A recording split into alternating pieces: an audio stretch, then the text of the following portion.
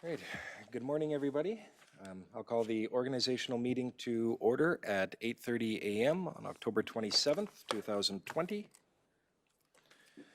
I'll ask the members of council if there are any changes that they wish to see, any additions or deletions to the organizational meeting agenda.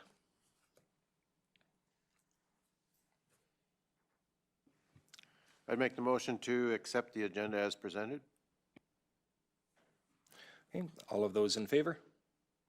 Carried unanimously. Second item of business on the organizational meeting is the voting procedures.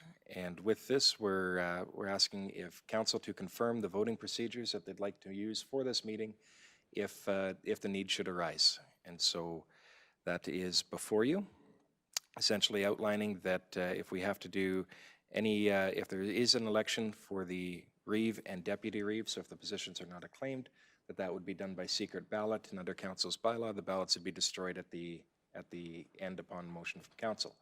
So if the use of secret ballot and those procedures are amenable to council as outlined, then we'd ask for a motion to that effect. Councillor McGee.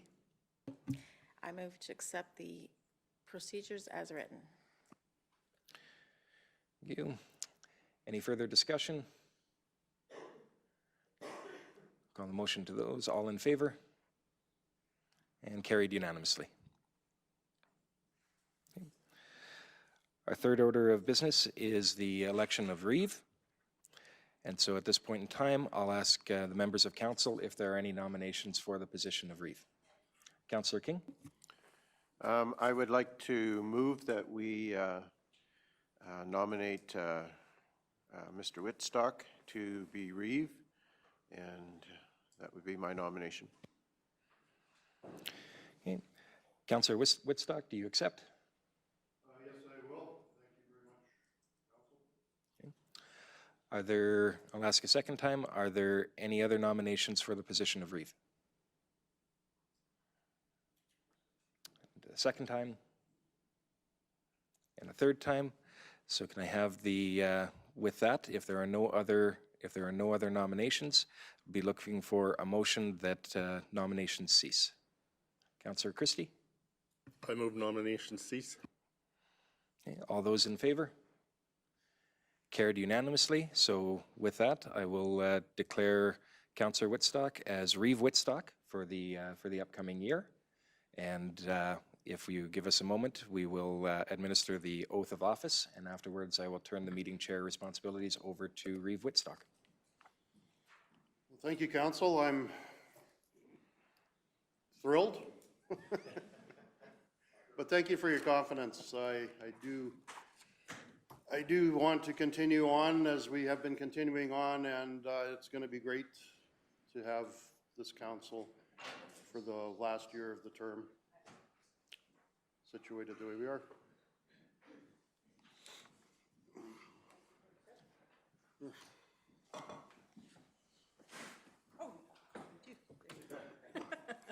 Okay, do you want me to? You can fill Do I in get a here, swear first? and then No, we swear sign later. it. Yeah.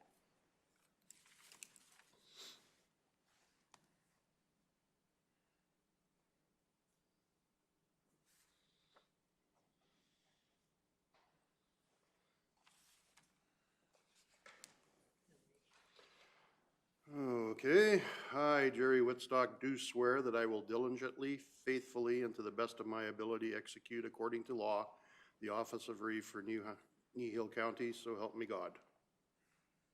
Thank you. Thanks. Okay. Are we going? Congratulations. I know you acknowledged appreciation for us as council, but I think it's appropriate that we acknowledge also that we appreciate the leadership that you've given, and personally I have appreciated you filling that position and the leadership you've shown. So thank you, Jerry, for taking that responsibility. Well, thank you, Councillor King. I will agree 100%. I look forward to the following year again.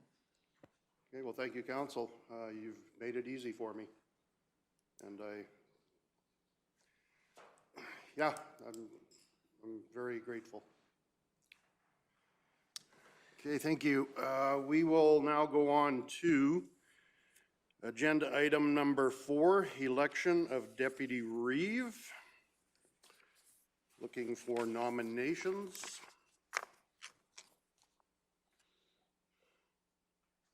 Councillor King. I'd like to nominate Councillor McGee to be Deputy Reeve. Councillor McGee, would you accept the nomination? Yes, thank you. I will call for nominations for the second time. Call nominations for the third time. Could we have a motion for nominations to cease? Councillor Keever. I move nomination cease. Okay, well, congratulations, Deputy Reeve McGee. Thank you. I appreciate the opportunity.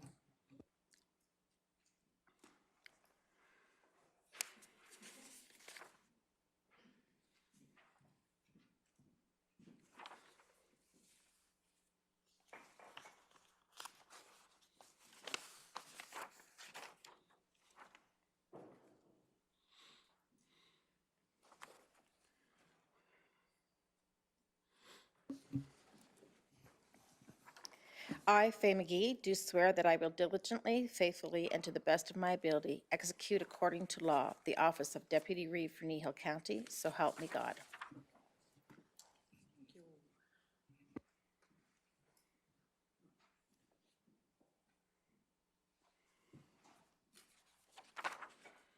All righty, next agenda item, seating arrangement for council chambers.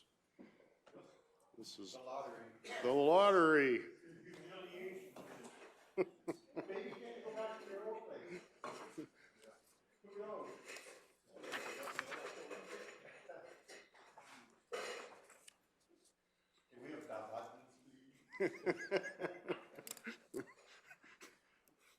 Using poker chips.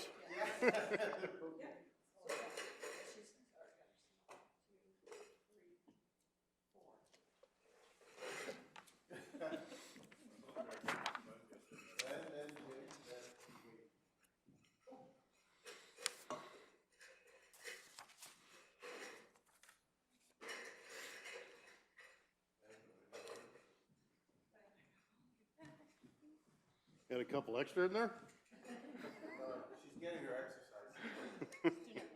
exercise. I know.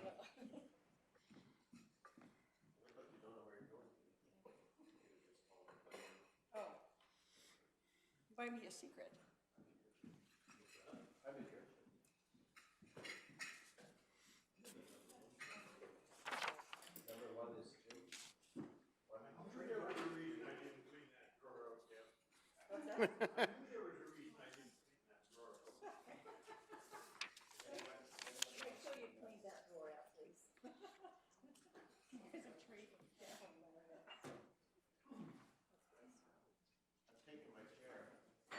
That's a good idea.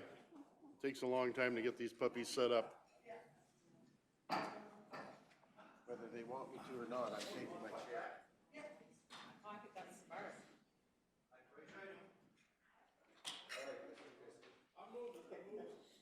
Leave the cookies behind.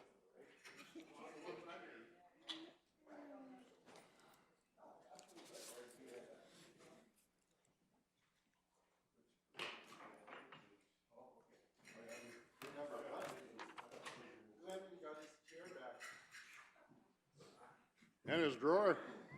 Yeah, didn't really clean the drawer. I get two.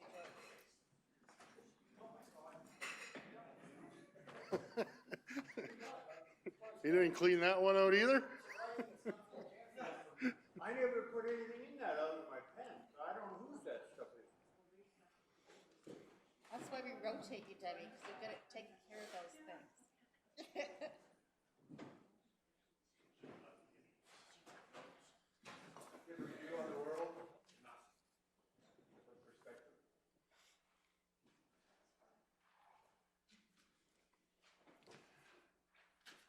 Okay, I take it everybody's settled in, and, yeah, I'll give a few more minutes.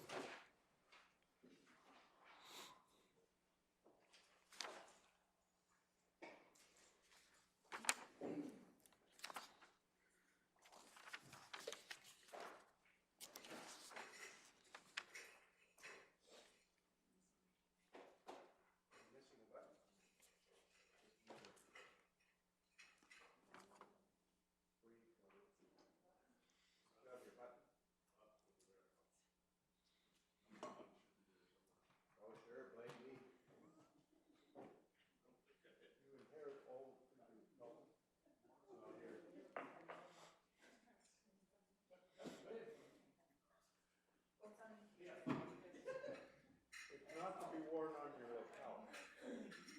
You're not number one. I would try to keep hold of it. I thought I had one.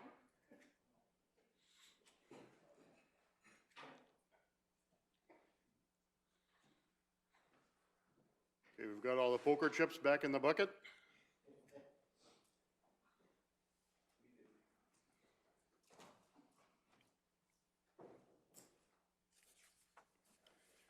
Okay, our next agenda item is number 6, which is the regular council meeting dates of 2021.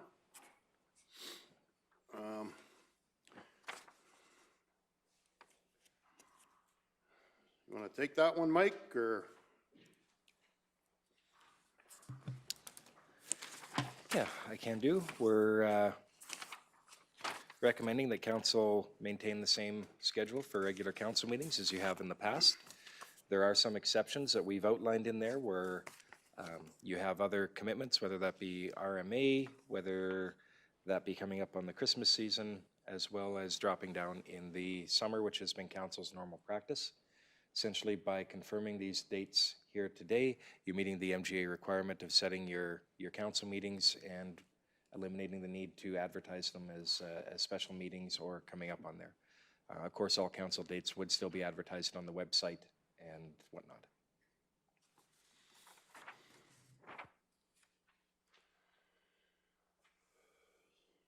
Okay, somebody like to make a motion? Deputy Reeve McGee. I move that we approve the schedule of the 2021 organizational meeting as written. Okay, we have a motion before us to accept the regular council meeting dates as presented. All those in favor? Oh, discussion? Just one, I think it's just a typo on December of 2021. It says the 8th and should be the 14th, even though you have the calendar correctly colored, but just the date on it says the 8th, not the 14th.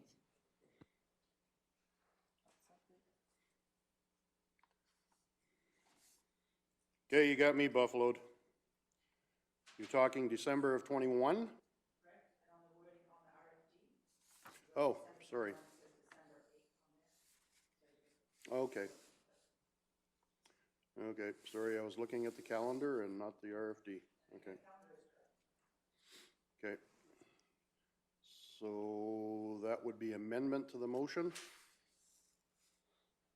Councillor, I agree with that amendment, and I also have just realized it says organizational meeting, which I read off of the, and are we not saying regular council meeting dates?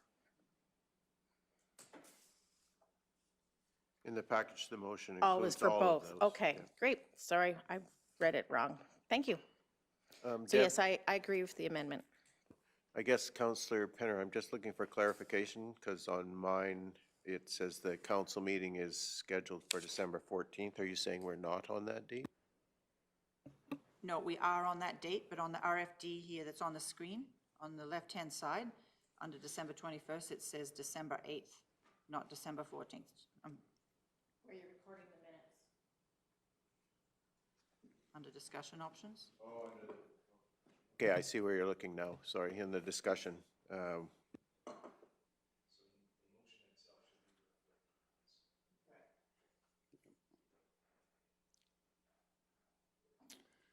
yeah, the motion states that it was the 14th, so, okay. So that would be as presented then. Okay. All right, so we do have a motion before us. Is there any more discussion to that motion prior to the question? Seeing not, call the question. All those in favor? That is carried unanimously. Okay, where did I put? There we go. Next agenda item is the Committee of the Whole meeting dates, 2021.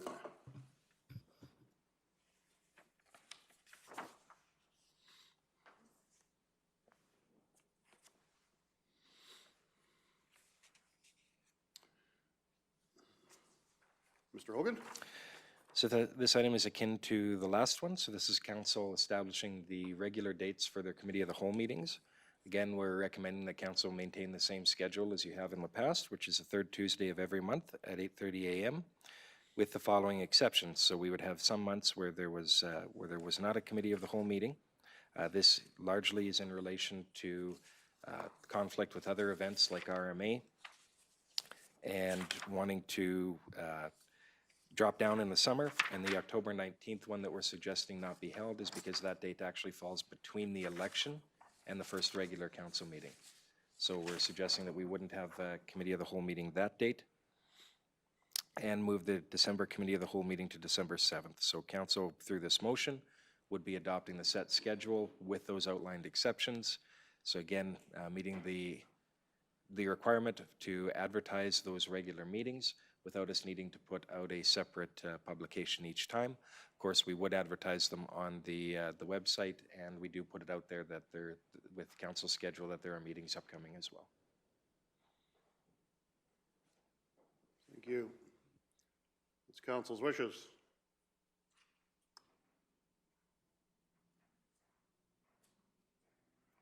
Councillor King.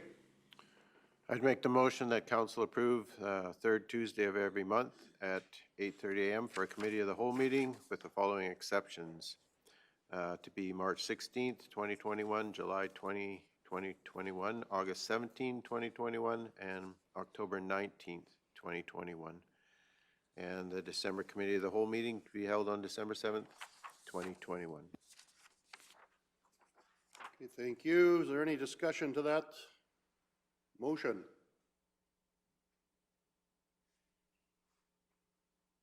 Seeing none, I will call the question. All those in favor? That is carried unanimously.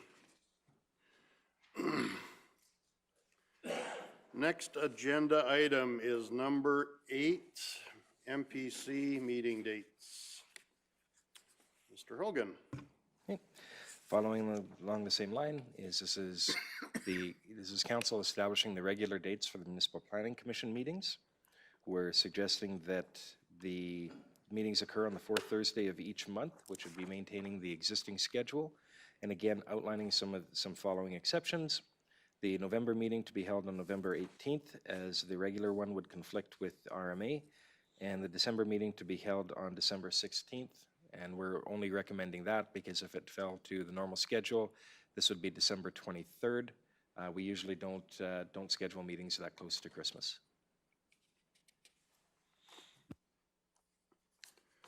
Thank you.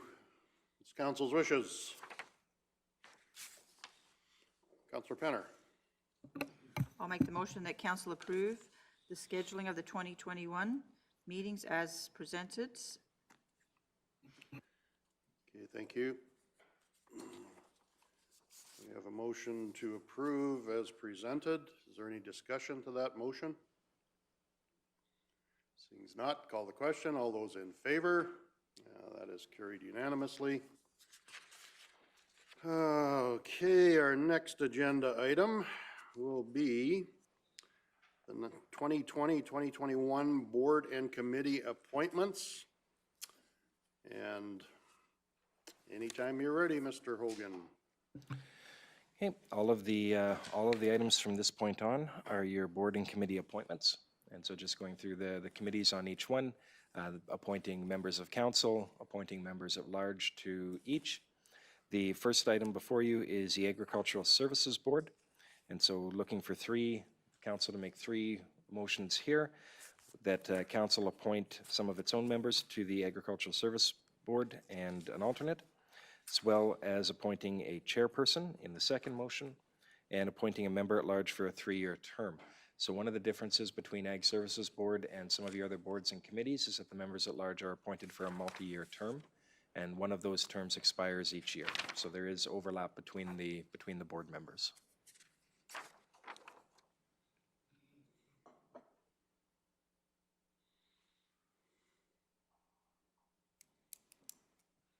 What are council's wishes? Councillor Penner. I would like to continue to serve with the Ag Service Board. Councillor Hugo. I also would like to continue to serve with the ESB. Councillor Kiever. I'll stay there. Councillor Christie. I'd like to stay on that board. Councillor King. And I'm more than willing to continue as the alternate on that board. Okay, so what is the procedure here, Mr. Hogan? Oh. Okay. Deputy Reeve McGee. I'm moved that we appoint Wade Christie as chairman, Debbie Penner, Jim Hugo, Glenn Kiever as our council members, and the alternate as Kenneth King to the Agricultural Service Board. Thank you. We have a motion before us. Is there any discussion to that motion? If not, we'll call the question. All those in favor? That is carried unanimously. What's our next one, Mr. Hogan? Okay, your next one is the Agricultural Appeal Board. And administration is recommending that council utilize the Subdivision Development Appeal Board to act as the Agricultural Appeal Board as well. Deputy Reeve McGee. I think we still have 2 more motions on the prior item that we need to finish. Right, so we have 2 left, right? Oh, I did do 2.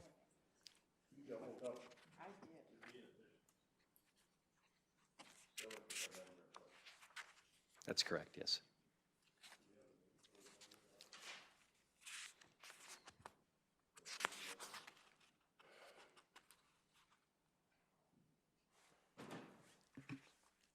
I would make the motion, Mr. Reeve, that the council move to appoint Marlon Carey as a member at large for a 3-year term to the Agriculture Service Board. Okay, thank you, Councillor King. We have a motion to approve a member at large. Is there any discussion to that motion? Seeing none, call the question. All those in favor? And that is carried unanimously.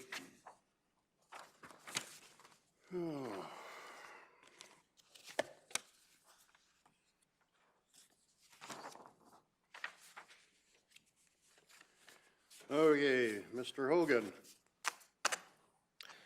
Go back to whatever it was, the appeal board, the Agricultural Appeal Board. So council has options here. Is you could we could go and canvass for additional members to sit on the Agricultural Appeal Board, or as staff is recommending, we can utilize the Subdivision Development Appeal Board members to act in this capacity as well. What are council's wishes?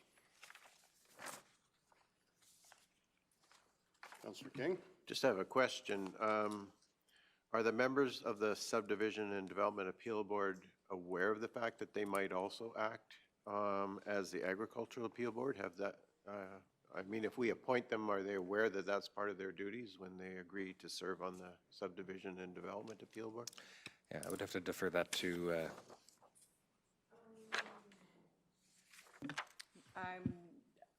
I don't think that they are, but when I do submit them letters that they have been appointed, I do say that they are also appointed to the Agricultural Appeal Board. In the history, I don't know if we've ever had an appeal from the Agricultural Service Board, but you know, times are changing and things might come up that they might need to, so. Mr. Reeve, I am aware that there times are changing and that the potential does exist that we might have appeal under the agricultural appeal scenario. So that's the reason for my question, was just to make sure that they are aware that their duty levels might be increased over what they were previous. And if that's clear, and I seem to understand that it is, then I would make the motion that we utilize the Subdivision Development and Appeal Board for the Agricultural Appeal Board. Okay, thank you. We have a motion before us. Is there any discussion to that motion?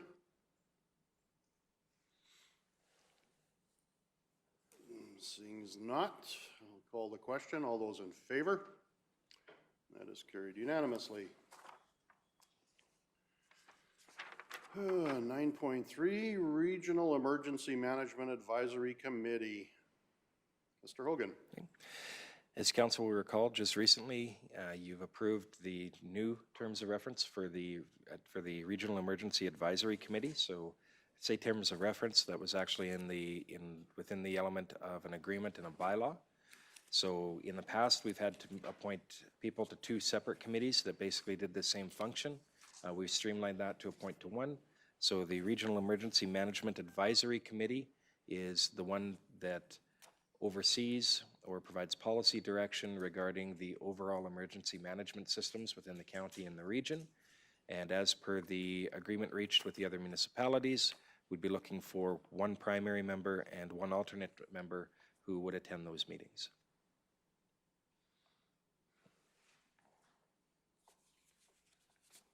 Currently, those members are? Excuse me? On the old system, it was yourself as Reeve and the deputy as the alternate. Under the new system, we haven't established really a pattern. So Okay. I guess the question would be, are you and or the deputy Reeve willing to continue to serve? I am, thank you. And I would also be willing to serve. And Mr. Reeve? I would then make the motion that council appoint Reeve Whitstock to the Regional Emergency Management Advisory Committee and Deputy Reeve McGee to act as the alternate. Thank you. We have a motion before us. Is there any discussion to that motion? Seems not, we'll call the question. All those in favor? Carried unanimously.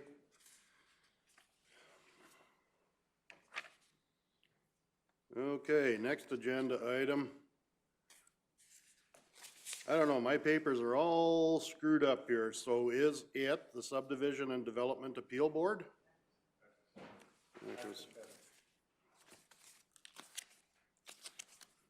Somebody shuffle my papers before I got here, because I can't even find it.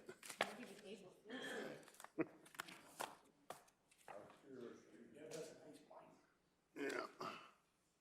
Well, we didn't know who to give the binder to. Okay, Aqua 7, 9.4. I've served on, okay, here we go. We'll shoot it back that way again. I've served on that board for a number of years. I would be willing to stand there or stay there. I would be willing to stay as the alternate. Deputy Reeve McGee. I move to appoint Reeve Whitstock and Councillor Debbie Penner to the Aqua 7 Regional Water Commission Board. Okay, motion's been made. Is there any discussion to that motion? Seeing as not, call the question. All those in favor? And that is carried. Next agenda item, Canadian Badlands, 9.5. Mr. Hogan. So the item before you is, as council is aware, Kneehill County is a member of the Canadian Badlands Tourism Association, or Canadian Badlands Limited, as it's called. We're looking for the committee to move appointment of 3 members to the committee. So a council member, and a council member or members at large. And as council is aware, the Canadian Badlands recently underwent some administrative changes. To this point in time, we're not aware of any changes to the overall structure or any proposals to do that, so we're recommending that we appoint based on the existing structures that are in place. Okay, what are council's wishes? Deputy Reeve McGee. I would appreciate staying on. I feel like there's some unfinished business I'd like to see through, so if that works for everyone, I'd like to stay.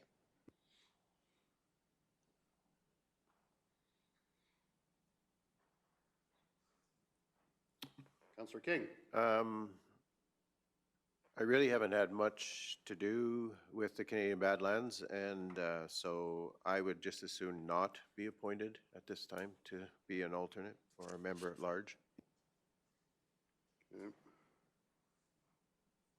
Councillor Hugo. I'll stay on as member at large.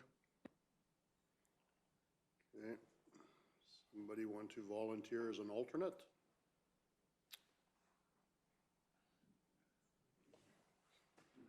Okay. I will put my name forward to be alternate.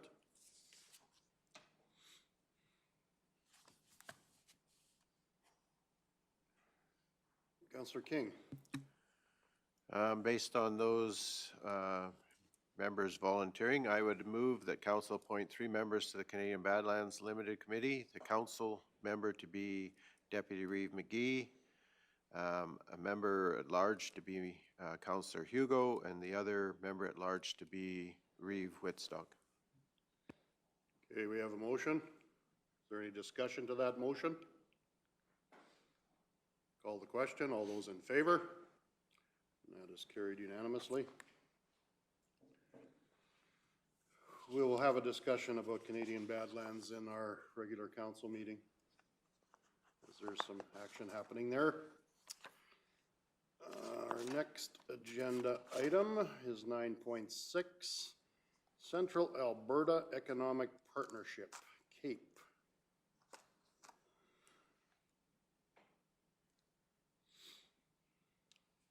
Councillor Mr. Hogan. The Central Alberta Economic Partnership is an economic development alliance. The membership of it is made up of municipalities, and they encourage economic development throughout the central region. So we do have tie-ins with them, and we do work with them. And we're looking to appoint a primary and an alternate to that partnership. Is this a committee where we would send our ECDEV? Our economic development officer does have a number of connections with the committee, and I believe is sitting on the committee in a different capacity in terms of her involvement with CAPE. But there are some other protocols in there, is that in order for her to, say, vote by proxy or to do things like that, we do need council representation on the group. Okay. So current representation is Deputy Reeve McGee and myself as being the alternate. So can I ask a question just for clarification? I know that we have in the past had discussion around if we had an economic development officer that this might be a committee that as council we would not participate on. So Mr. Hogan, I understand you to say that if our ECDEV officer is to serve on this committee, we really also need council representation as well? Yeah, so we received correspondence by way of email from CAPE, I believe, last week, and it was outlining that if our economic development officer is to be there to vote by proxy, that they need to be a proxy. There's got to be somebody that they're a proxy for, and that would be council representation. So just as a follow-up then, so we could appoint council members to be serving on the CAPE board and then technically have no intention to send them, but send our ECDEV officer, and then she could vote on behalf of our member. My understanding is yes. Okay, thank you.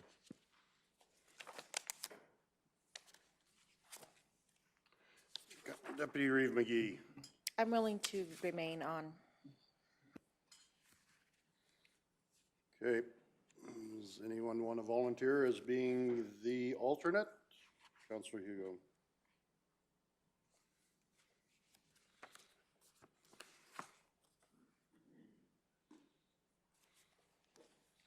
Councillor King. I guess just before we vote on the appointments, I'd like to hear from the rest of council in terms of what the expectation would be, and are we thinking that we would be sending our council members, or I guess I'd like to hear from Deputy Reeve McGee. Do you feel it's valuable to attend, or would sending Jacqueline be an alternate way of doing it? I'm anticipating that there'll be more opportunity because they're working really hard on how to recover from the COVID situation economically. I appreciated being part of the meeting last time, but again, it didn't bring anything specific to us other than that we have that over-encompassing group, and I think they'll be valuable, is my opinion. So I will offer to go to the AGM whether it's part of policy or not.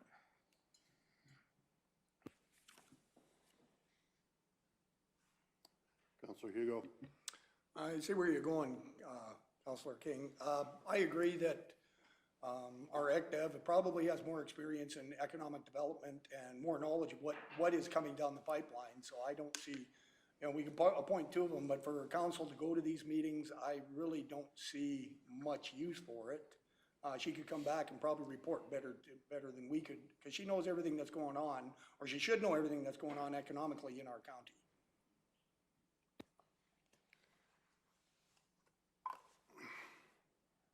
Councillor King. I guess just as a follow-up, I'm not opposed to council members going. However, I also recognize that the committee load on council and councillors individually sometimes gets relatively high. And if there's an opportunity for Deputy Reeve McGee to attend and she desires to attend, I certainly am not opposed to that. But I agree with Councillor Hugo in terms of just being aware and understanding what's happening within that world.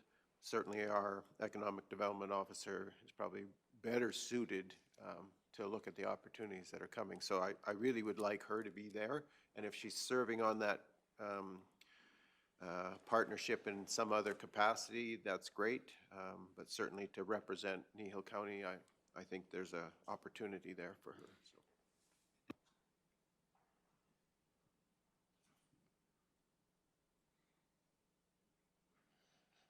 I've never been to a CAPE meeting, so I don't know what is discussed there, but I know it's, there's a number of municipalities there, and it's fairly general on what's happening in central Alberta, from what I gather. But is it more concentrated along the number 2 highway? I don't know. I think that's where most of the economic development seems to be happening, but not being part of it may not suit us very well, so I think it's important that we be part of it. And any kind of knowledge that's gleaned through that association would be highly appreciated, so.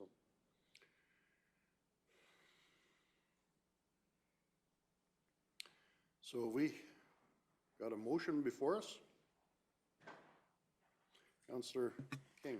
I guess with all that being said, I don't think that we should be withdrawing from CAPE in any way, shape, or form. I was just looking to see if there's a way to kind of lighten the load.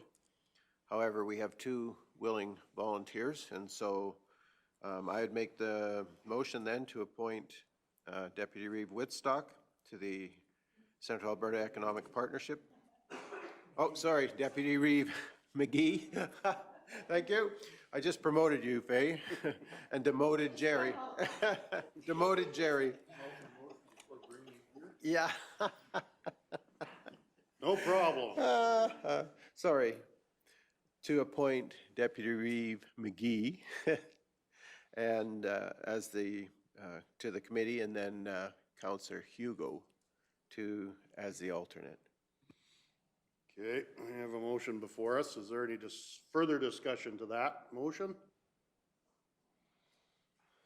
Seeing not, call the question. All those in favor? Carried unanimously. Next agenda item 9.7, Central Zone. I think that is, well,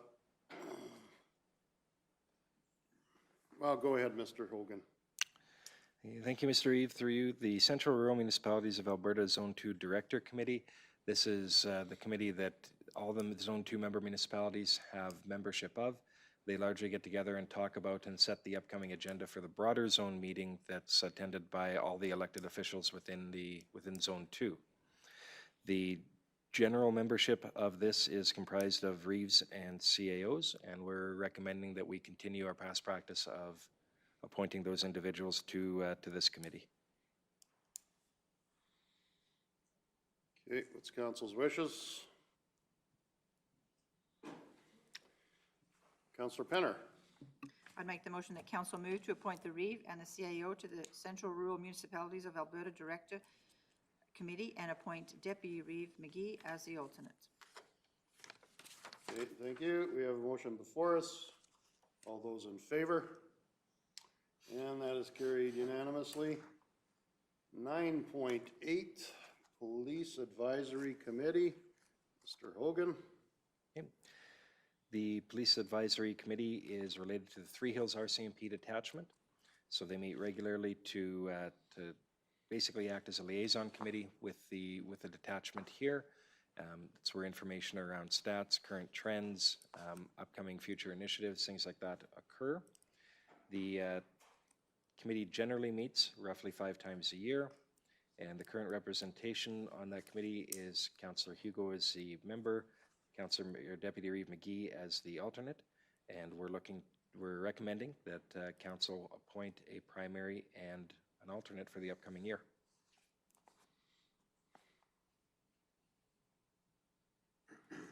Councillor Hugo. Yeah, I've sat on this committee for the last few years. Still not really too sure of what the benefit is to Kneehill County, because we do get the police stats. Seems like the meetings we go to, it seems to be more beneficial to Red Deer, Elmore, and Delburn, because they seem to have most of the problems, even though we do try and tell, like let them know what our peace officers are doing and such like that. I don't know if we should continue on being on with this. If we do vote to do it, I will accept to be the council member, but I'm having questions on whether we should actually be part of the Police Action Committee anymore. Any comments, Mr. Hogan? Only very, very briefly is the Police Advisory Committee, its main purpose is to help advise the police of what municipalities would like to see in terms of initiatives from the RCMP. We're all aware of the challenges that the RCMP have in terms of staffing, resources, and things of that nature. So it's difficult I think it's often difficult for them to follow up on everything that's brought up there. So whether they're able to make benefit of what they hear there or not is unknown. That would be a good question to pose to them.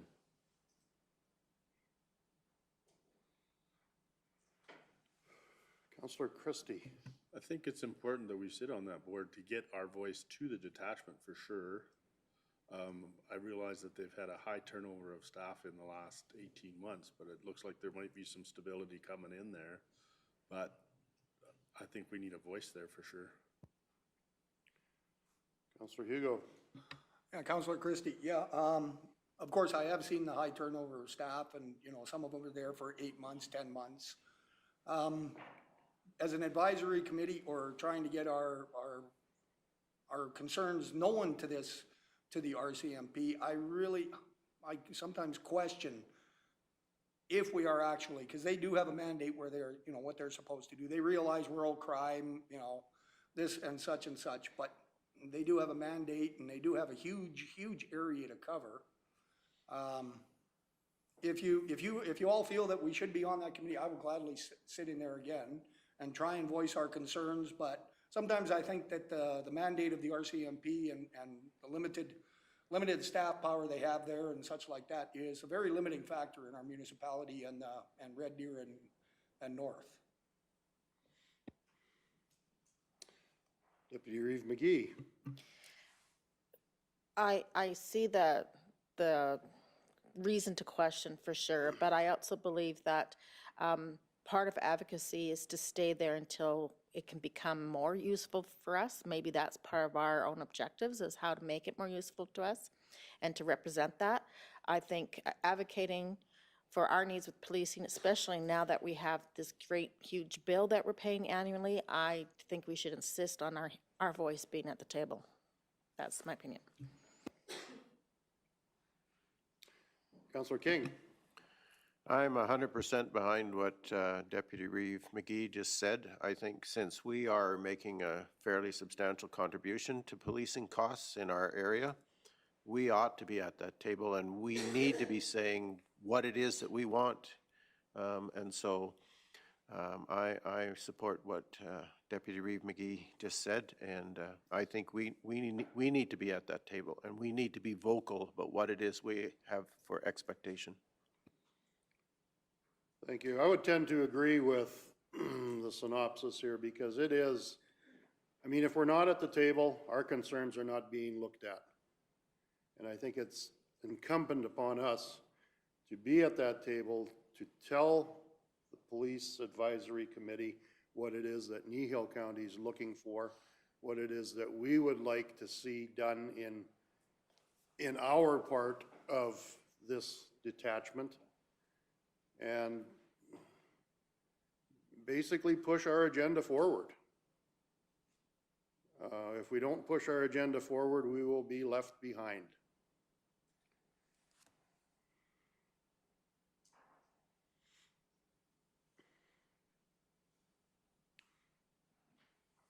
Councillor Hugo. As the wishes of council, I will gladly sit as a council member on the PAC. Deputy Reeve McGee. I'd be glad to be the alternate member. And therefore, I'd like to make the motion that council move to appoint Councillor Hugo to the Police Advisory Committee and myself as the alternate.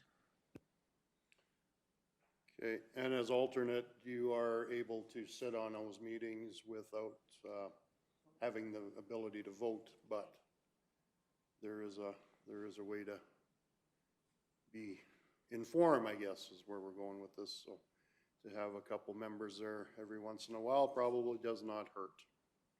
Okay, so we have a motion before us. Is there any discussion to that said motion? Okay, if not, call the question. All those in favor? That is carried unanimously.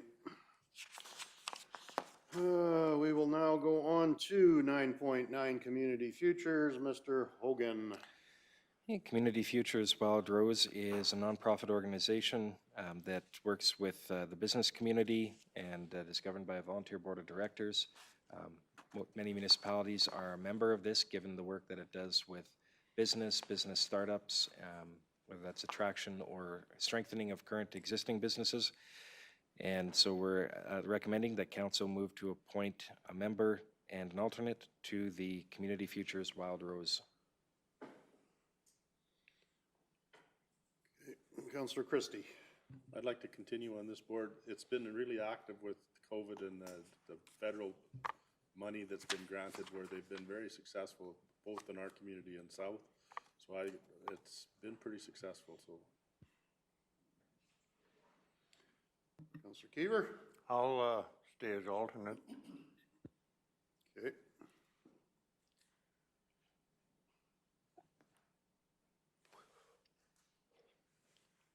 Someone, Deputy Reeve McGee. I'd like to move that we appoint Councillor Wade Christie as Community Futures Wild Rose Committee and Councillor Glenn Keever as alternate. Okay, motion's been made. Any discussion? None? Okay, call the question. All those in favor? Carried.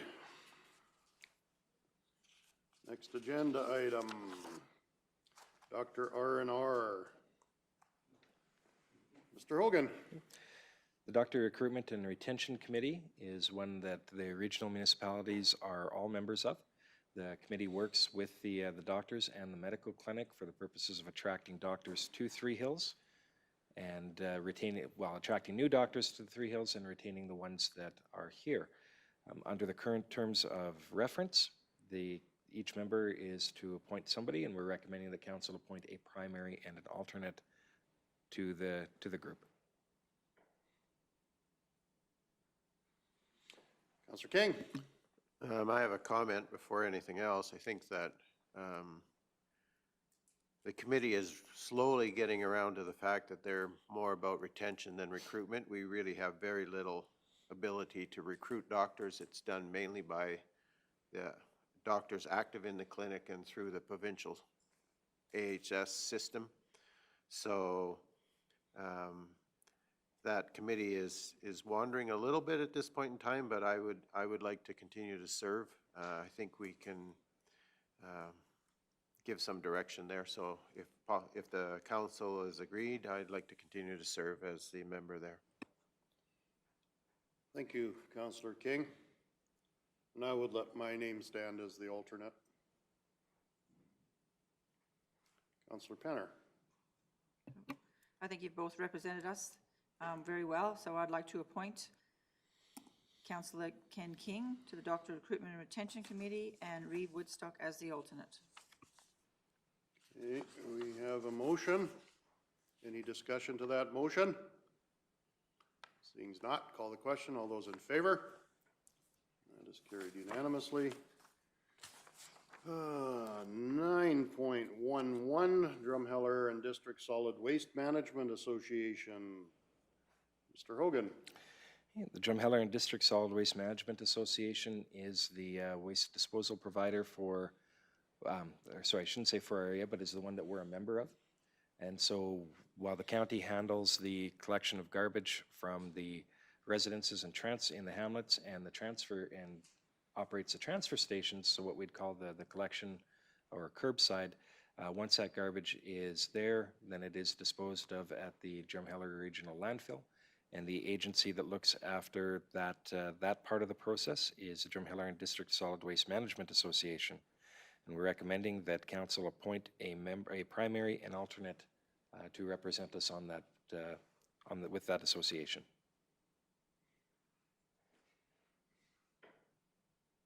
Councillor Penner. Just to make a change there, Deputy Reeve McGee was our alternate in the past, correct?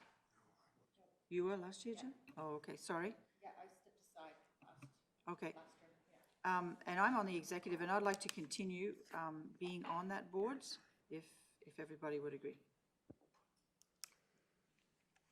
Councillor Hugo. I'll sit as the alternate.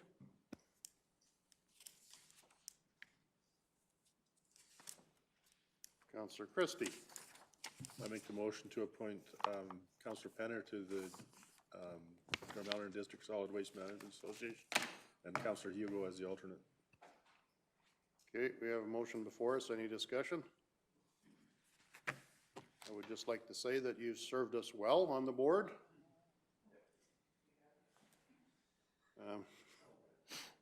It's not, it's how you say it. So, okay, we have a motion before us. All those in favor? That's carried unanimously. Our next agenda item. I'm looking. 9.12, Kneehill Housing Corporation. Mr. Hogan. The Kneehill Housing Corporation is the entity within our area that looks after a number of seniors accommodations facilities. So the major one being Golden Hills.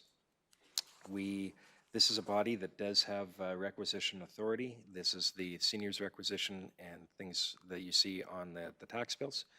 So we're, as per the membership, we're recommending that council appoint 2 members as well as an alternate to represent us with the with the Housing Corporation. Deputy Reeve McGee.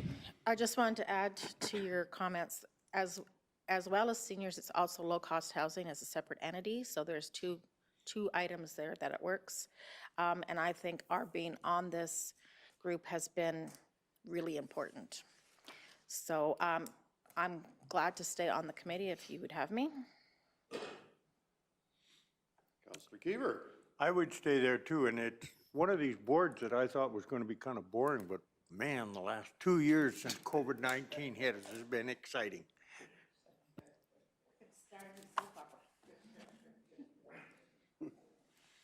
Okay, and I would let my name stand as the alternate. It won't be long before I'll be using the services, so.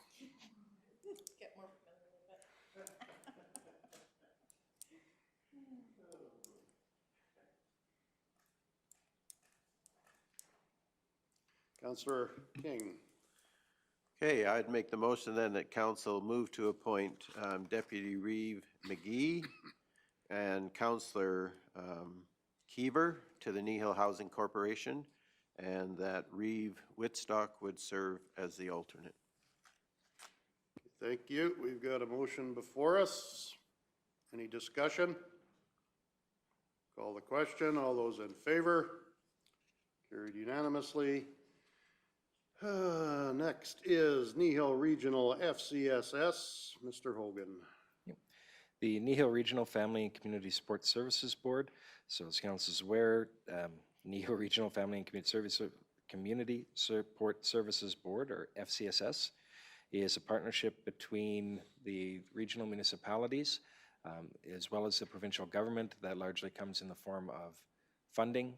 And we're recommending that the the representation on the FCSS board, which govern the services that they provide, be appointed as a primary and an alternate to that board. Councillor King. This board, kind of like the housing one, has had some interesting times in the last little while, and it's actually been quite a pleasure to serve on it. And so if council is willing, I would love to continue with the FCSS board. Thank you. And I would be willing to let my name stand as the alternate. Councillor King has done a fantastic job, and I haven't had to attend meetings. So I hope that continues. Councillor Deputy Reeve McGee. I just wanted to make the comment, I think this is a very important group to be on, and I am really thrilled that we have such excellent representation in the past there. Thank you, Ken, and I think that will continue to be needed, so great on you. Thank you.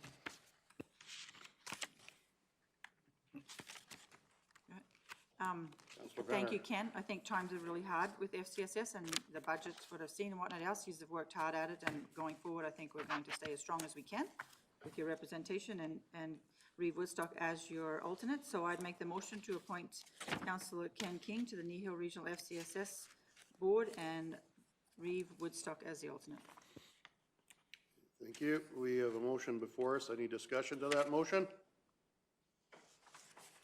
Call the question. All those in favor? And that is carried unanimously. Just one last comment before we move off of this. The reason you haven't had to attend is I'm afraid what would happen if I didn't show up and Shelley would get after me. So you're pretty safe, I think. I'm glad to hear that, Councillor King. You're indispensable from what I gather.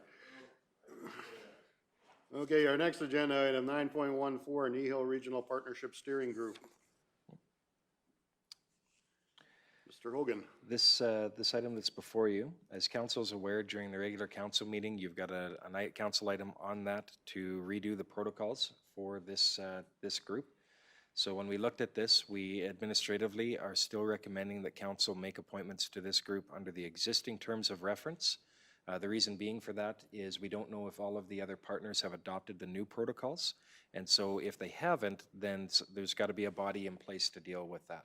And that would be the current group.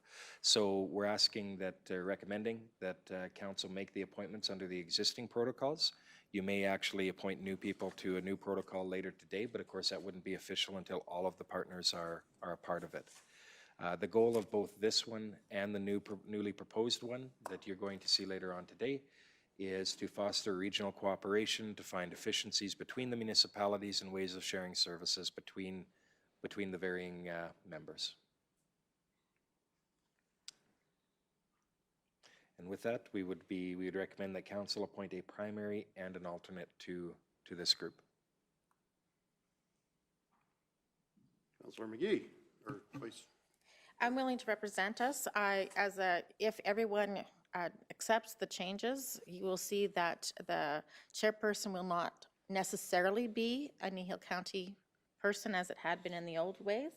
So just so you know, the staying on it just may be a lot less work and for me as well. So I would gladly be there for the transition.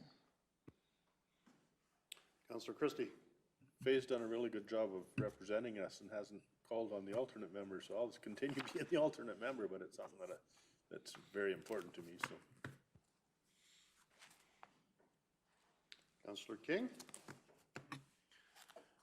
I'll just make a comment as well. I think that there's been relatively turbulent times in the partnership, and so Faye, you also have done a good job there on our behalf, and so that's appreciated. And I'd be happy to make the motion to appoint you as the councillor member, so Deputy Reeve McGee as the council member to the Kneehill Regional Partnership Steering Committee, and Councillor Christie as the alternate. Thank you. Is there any discussion to that motion? I think it's important that we keep this group together. I think it's something that the region needs, and I think it sounds like it's quite positive what's going forward. So we'll see how this turns out for the next year or so. Okay, so we have a motion before us. Is there any discussion to that motion? Okay, call the question. All those in favor? That's carried unanimously. Our next agenda item is Marigold Library System. Mr. Hogan. The Marigold Library System is a regional library partnership that governs this area. All right, governs is the word I'll use. The member municipalities are members of Marigold. This is what promotes interlibrary transfers, also provides funding, those sorts of initiatives. There's more, but that is the short Coles Note version. And we're recommending that council move to appoint a primary and an alternate to represent us with that regional board.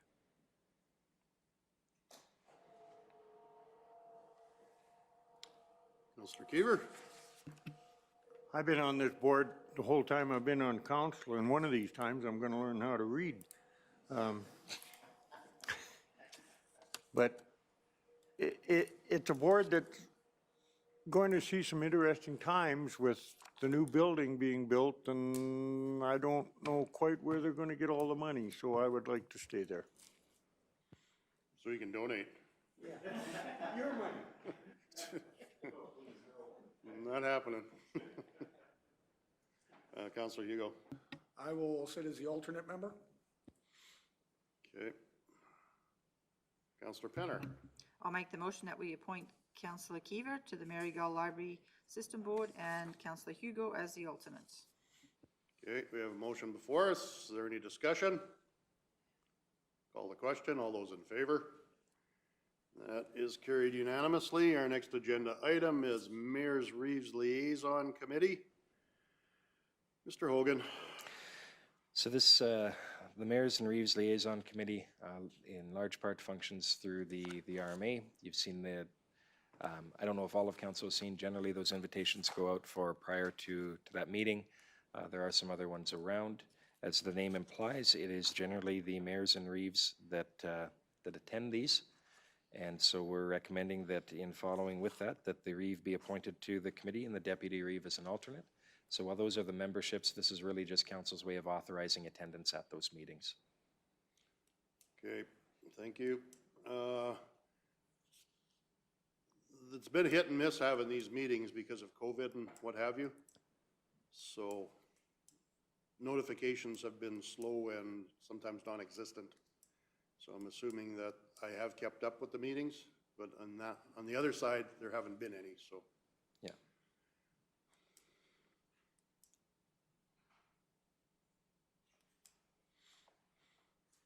Counselor King?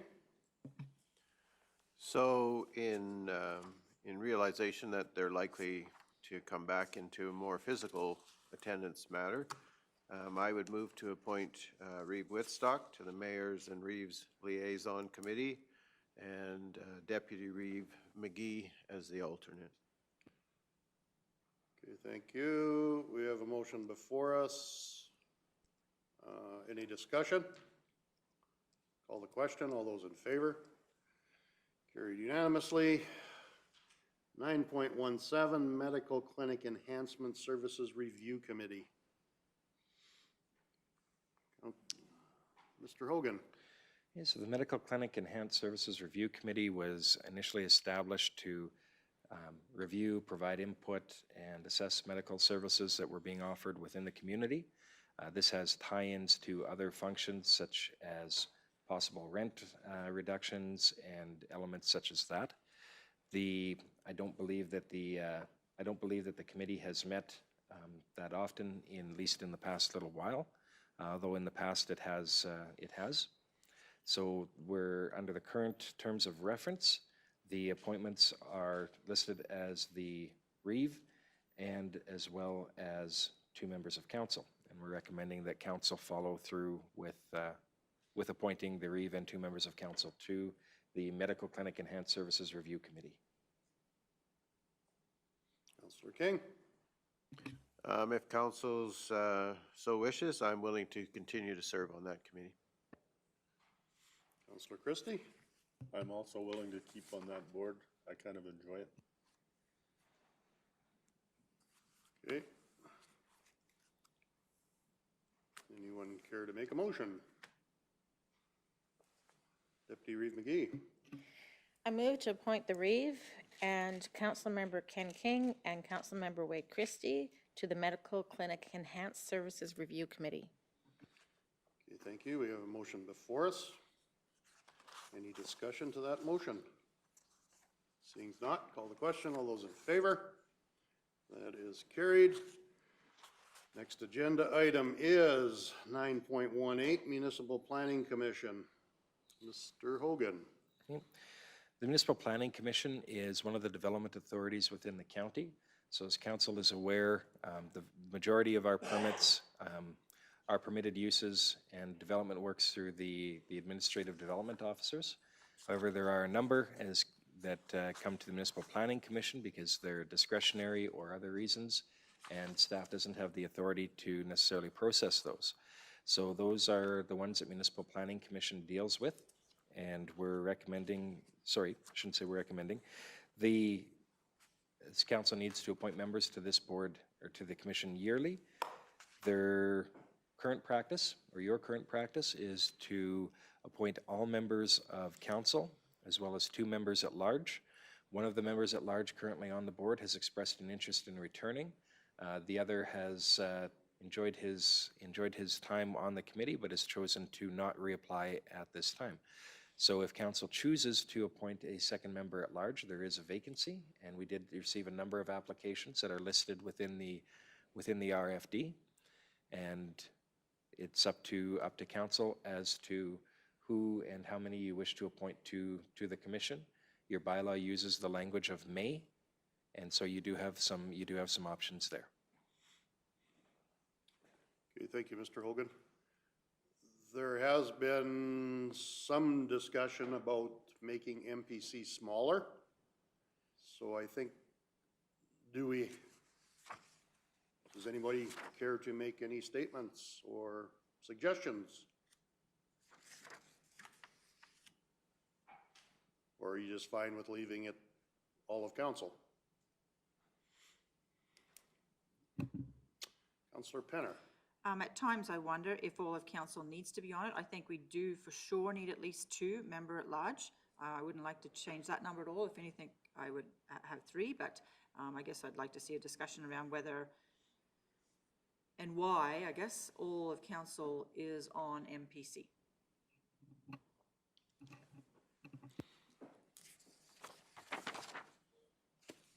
Councillor Keever. I think years ago, we didn't have all of council on MPC, but irregardless of how many council people are on MPC. I think it's more important that we have the members at large sitting there. It seems to get the message out.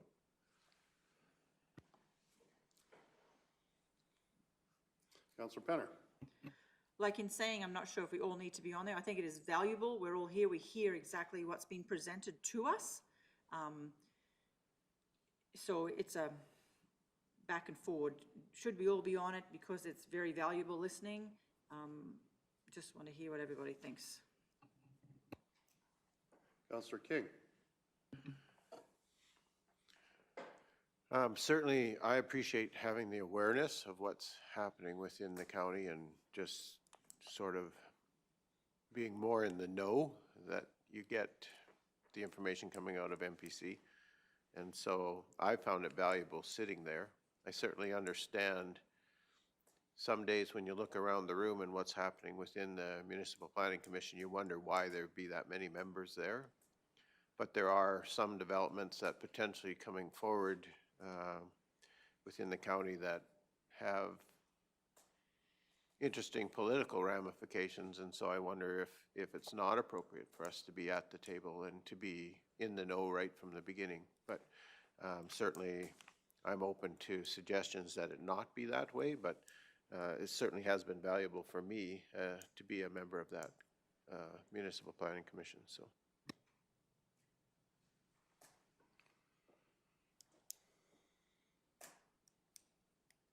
My thoughts are is that Municipal Planning Commission is very important to the county. And if there is issues, it usually starts at the planning department, or not the planning department. I'm not going there. It usually starts with planning becoming an issue in the county. So I think if all of council is on it, I think we can maybe nip it in the bud. But that being said, we really haven't any issues because of our planning department being as great as it is. So, Councillor Penner. I started this conversation off, and I'd like to make the motion that we appoint all members of council to the MPC. Okay.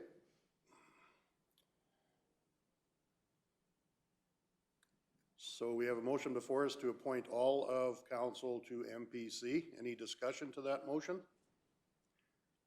I guess my only discussion point to that would be is that with everyone being on MPC, we are not allowed to have anyone from council sitting on SDAB. That's correct.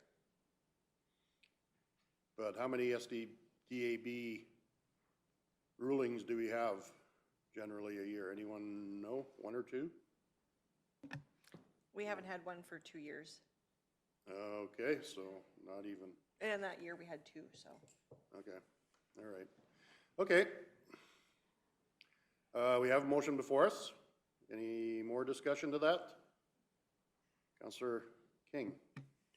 I guess I would say that if there was a council member who felt that there wasn't value to them sitting on MPC, would we be open to not having all council members? So, I mean, if somebody said, I just assume not sit on MPC, well, then are we open to allowing that to happen? Personally, I want to stay, and I think it's good for all of us to be there. However, I don't want to mandate that everyone have to be there. If they choose, they'd rather not. So just before we continue with that motion, I guess I would just like to have an indication from members of council. Are they happy with the status quo? I've heard, Debbie and I have been quite vocal on this, but I haven't really heard. So I would appreciate more input.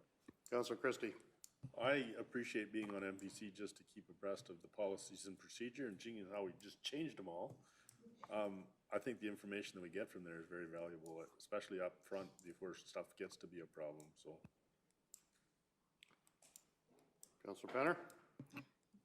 That was quick. I'd just like to get you guys talking, and that's why I throw some of this stuff out there. So you'll see me continue to do that, because I don't have a feel of everybody's opinion, so that's why I throw it out there. Guess the question would be, are you interested in remaining on MPC? Absolutely. I think it's very important that we know, especially with the times going forward here, what's going on within our county.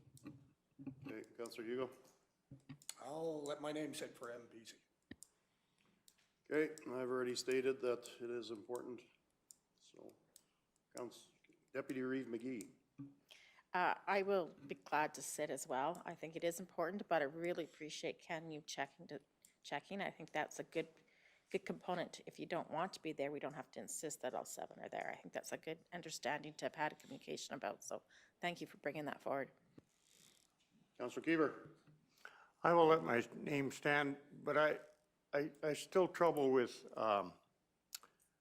although we changed the nameplates, we're still sitting here as council, and anybody sitting out there is going to come into the room thinking, oh, they're dealing with the council, not MPC. So how we would change that perception, I don't know, but I'm sure it is a real, and even within ourselves, our Reeve quite often will say Councillor Keever or something like this, you know what I mean? And I'm not the councillor in that meeting.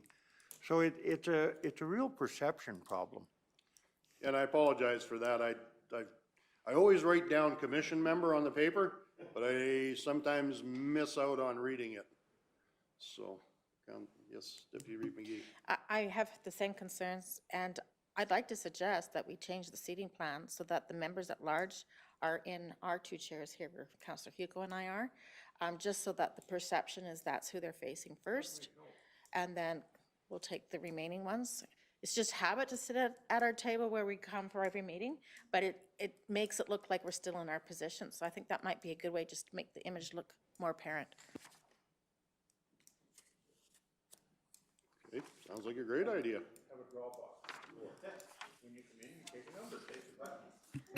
Actually, further to what Councillor Keever just said, some do that. Even some councils do that, but our bylaws say we sit in our seat.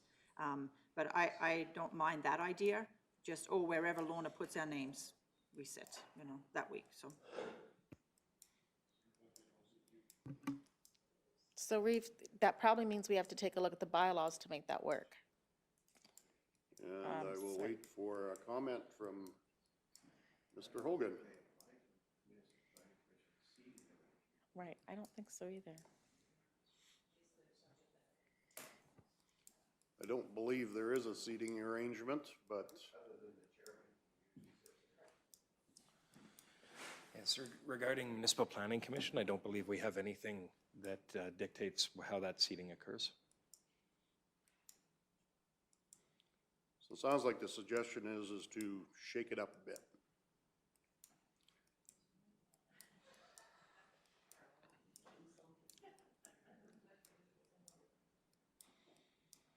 So I guess that's direction to someone. I don't know who that someone would be, but Yeah, and it'd just would be a it be the function. recording secretary of MPC? Be just a function of the committee is when the commission comes in to attend their meeting is just sorting that out. Okay.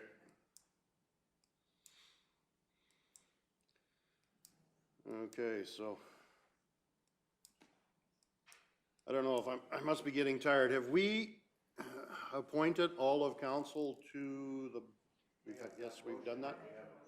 Okay, but we haven't voted? Okay. All right, that's where I was wondering. Okay, is it time to call the question? All those in favor? Carried unanimously. We need to appoint a chairman and a vice chair. I would be willing to sit as chair. And I have been serving as the vice chair, and if council's willing, I would continue to accept that if that's council's wishes. Okay, so can we incorporate that into one motion, Mr. Hogan, or do we need separate motions? Well, if council chooses to combine those motions, you can. Okay.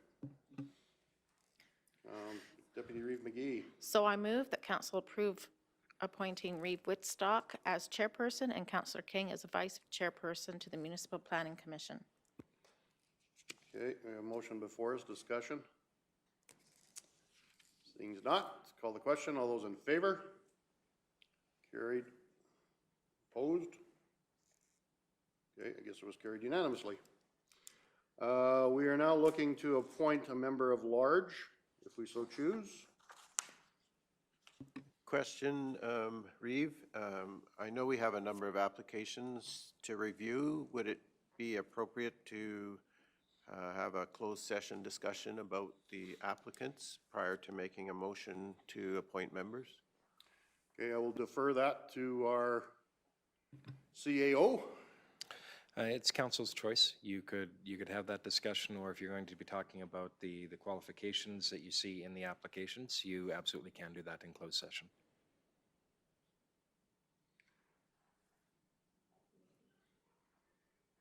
Councillor King. I think it's appropriate, since we'll be talking about a number of different individuals, that we have a closed session discussion about the applicants to the Municipal Planning Commission, and before we make a motion to appoint members at large. So my motion would be that we go into closed session.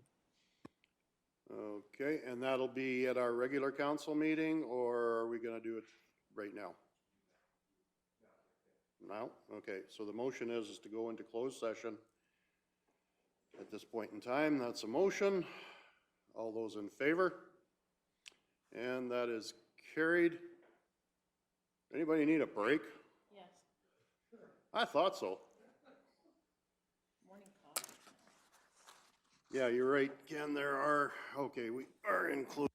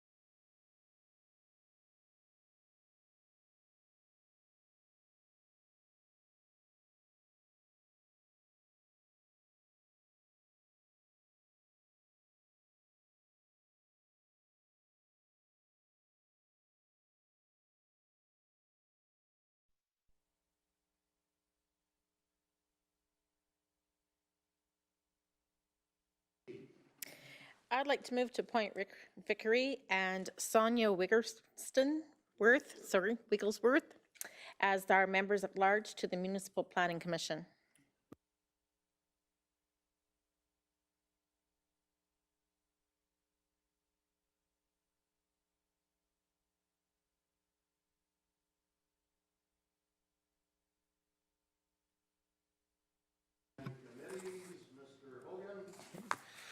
These following two items, this one and the next, council doesn't actually need to make any appointments because you've appointed these, the individuals to these for the term. So these are on here for your information and just to make sure that they aren't lost in future years. So all the recommendation we're looking for this one and the next item is that council receive these for information. So then I'd make the motion that council receive for information the Intermunicipal Development Plan Committee member report. Okay, we have a motion before us. All those in favor? Carried unanimously. 9.20, same thing, intermunicipal collaboration framework committees. Councilor Christie. I'll make a motion to receive for information intermunicipal collaboration. Very good. We have a motion before us. All those in favor? Carried unanimously. 9.21, the Red Deer River Municipal Users Group.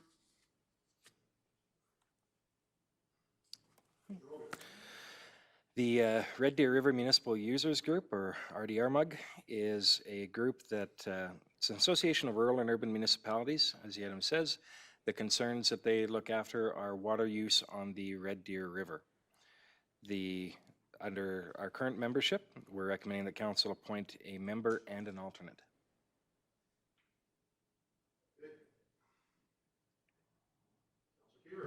This will be a far more useful organization when COVID-19 gets over and we can get back there for the good long johns. But I don't see that we get an awful lot out of this organization other than the fact that we are Aqua 7, we are drawing off the Red Deer River. So maybe someplace down the line, you know, I mean, it will affect us, but right now, no, it's not a whole priority, but I will stay. I will sit as the alternate. Discussion? I think the mandate of this group is to actually have a crown reservation to make sure no more water is pulled out of the river, so I think it's important that we sit there. Because I don't, I'm not going there. Okay, someone want to make a motion? Councilor Penner. I'll make the motion that we move to appoint Councillor Keever to the Red Deer River Municipal User Group and Councillor Hugo as the alternate. Okay, motion before us. All those in favor? Carried unanimously. Next agenda item is 9.22, Subdivision and Development Appeal Board. I take it that the members that are listed here have agreed to stay on? Yes, they have. Yes. Okay, so what are council's wishes here? Guess I just have a quick question. They're also willing to stay in the positions they currently hold? So the chairperson and vice chair, are they willing to continue in those positions? They weren't asked, but I can't see why they wouldn't be. Come on, Jody Person.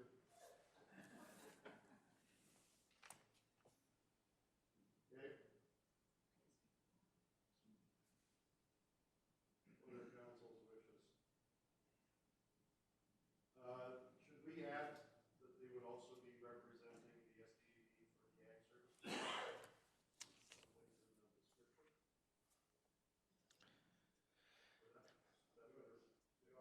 Yeah. Oh, we already did that? Yes. Okay, sorry.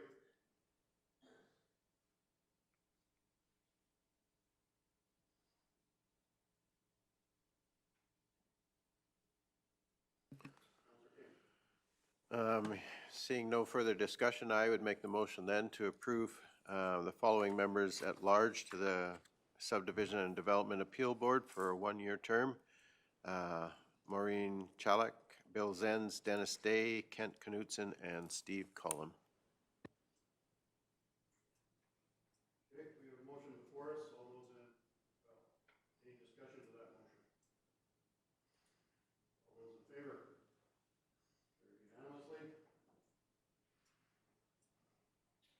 motion to appoint chair and vice.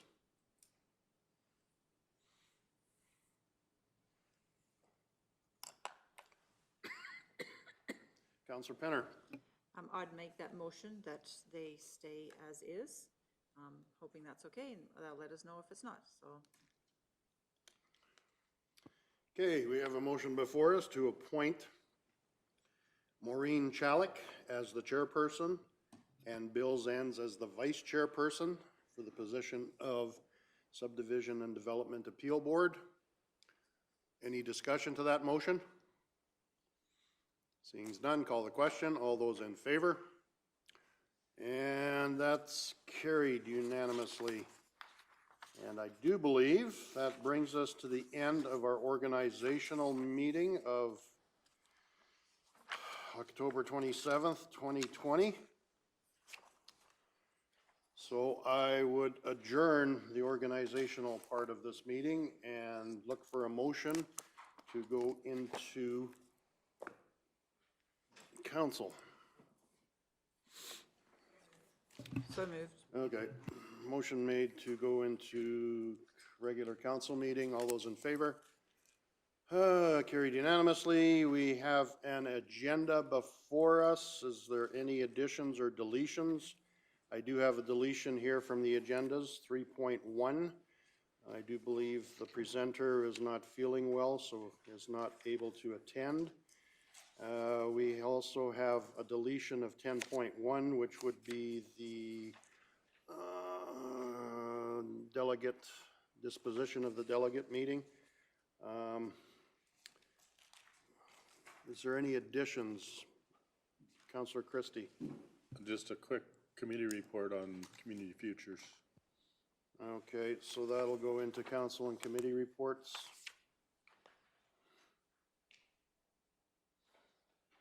Did we have another, yes, we did have another closed session.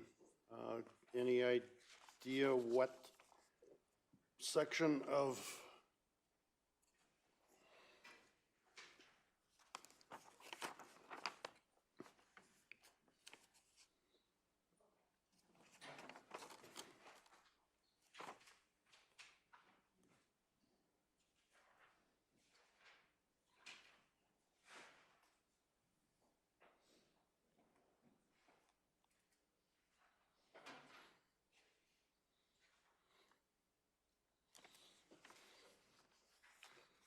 that was right.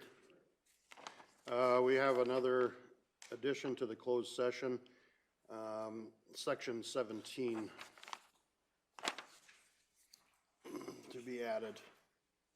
Is there any other additions, deletions? Seeing as not, somebody like to approve with amendments? Councillor Christie? I'll move the agenda as amended. Okay, we have a motion to approve the agenda as amended. All those in favor? Carried unanimously.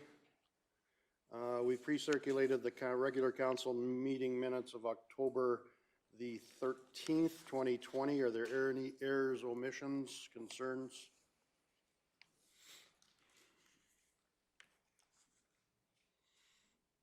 Councillor King?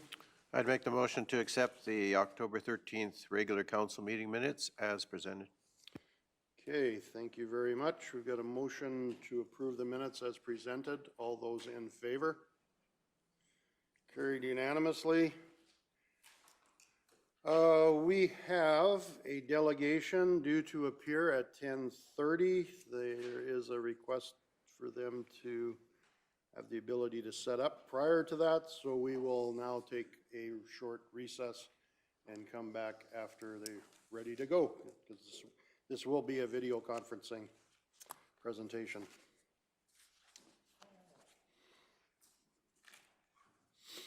Does that work? Can you reschedule them? That'll be fine.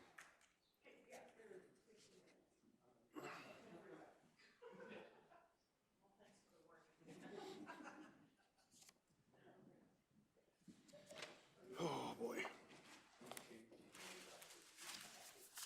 I got a truckload of paper on here already and I haven't even started the meeting.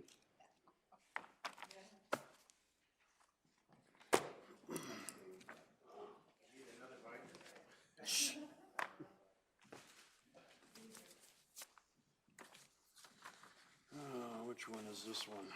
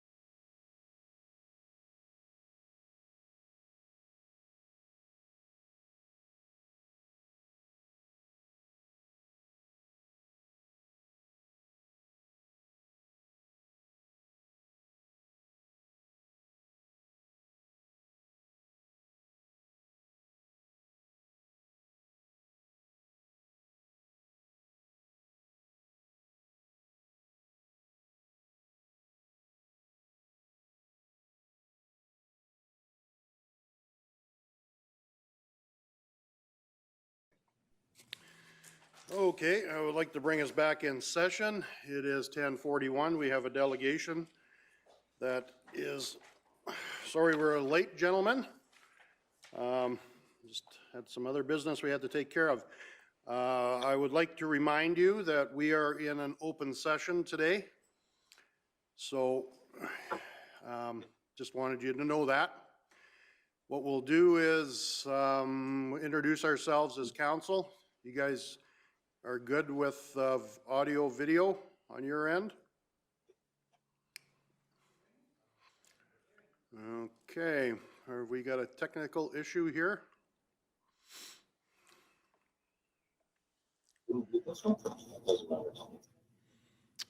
All righty. Are you able to hear and see us, gentlemen? Does not sound like we are broadcasting.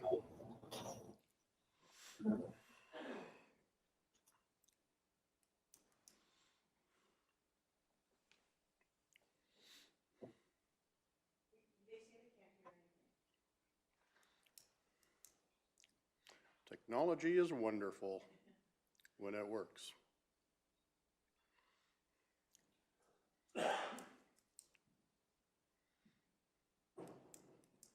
Do the same thing you always do to me, Will. Tell me it's on my end.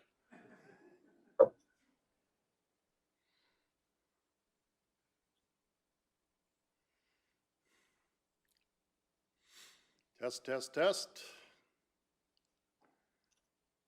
Are we getting anywhere?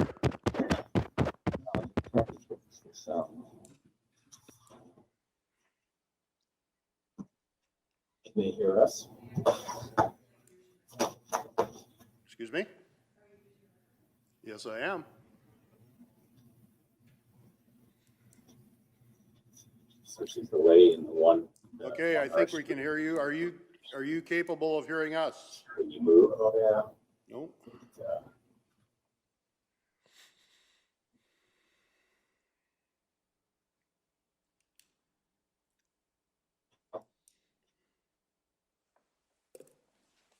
You can always mute it here and give you the video. We've already made a payment. Not me. Not me.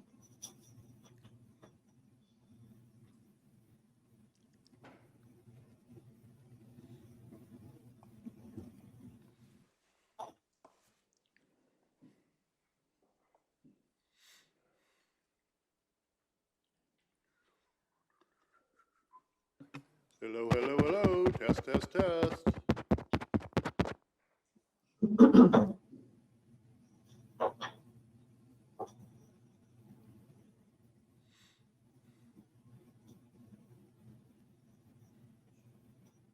So they can.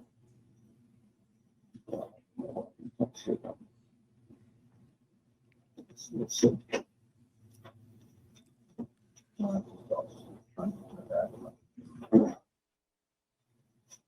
So, sure. Can we? Maybe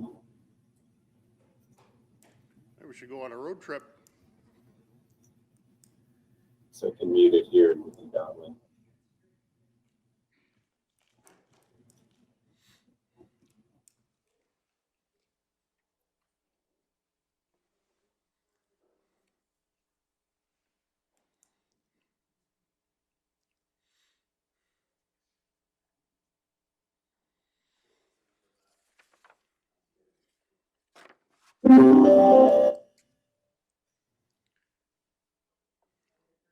Test, test, That was test.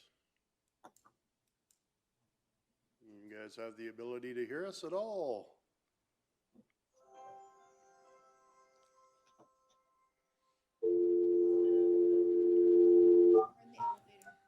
Your call cannot go through. Like a bedtime story. And the big bad wolf.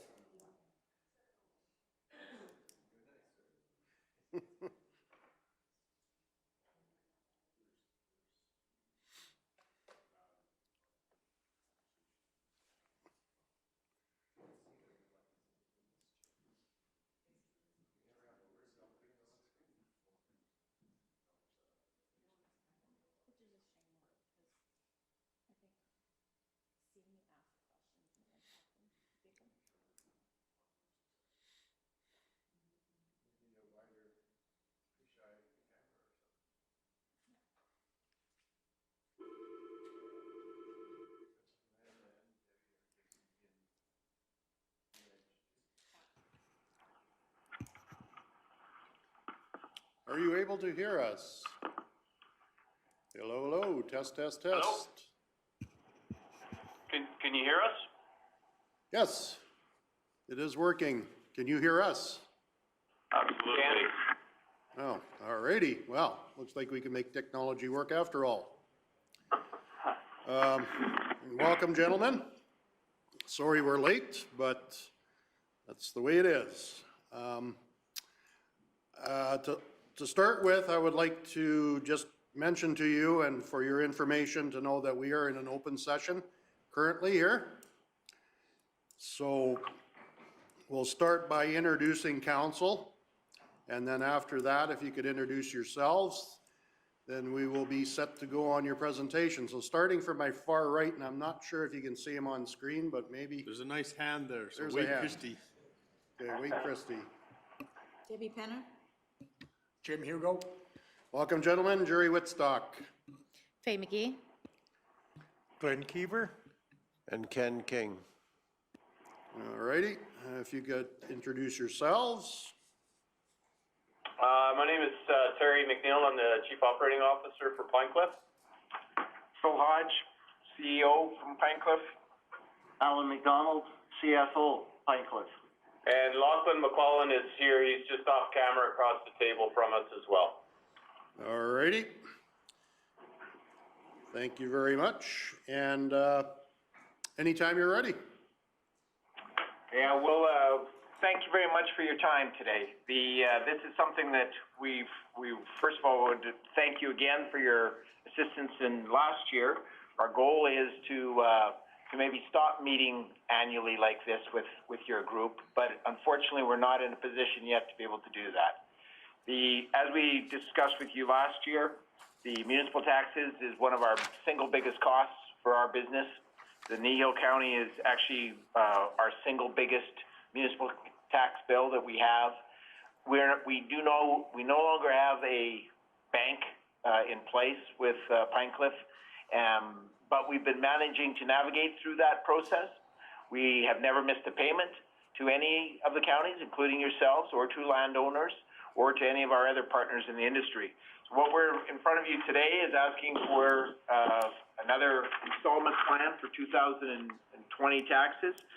I think looking at the presentation, I think you're familiar with Pinecliff. We're one of the only public shallow gas producers that's on the Canadian markets. It's been as you know, a very difficult time in the natural gas market, although it's improving, and we're quite optimistic that and hopeful that things were going to continue into 2021 on a better basis than they have in 2019 or 2020. But we continue to have to navigate our cash flow management, and that really is the reason we're in front of you today. We try to be very proactive with how we've dealt with our cash. We've had to make many tough operational decisions, including salary freezes and some layoffs. But again, we're very confident that we're going to see our way through this, and we're asking for the same assistance from your group as a partner with us that we did last year. We've got, you'll see in the presentation that, we've paid roughly $13 million of municipal taxes. And so this is a very significant portion of our total costs from an operating standpoint. And I think what we would impress upon you is that we very much are aware of the fact that the payment schedule, we'd like to move to a proactive payment schedule as opposed to a reactive at the end of each year. We're just not in a position to be able to financially do that yet. With $13 million of taxes, we do not have that much cash to pay all the taxes. Very fortunately, we're dealing with counties like yourselves that have been very helpful. We've been able to enter into installment plans with each of the counties that we've approached. I'll give you, Terry's going to walk you quickly through some of the middle slides here about Pinecliff and where we are today. And then we'll wrap up and happily take any questions at the end. Sure, thanks, Phil. So where I'm at is I'm actually on slide number 2. It says what we have built. Really, there's not a great deal of detail to walk through there. you can see by area where Ghost Pine and Huxley and Three Hills are on the map. Geographically, it's not a huge area relative to some of our other areas, but financially, it is probably our most significant area. So it is a very, very important area to us. And again, I echo Phil's comments that we appreciate your assistance last year and are diligently working with all stakeholders to work our way through this difficult time. So I'll switch to page 3 now, and that is summary of corporate financials on the top. This will be very similar to the one that we had showed you last year. I think we brought something much like it. You can see probably, you know, we are different than a lot of our other producing companies in that we have a very, very limited capital budget. So as you can see, probably 2/3 of the way down the table, there's a capital expenditure line item. $8.4 million for the full year of 2019 and $4 million for Q1 and Q2 of 2020. Much of that money is not actually invested back into drilling or completions. The vast majority of that money is what we call large capitalized maintenance items. That's turnarounds and overhauls. That's to keep our equipment regulatory compliant and safe to operate.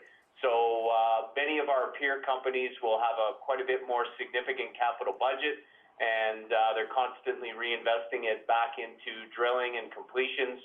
And if we had more cash flow, we probably would do something similar. But as Phil had suggested, we have to remain very, very disciplined. Our assets are much different than many of our other peers. And again, a lot of our capitalized maintenance items are for actual truly maintenance. Probably, and I remember we had this conversation this time last year. The last bullet on that page, we have incurred significant losses in bad debt, as I'm sure Kneehill County has. Every time one of our peer producing companies goes bankrupt or into receivership, it hurts us all. It hurts the county, it hurts the landowners, and it hurts the partners, and we're certainly not unscathed. We run through the list of the Lexans, the Sequoias, the Tridents, Artisan, Quattro, Manitouk, Houston Oil and Gas. These are just a few of our peer producing companies that have left us with some unwanted bills, unfortunately. So again, we're collectively in this together, unfortunately. And that's probably all I had on slide number 3, so we can flip to slide number 4, adjusted funds flow. And I think really the basis of that slide is, you know, as Phil had suggested, we definitely would like to get to more of a proactive position to be able to pay these taxes earlier in the year and start installment payments earlier in the year. But unfortunately, as you can see through 2019, there was definitely not a lot of funds flow there, and we just weren't able to get ahead this year. Well, the end of 2020, the gas price looks much better, and into 2021, it definitely looks much better, so we're hoping to get on the right side of the ledger. But at this point in time, we do need some assistance through the tail end of this year and into the first half of next year to make sure that we can push our way through to the end. I'm going to switch to slide number 5. Operating expenses breakdown. I believe this will be something very, very similar to what you would have seen last year at this time, and Phil had made mention to it. The challenge, I mean, the municipal taxes, surface land, and regulatory fees make up almost 50% of our total operating expenses, and they are large payments that come out. And probably one of the challenges that we've had is, in a low commodity price environment, you know, we can only cut so much OPEX because the other 54% of the OPEX, the $43 million, that's jobs, that's repair and maintenance of roads, that's swabbing, that's just general costs to keep the business running. And when we really have to cut costs, that's where we've been going. And it is, unfortunately, we've done as good a job as we can, and I think we're quite proud of what we've done. But, you know, we really only have 50% of our operating expenses to be able to work with. So that's really the essence of slide number 5. If we switch to slide number 6, and again, I think if you compared this year over year, it would be fairly similar to the one that we presented last year. we see Kneehill County, number one, as our single biggest RM and county. So very, very important to our success. But also, I'd like to think that Pine Cliff is very important to Kneehill County as well. And that's the essence of that particular slide. Kneehill County, we spend roughly almost $12.5 million annually in operating expenses, of which over $8 million of it stays resident within the county. So not only when it comes to municipal taxes, but surface land payments. We've got a fairly large labor staff that we employ throughout the area that we're very, very proud of, and they do a fantastic job. Road maintenance, repairs, swabbing, fluid hauling, all those are services that are resident right in the Kneehill area. We're a small company. We don't bid out globally across the province. We employ people in the areas that we work in. And again, I think that's probably the biggest takeaway on slide number 6 is, while Kneehill's important to us, we'd like to hope that we're important to Kneehill as well. So that's the essence on slide 6. I'm gonna flip over to slide number 7. And again, that really is just a continuation of slide number 6, just to talk about some of the value that we feel we've brought the county over the past number of years. Again, you know, they are big numbers. They're big numbers to us, but again, it's an important area for us to work in. So I'll flip to slide number 8, which is asset retirement obligation. I think that's one thing that we do our very, very best to make sure that we're committed to making sure that we clean up the areas we work in. We understand what our obligations are when we take on these assets. And I think probably in particular when you look at, you know, we've spent $7.5 million over the 3 years in asset retirement, abandonment, and reclamation activities throughout the area. I think the one that jumps out to me the most is 2018, where we spent almost $3 million in expenses. Corporately that year, Pine Cliff reported $8.6 million of cash flow. So 35% of our annual cash flow was paid out as asset retirement obligation. Again, you know, in a much more normal business, it's not the $3 million that goes out the door on asset and retirement. That's a big number, but we accept that responsibility. It's the fact that it was a very, very difficult time, and we continued to meet our obligations under that. So again, you know, all in all, when you add up the cumulative cash flow over those 3 years from Pine Cliff, we get to just under $50 million of cash flow. So roughly 15% of our cash flow goes out to asset retirement obligation, which if you were to check the cash flow of many of our larger peer companies, if they were to put $15 million of annual cash flow into asset retirement obligation, it would make a world of difference. With that being said, we do have a great deal of applications that were submitted under the Alberta Site Rehabilitation Program to make sure that we continue to do a good job. And again, many of the sites are right in Kneehill County to make sure that we do our very best to help clean up some of the sites in a timely manner. And so we do have many applications outstanding, and there is going to be hopefully another big grant that comes out here later this year. And again, it's about looking after our responsibilities. That would take us to slide number 9. What we're asking of Kneehill County, I'll maybe give that back to Phil, and he can close up here on this. Yes, thanks, Terry.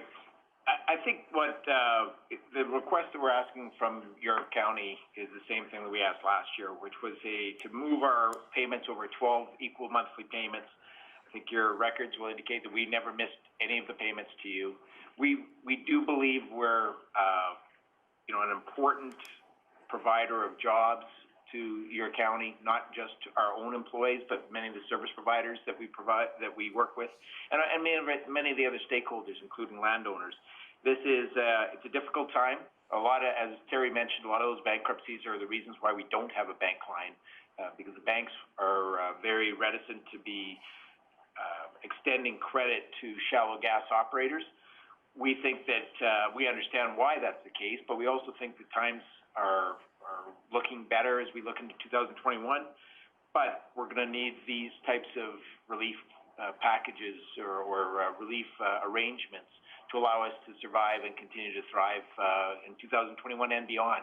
The assets that we operate are assets that we hope to be operating for many decades to come. So you'll see our specific request is to make the $295,331 payments for the next 12 months, and that there be no penalties applied for any for the fact that we're not making the payment annually. I think we'll maybe open this up for questions at this time, if there are any. Does council have any questions of the representatives?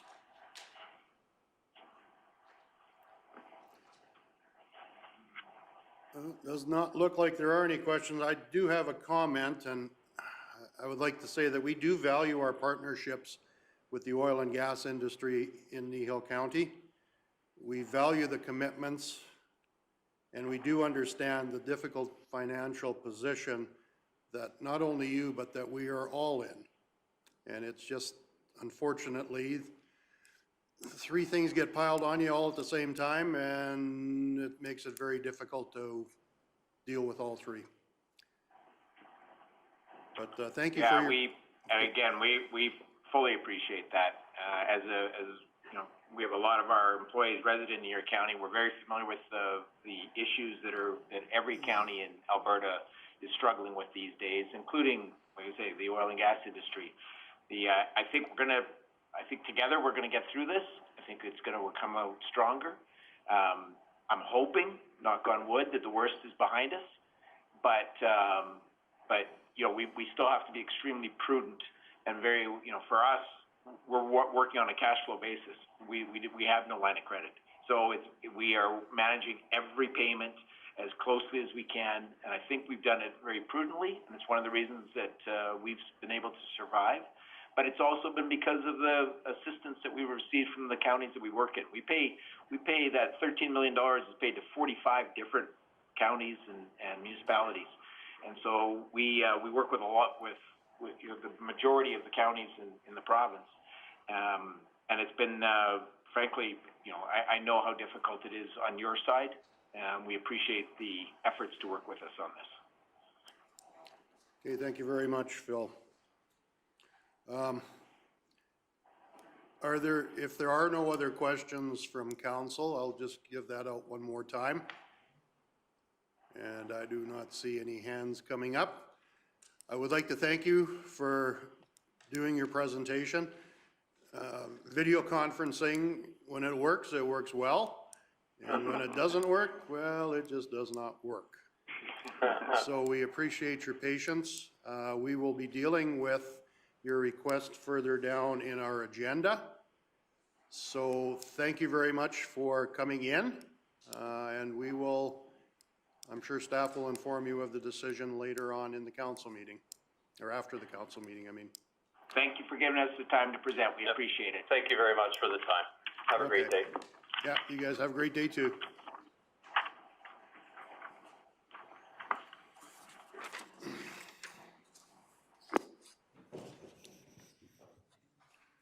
Okay.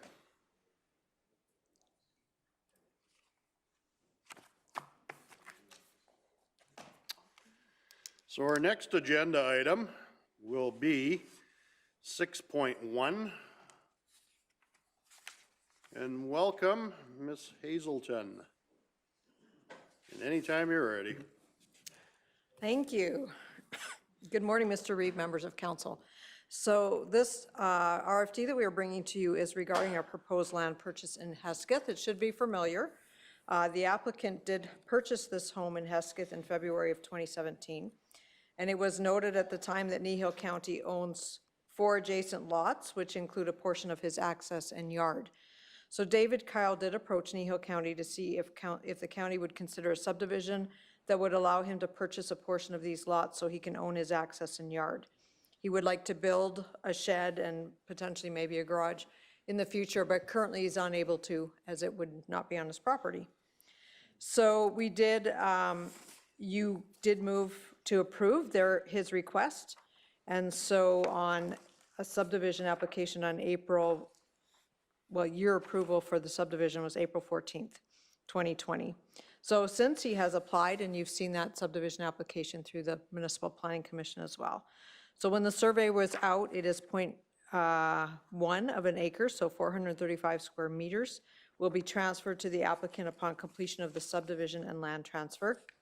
Accurate assessment, so he is a contract assessor for the county, has provided a value of $1,750 for the 435 square meters. The applicant, David Kyle, has agreed to this land value and would like to proceed with the purchase of the land. And there is a picture of the lots that we're talking about. The applicant does have to bear the subdivision survey and land purchase costs, but after discussion with both the tax clerk, transportation, and with us, it was decided to turn the remainder of the lots not being purchased by the applicant into a road plan survey. And the cost to complete the road plan survey will be $780 plus GST. This cost will be the responsibility of Kneehill County, and funds are included in the annual operating budget to complete this. So we're looking for a motion of council to approve the assessed land value of $1,750 for the subdivision for the applicant to purchase his access and yard. Okay, thanks, Barb. Are there any questions from council to the planner? Councillor King. So the, the end amount of property ends up being that 435 square feet? Yeah, square meters. Square meters, okay. So that's what he will be purchasing. On one of the, on the Google Yeah. picture, it shows a bigger area. Yes, and so the satellite image for some reason in Hesketh is a little warped off. So actually his lot line follows the side of his house. So it would be on, I don't even know what direction, southeast, because everything's kind of kooky in there. But, so the actual lot line should be moved over a little bit. Okay. And then he's actually getting less than it shows on ours, just because of how the survey works when they're down there.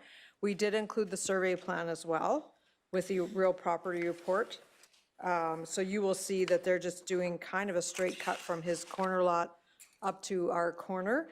And then because it's all slope, it's very undevelopable, the rest of those lots, and it is part of the road as well. We've just felt it would be more prudent to actually put the rest of that into the road allowance, and it will become just the road plan. And you can see on the Google image, especially if you move that over a little bit, that really the majority of it falls within that road allowance, the remainder, so. Okay, so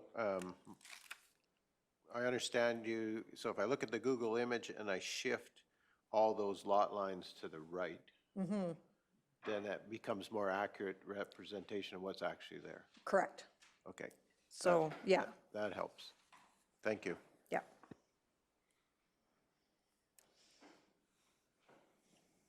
Any other questions? Oh, Councillor Penner. That's okay. Just for clarification, Bob, when something goes into a road plan survey, is there anything extra we are to do as the employees to do? No, it's just registered now as a road plan, so there's a little bit more on the survey side. So because that was our decision, they will go in and pin it, and then it gets registered in the road plan versus just half of 3 lots that nobody can do anything with. So again, that conversation with transportation and taxes, where that's really the most prudent thing to do with that. It is a big hill in there as well, coming around, so yeah.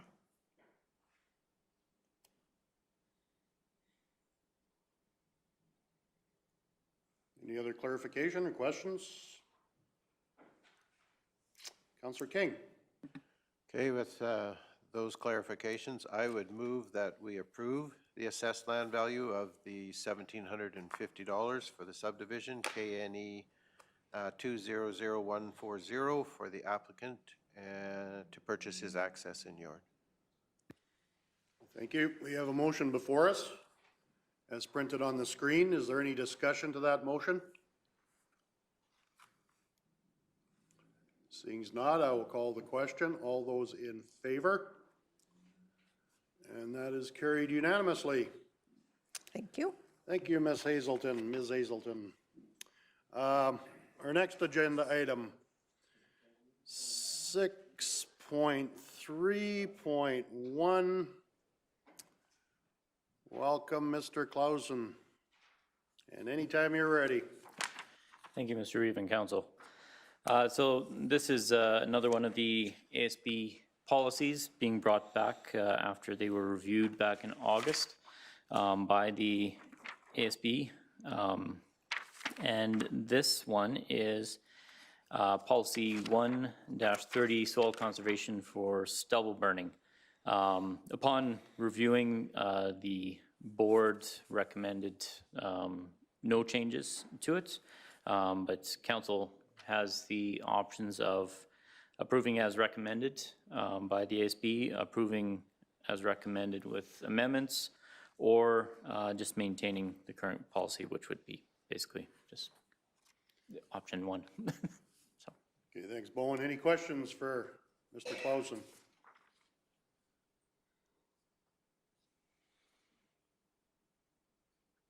Okay, anyone care to make a motion? Councillor Christie.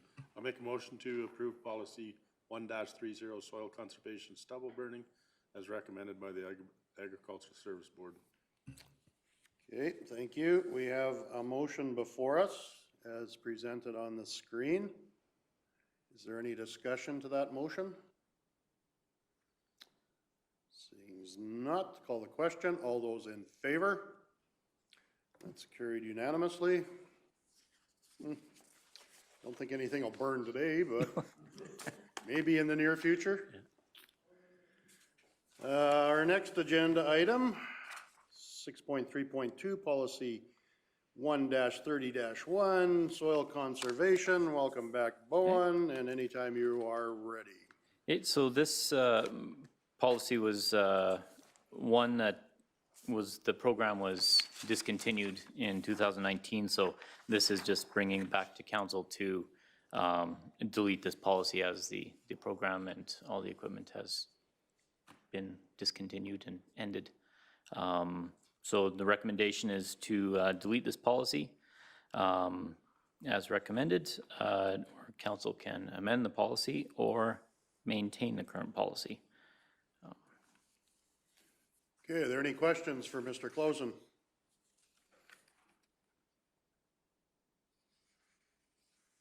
What are, Councillor King. So I'd make the motion then that we, again, follow the recommendation of the Ag Service Board and delete policy 1-3-1, soil conservation Ag Service Board equipment rental. Okay, thank you. We have a motion before us to delete policy 1-30-1. Is there any discussion to that motion? Seeing as not, call the question. All those in favor? And that is carried unanimously. Next agenda item, 6.3.3, Horseshoe Canyon Focus Group appointments. Anytime you're ready, Bowen. Thank you, Mr. Even Council.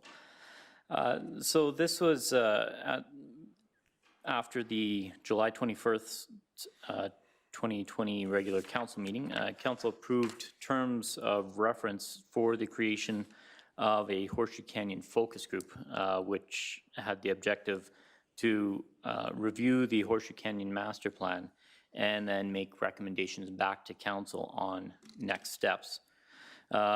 So following this process, applications were opened and advertised in the Three Hills Capital, Drumheller Mail, and our online platforms for Kneehill County residents from September 21st to October 13th.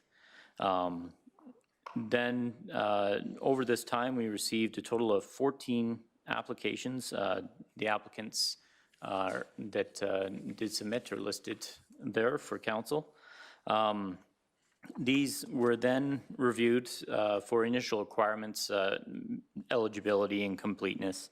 And then they were vetted through our third-party consultant who will be running this focus group to create a short list. Some of the criteria that helped create this short list included items such as if the applicant had visited Horseshoe Canyon, or if they'd read the master plan, and or if they've read the Kneehill Recreation and Tourism Master Plan. also why the applicant wanted to be part of the focus group and any details given there, expert experience on boards and committees, backgrounds, any of their volunteerism or community involvement, as well as geographic location within the county to try and achieve kind of a representation across the county. Applicants that then were on this short list were then interviewed for workability in the group and to ask some further questions, such as how you'd handle differences of opinion in the group. Are you able to meet like time commitments for the meetings? What times work best? And how would they prepare to and contribute to the process as members? And then how long they've lived in the county and stuff. Upon completion of the interviews, the shortlist was reviewed again by the consultant, and a final list was compiled for council's consideration and appointments. These are listed here below for recommended for appointment, as well the stakeholders there. It should also be noted that any applicants who did take the time to put in an application, they will receive an email requesting any comments or considerations that we could then take forward to the focus group as discussion points, and then that'll help the process, I guess, to recommend to council after that. So the process for the consultant was based on whatever was written. They don't know these people, they don't know anything about them, so they could only judge what was actually submitted in paper, and you can't base anything else off that. So they did have some very good applications, and it was a tough process for them, but council can take these recommendations or appoint whoever they see fit as well. But yeah, is there any questions?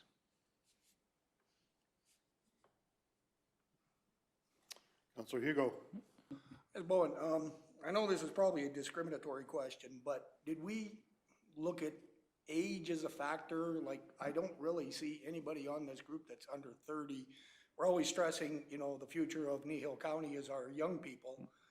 I know it's probably discriminatory, but did we even think about younger people to be on this focus group? I know that was part of the discussion with the consultant at the time, but it did fall into that kind of gray area of discrimination there, realizing that you do want that perspective, but we didn't ask that question, so that the consultant doesn't know the ages of anybody that did apply or not. I myself know some of them, but yeah, that wasn't taken into the consideration there.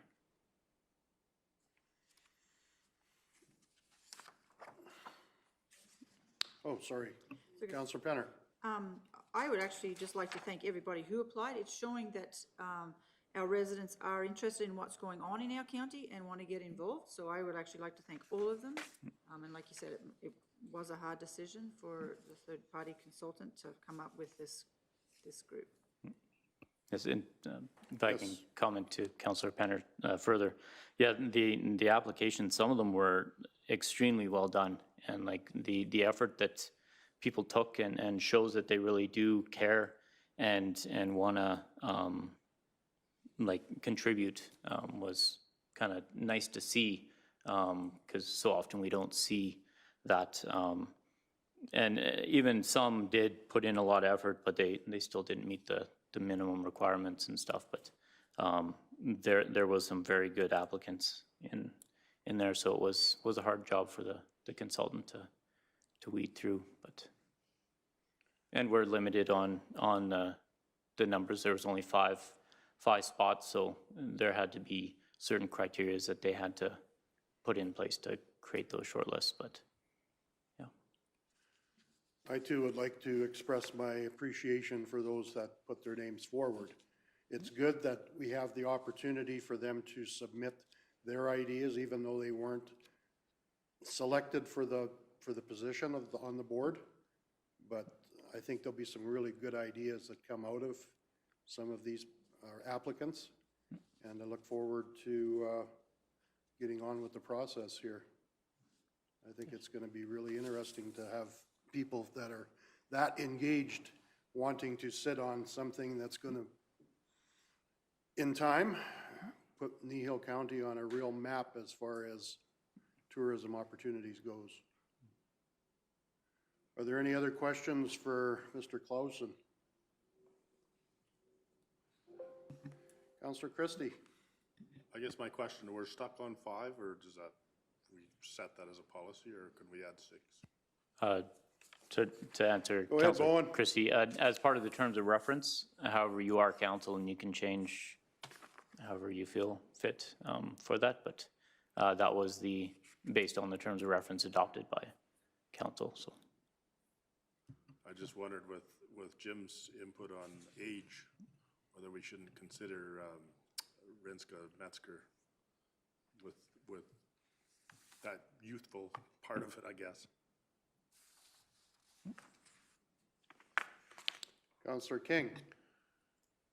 I guess I'm not against broadening the perspective, but one of the things we did as council was we kind of tried to remove it from our hands by allowing our hired consultant to run this process. And I guess, you know, if the majority of council felt that we needed a younger representative and we wanted to add an additional member, I would be open to that, but I would hesitate to designate a specific individual. Again, maybe we would have to go through a process to invite applications from that younger age group, and then again vet them through the process rather than just select a individual and add them to the group. I think one of the things I liked about what we were doing in this process was to remove it from our own hands and to put it out to that independent consultant and to really give them a lot of ability to select based on what they saw in the application, plus the lack of local knowledge that they had about people took a lot of that bias on who you might choose based on, you know, name or some recognition of who that individual might be. So I'm really happy with what's happened in this process, and I really like what we've done in the selection process. So if we chose to broaden it and add an additional member, focusing on the more youthful component of our county, I would really like to see us open that up to an application process for that specific member to be added, keeping in mind that we have a very limited timeline as well. So I appreciate very much the work that the consultant and the group has done to get to here, and the involvement of the community to get as many applications as they got. I think it's got potential to go a long ways, and I appreciate it very much. Go ahead, Sorry, Bowen. just to comment as well, like we'll be contacting like Rinska and the others that weren't on it and asking for their input too. So hopefully they'll respond, is one thing, but we will be actively seeking to hear from them too. So it won't be that we won't get anything from that, but so hopefully that will help a little bit as well. Councillor Keever. I have no problem with 4 of the names on the list, but the one, I think we're running into the same problem that we had before on that biased opinion thing. Well, I think that's because we've got a terms of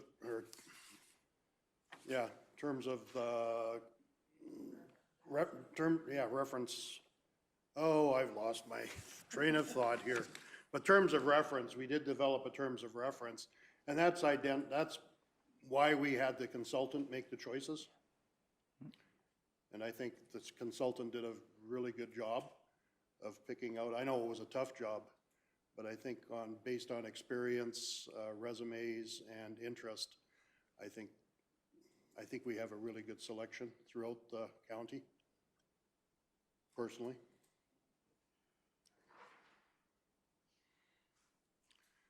Are there any other questions for Mr. Clausen?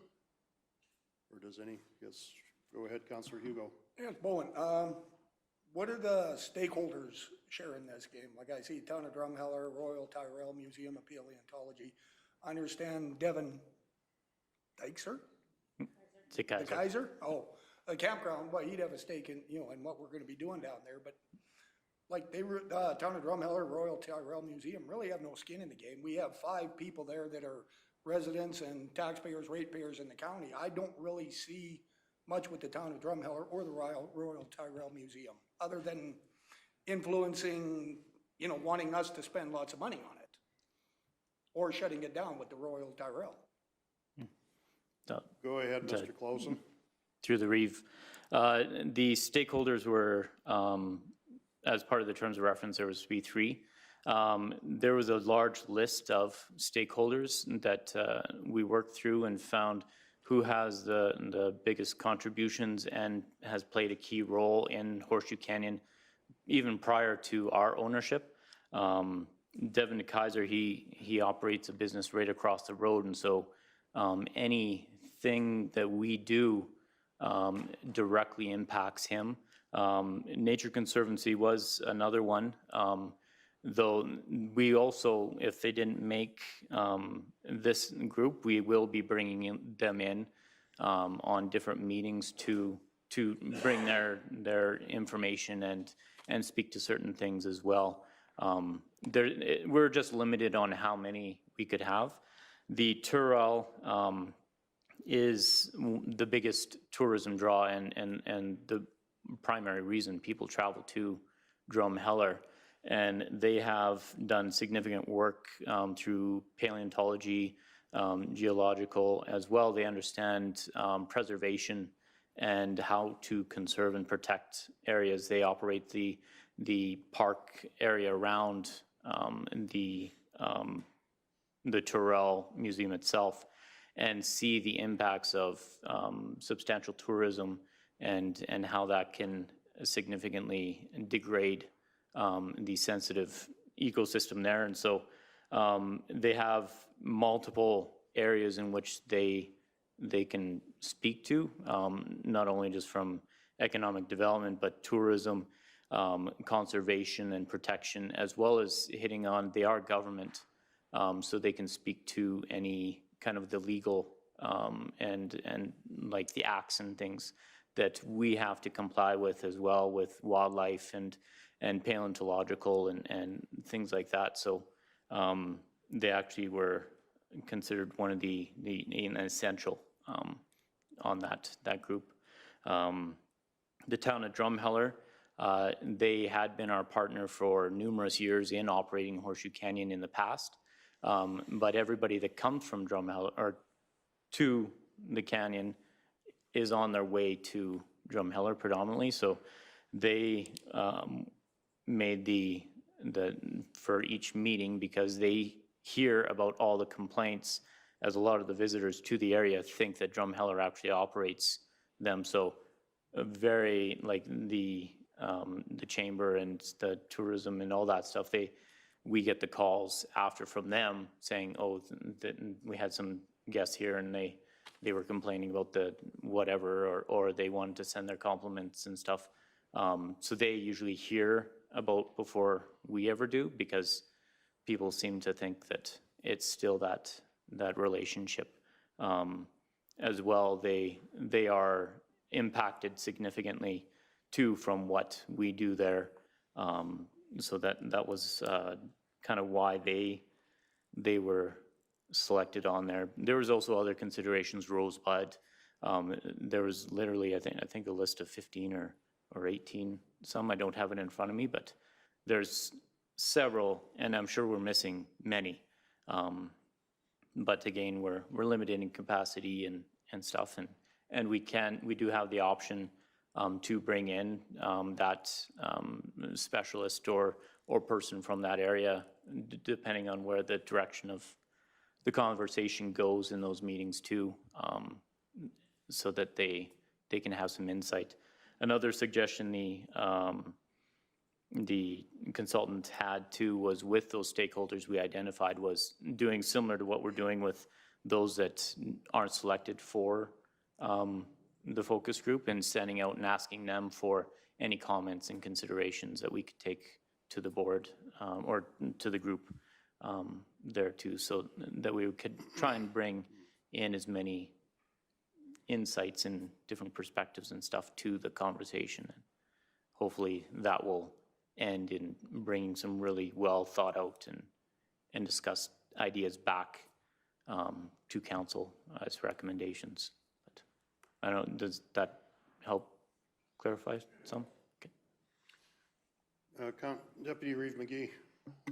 Thanks for the explanation. I appreciated that. I share some of your same sentiment, Jim, about how do we come to those three. So what I'd like to just reiterate is they're simply stakeholders. They're not influencers. And so I think it'll be the job of our administration and those of us from our council that sit on that board to be sure that this process remains in Kneehill County perspective for Kneehill County growth. And I think those concerns could be alleviated by not having confidence in us doing that.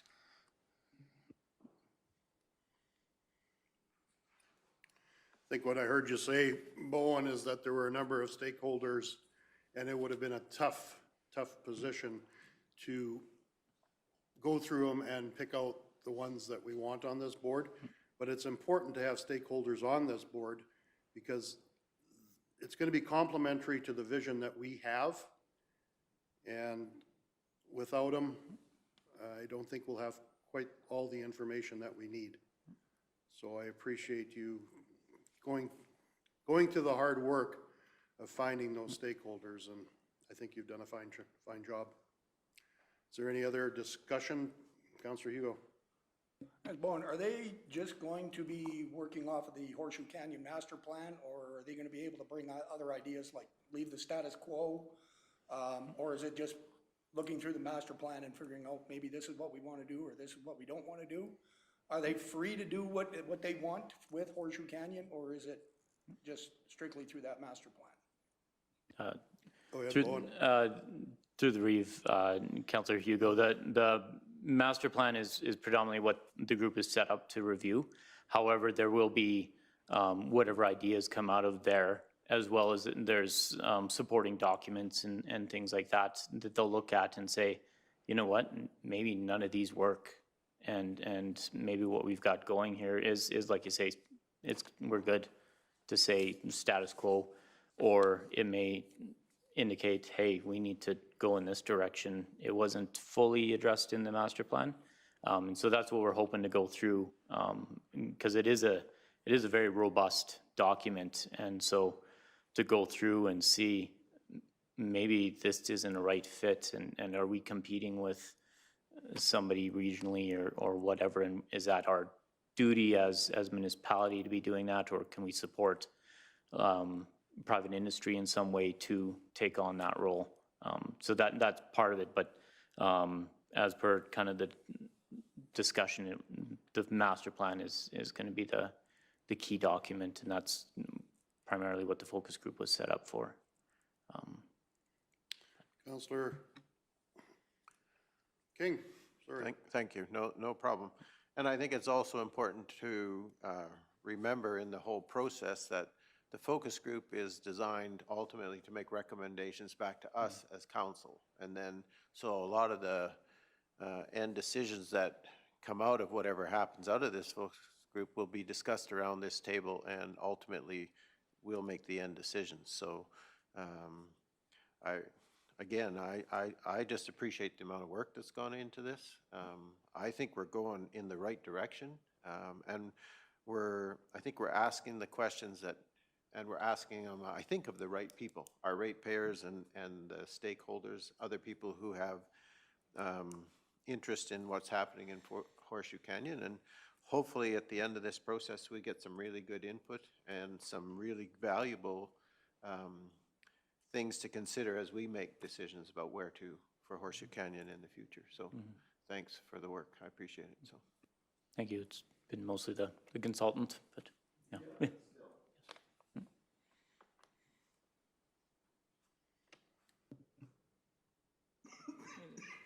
Councillor Penner.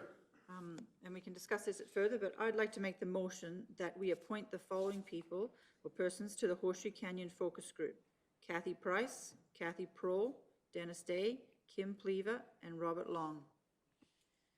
Okay, thank you. We have a motion before us, as on the screen in front of us.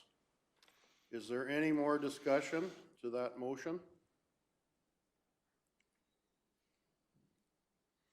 Seeing not, I will call the question. All those in favor?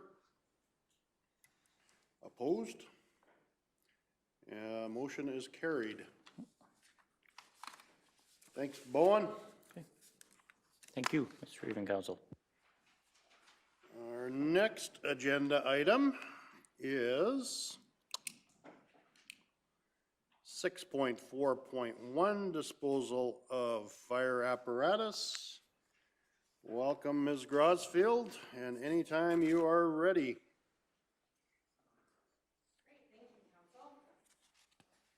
Today I bring to you a RFD on the disposal of our fire apparatus. The recommended motion is that Council approve the donation of K2 and K11 to the Alberta Society for Firefighters Abroad, and that Council approve keeping E21 for training and out-of-service temporary replacement, however, to no longer fund this in the capital replacement plan. Some background: Kneehill County has purchased 4 engines that replaced 2 of the engines, Torrington and Trochu areas, and 2 in-service engines, Acme and Carbon areas, which we are looking to dispose of, as well as K2. K2 is a 1986 Mack pumper that's been stored in Three Hills. However, it requires major repairs to be useful to us, and it is quite dated. Engine E11 is a 1999 GMC that has now been passed, the NFPA frontline pumper status. And then engine 21, which is currently in Acme, which has been replaced, is a 2000 Freightliner that has had low maintenance issues and may still be used for a spare for out of service during repairs and training. So the council has options. So number 1 option is the donation of K2 and engine E11, or you can go the one route as well. So just to kind of give you a background on the Alberta Society for Firefighters Abroad is on a mission to build capacity and safety of firefighters and emergency services abroad through apparatus, equipment, and training projects. The ASFA is a society made up of past and present emergency responders, and it's based out of Lacombe, but there's members all throughout the province. Our primary base of operations abroad is Paraguay, where we have successfully made 7 significant donations of fire apparatus. And most recent, there was a donation of an aerial apparatus, and the picture is shown there. They strive to deliver the total package, so they also take in PPE that's not used anymore by firefighters in our areas, and they supply the entire truck so that it goes down as an entire unit so that they're ready and prepared to go. They don't have exact cities, but they would work with different places in Paraguay to put that donation into service. The requirements to receive the donation, so the place where they're actually receiving it, is they have to have a secure place to store the apparatus, and they have to demonstrate support from the municipality in which that apparatus is going into.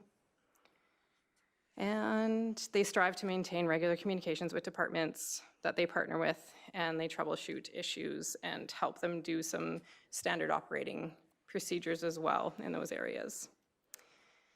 So the advantage of donating to the Alberta Society for Firefighters Abroad, it's a feel-good story to donate that apparatus to those in need. And we don't have to store these units anymore. K2 has been stored in the Three Hills Fire Hall for many years, and so they were excited to get it out of their hall and make room because it is a big piece of apparatus. The disadvantages, we could sell the trucks to offset the funding for the new trucks, and we could move off the capital plan Engine 21 is the 2000 Freightliner that has had low maintenance issues and may still be used as a spare. So that's the Acme one. So engine 21, maintain operational.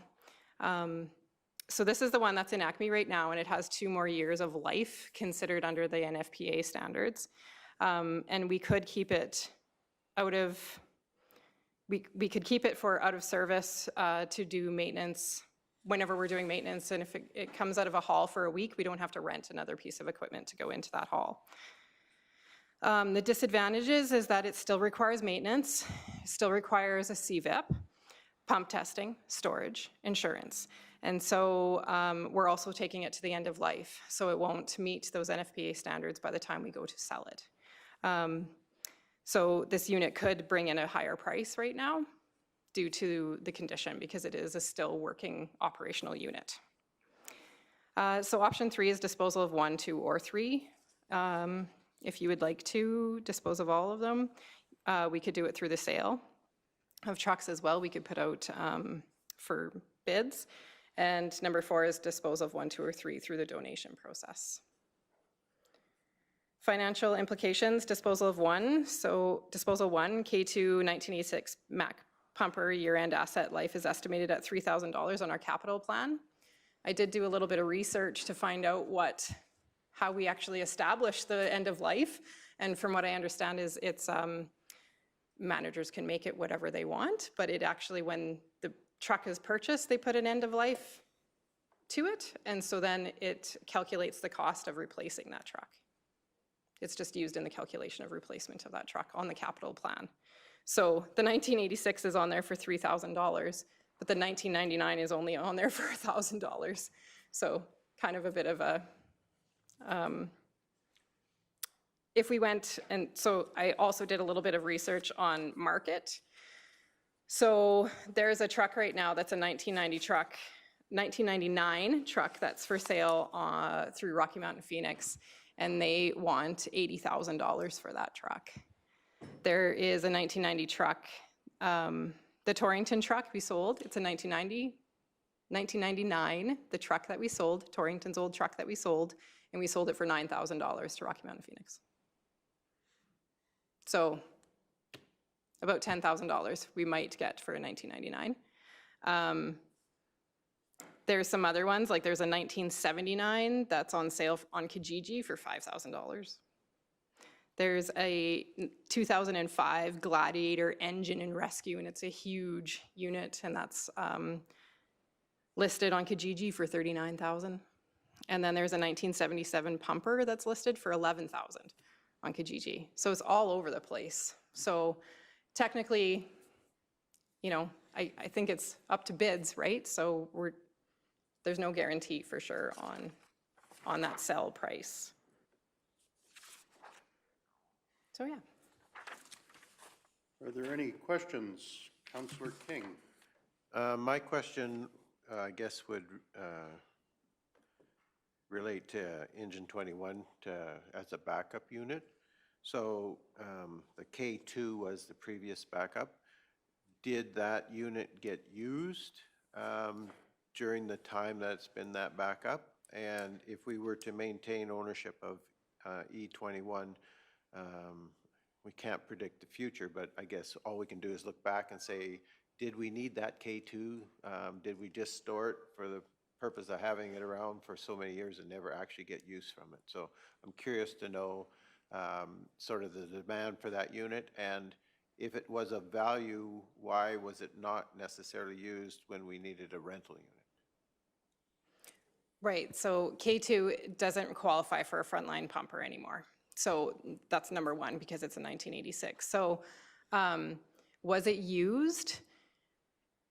It required a lot of training in order to use it. So when you actually put it into a fire hall, you'd have to bring in the fire department to retrain everybody, because it was such a different kind of pump on that unit. So if it was used in my time that I was here, I think it went into one of the halls once, because it was such a different kind of apparatus to use.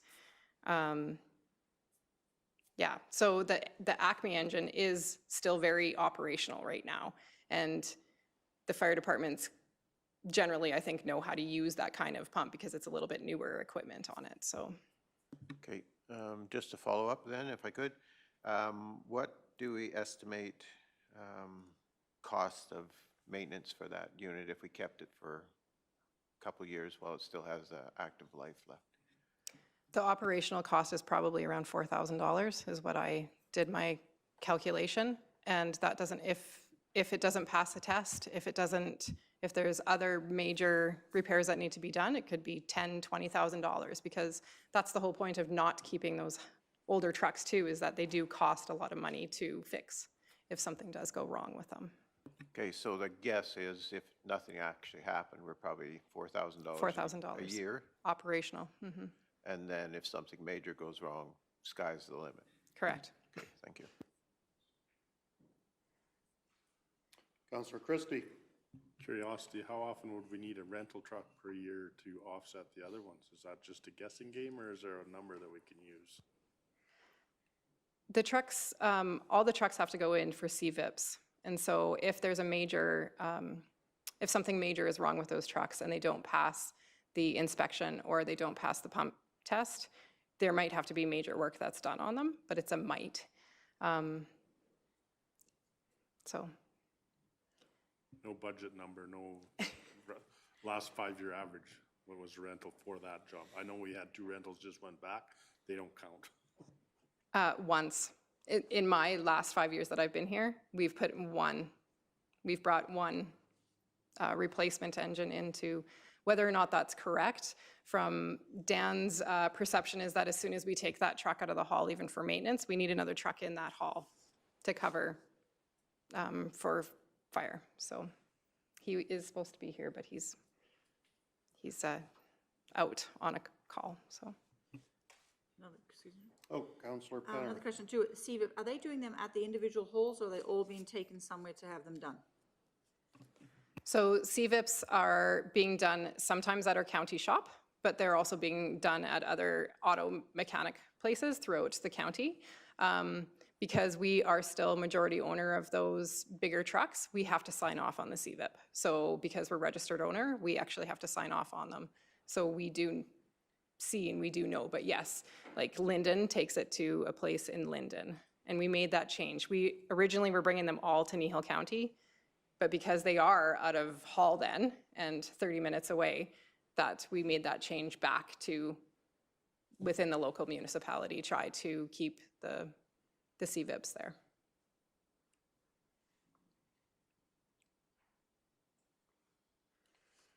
I guess one of the other questions we have to deal with here is, are we going to donate K2 or E11?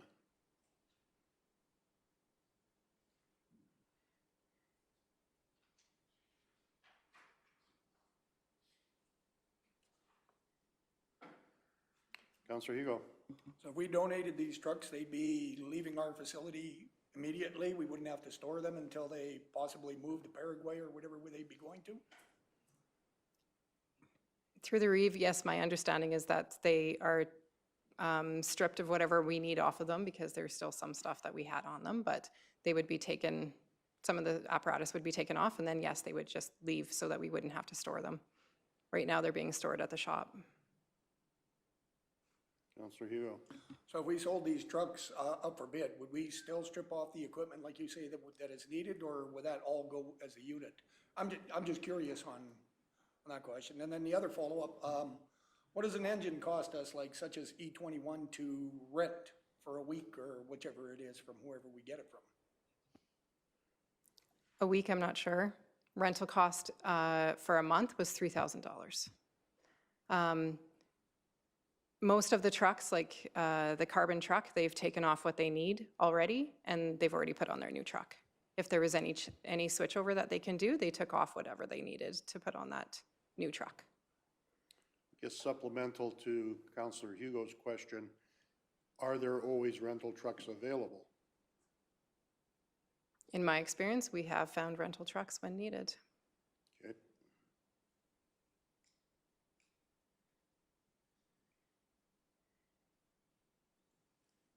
Deputy Reeve McGee.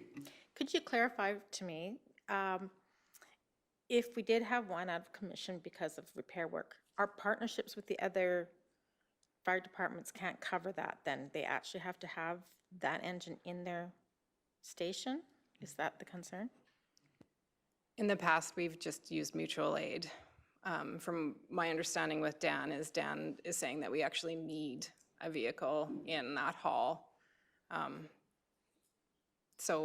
But in the past, we have just really relied on mutual aid. Deputy Reeve McGee. Can anyone in your administration tell me what need means? Under what parameters is the need? Is it need because that's just good procedure? Or is it because that would be putting risk to the department that is not a feasible way to fight fires? I'm just guessing here, but I'm assuming it's because if it comes out of the municipality, they have no, I mean, they do have an agreement for mutual aid, but they don't have a fire truck in hall. Right. That's my perception, correct me if I'm wrong.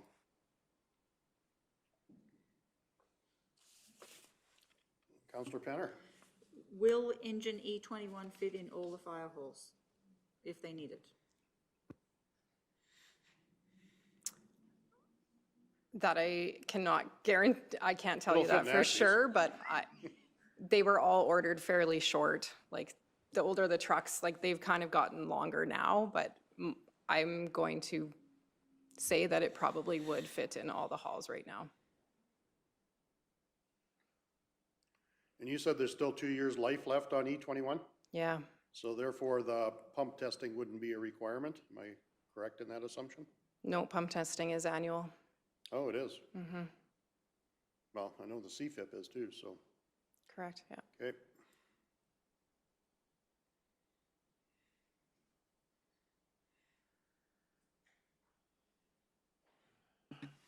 Councillor King. I guess if we went to sell these units and decided not to keep any of them, but to sell them or donate them, the older two, we really have no way of pegging a value for what that E21 might be worth. And so even though it has 2 years of life, you would assume that means higher value. But really, when you're selling something, what we think it's worth and what the buyer thinks it's worth are often two very, very different things. So I guess I'm not a huge fan of keeping something sitting around if we're not likely going to use it, especially if there's realizable value in it at this point. However, I'm willing to listen to recommendation from administration that says, yeah, well, there's an absolute big need for this. If you can convince me of that, then I could understand. But if there's an opportunity, you know, even if it's $30,000 that we got from it, that's 10 rentals. That's 10 months of rentals that we've covered by selling it.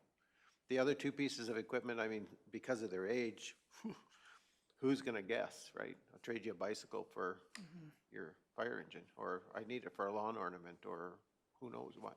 But, I think that the idea of donating the two older ones, because the amount of value that's there maybe isn't all that much, and the difficulty of getting rid of them, but the newer one that's still in service, so to speak, if there's value there, I think I'd be more in favor of selling it than just having it sit around rusting the wheels off for the next 2 years.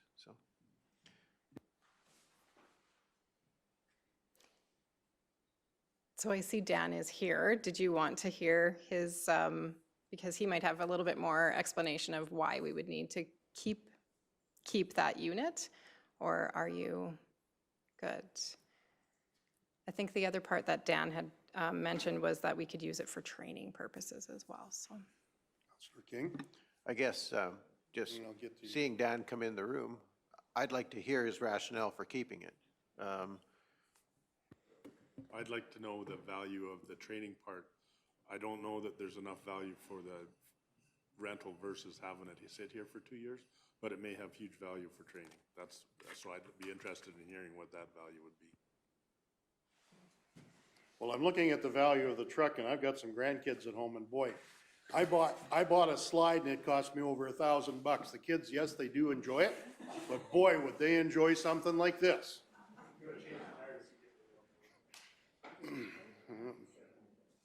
Mr. Reeve, the firefighters enjoy it just as much too, so. Okay. So the purpose for Hold It Back for training, we don't have to take an operational unit out of service to conduct training. So we've got a way to actually have people learning the apparatus, have time to play on it, have time to familiarize themselves with the control. It is a top mount, which we've got 3 out there now, Linden, now Acme, and in Torrington. But operating a pump's operating a pump. So if they get the right theory behind them on how to use it, we don't have to take one out, and then we can pull one out for a few minutes or like half a day so they can familiarize themselves with their new equipment. But when you're conducting the actual training, you've got a truck that if a call comes in, you're not worried about putting it back together to get it back out on a scene. So that's my whole rationale for having a training vehicle. And we're talking E20 or E21. Correct.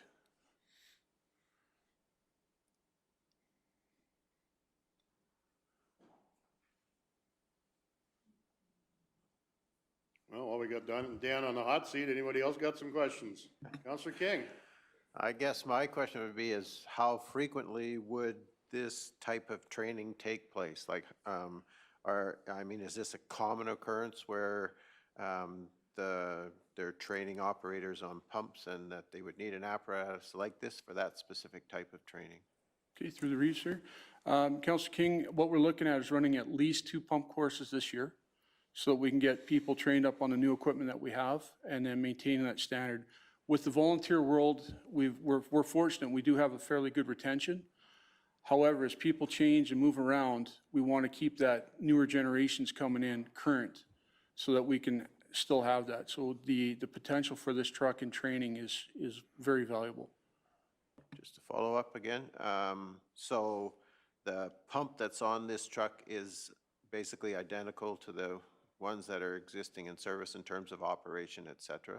And how long is a pump training course? Like, is it a couple of days? Just give me an idea of time frame.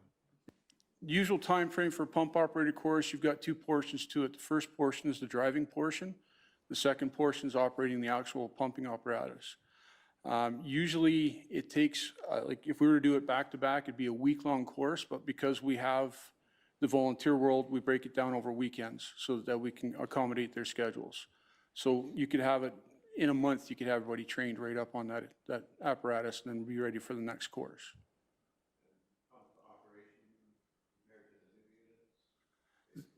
The same. The only thing that varies is the new pumps we have, through the Reeve, sir. The new pumps we have also have a high pressure component on them, whereas this truck doesn't. But pump operation is pump operation all the way through. We can show them different tactics, different procedures, different drills and that they can bring forward and use out in the actual areas. Thank you.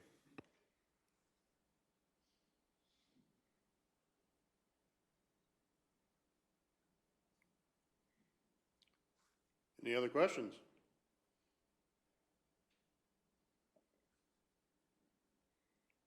I think we got the answer to the donated part. There'll be equipment coming off the trucks if we choose to donate. Yes, Mr. Reeve. And then those will be vacated from our premises as soon as that is complete? That's correct. You weren't here for that, so I just wanted to reconfirm. Okay. Not that I didn't believe Deb. Deputy Reeve McGee. I'd like to make the motion that we approve the donation of K2 and E11 to Alberta Society for Firefighters Abroad. Okay, we have a motion before us. Any discussion? We have some numbers here on what we estimate the value to be. Is that as accurate as it gets, or is there actually value to these units? And I know you threw out the Kijiji thing. Yeah, that was part of that review on the market value.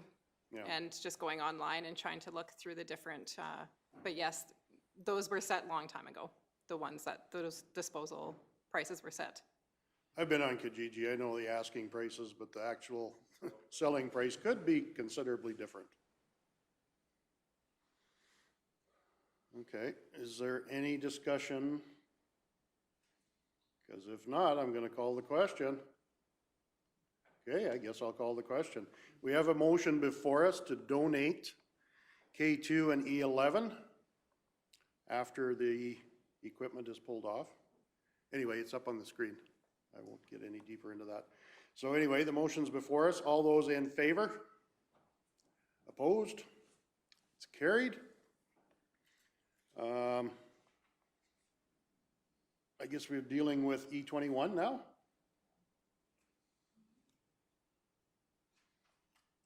Councillor King. I guess just continuing my follow-up, and, you know, I guess, Dan, I'm looking to you for that. So there is value in that truck of unknown, but more now than what it's going to be in 2 years' time. And so in your estimation, the value to Kneehill County and the surrounding fire departments with whom we cooperate, it's of more value to us to keep that unit and use it in that training program than it would be for us to liquidate it and be done with it at this point in time. Through the Reeve, yes, sir. I do believe that that's accurate. The other advantage right now is we still have a year's life in it of a full frontline engine. So if we did have warranty work where we had to pull one of our other apparatus out of the bays, we can put this in there and no cost to us. We've got our own replacement to stick in the hull while the truck's out for repair.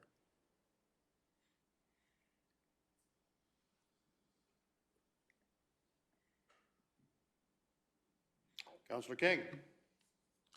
I guess based on the information that we've received and based on your recommendation, the recommendation of our administrative and staff, I then would make the motion that we approve keeping engine E21 for training and out-of-service temporary replacement, and that we no longer fund this on our capital replacement plan. Okay, we have a motion before us. I do believe it is on screen. Any discussion to that motion? Call the question. All those in favor? And that is carried. Thank you. I do believe lunch is here, so we will recess for lunch. Thank you, everyone.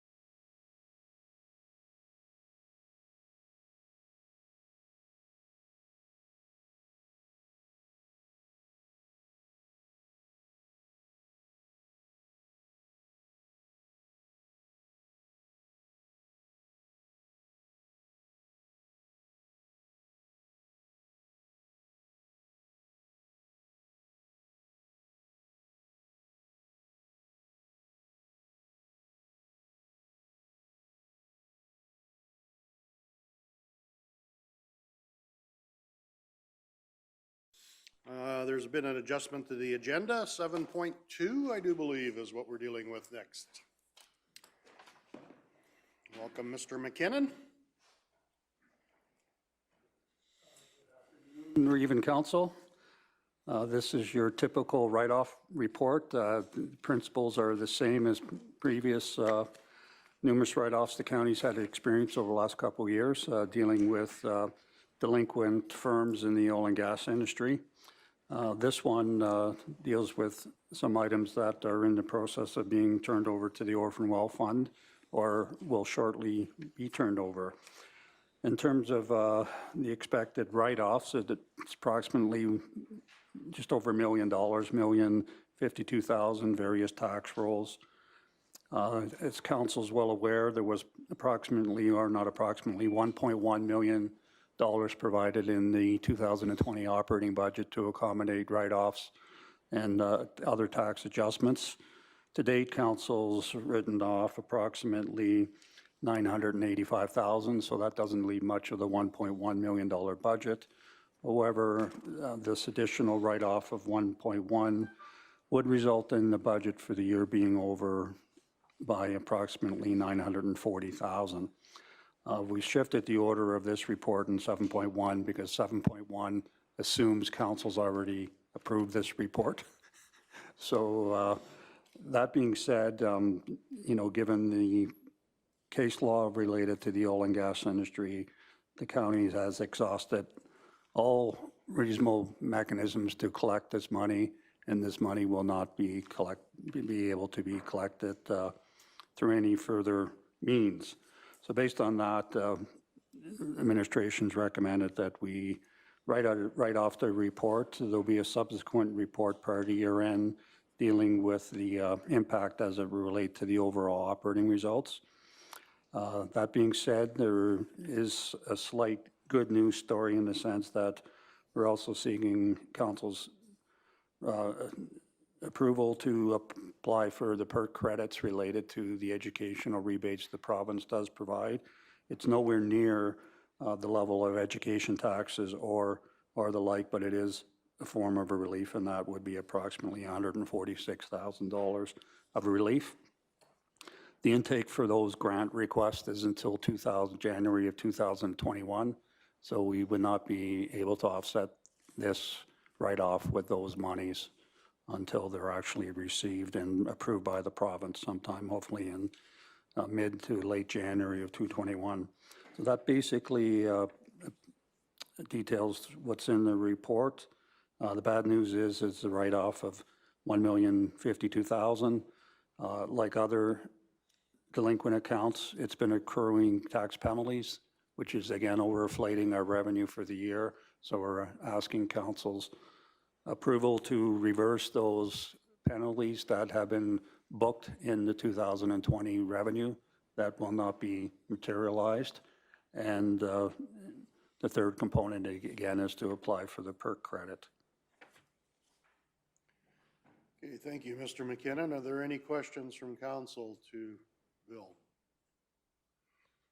So that's just all one company, I take it? Okay.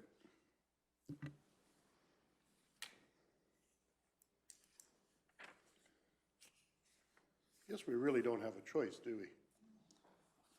No, unfortunately, there's another item on the agenda later on dealing with the assessment model review, and administration and all municipalities and councils were hoping the province would have moved on providing additional protection for companies that were becoming bankrupt. To date, that hasn't happened, but hopefully the province has heard the message and will be acting on that issue.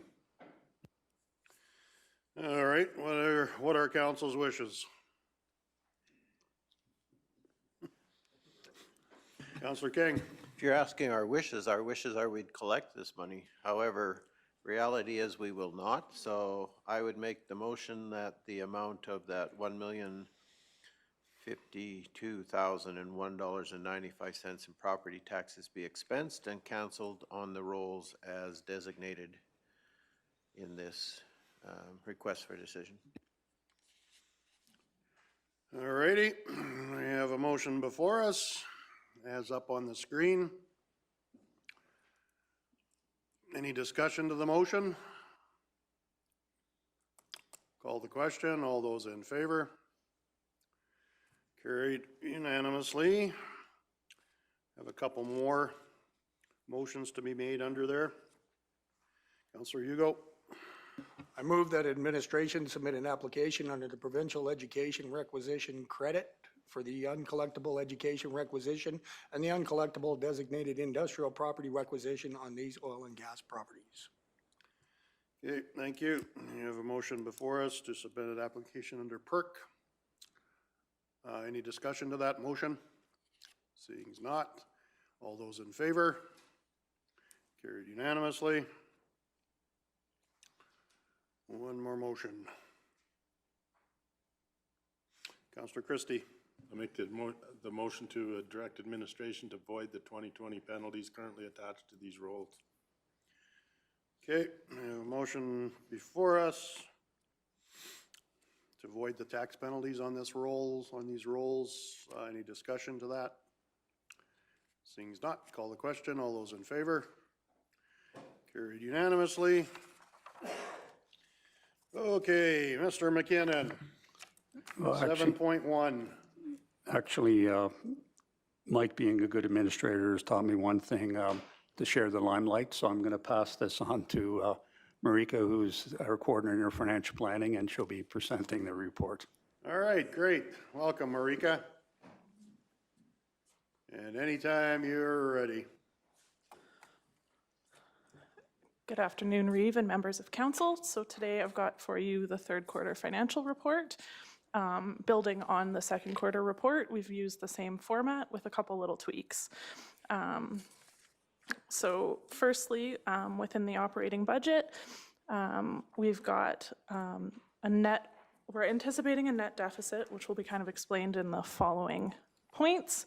The main thing within the operating summary is we've identified new changes and existing changes. So anything that's really changed since quarter 2 to quarter 3, we're highlighting just in front of the rest of the information, just so that it's a little clearer.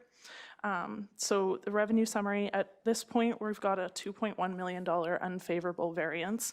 But one of the main components of that is that actually there's an unfavorable variance in the transfer of reserves, which means we're taking less money out of reserves than we'd originally budgeted for.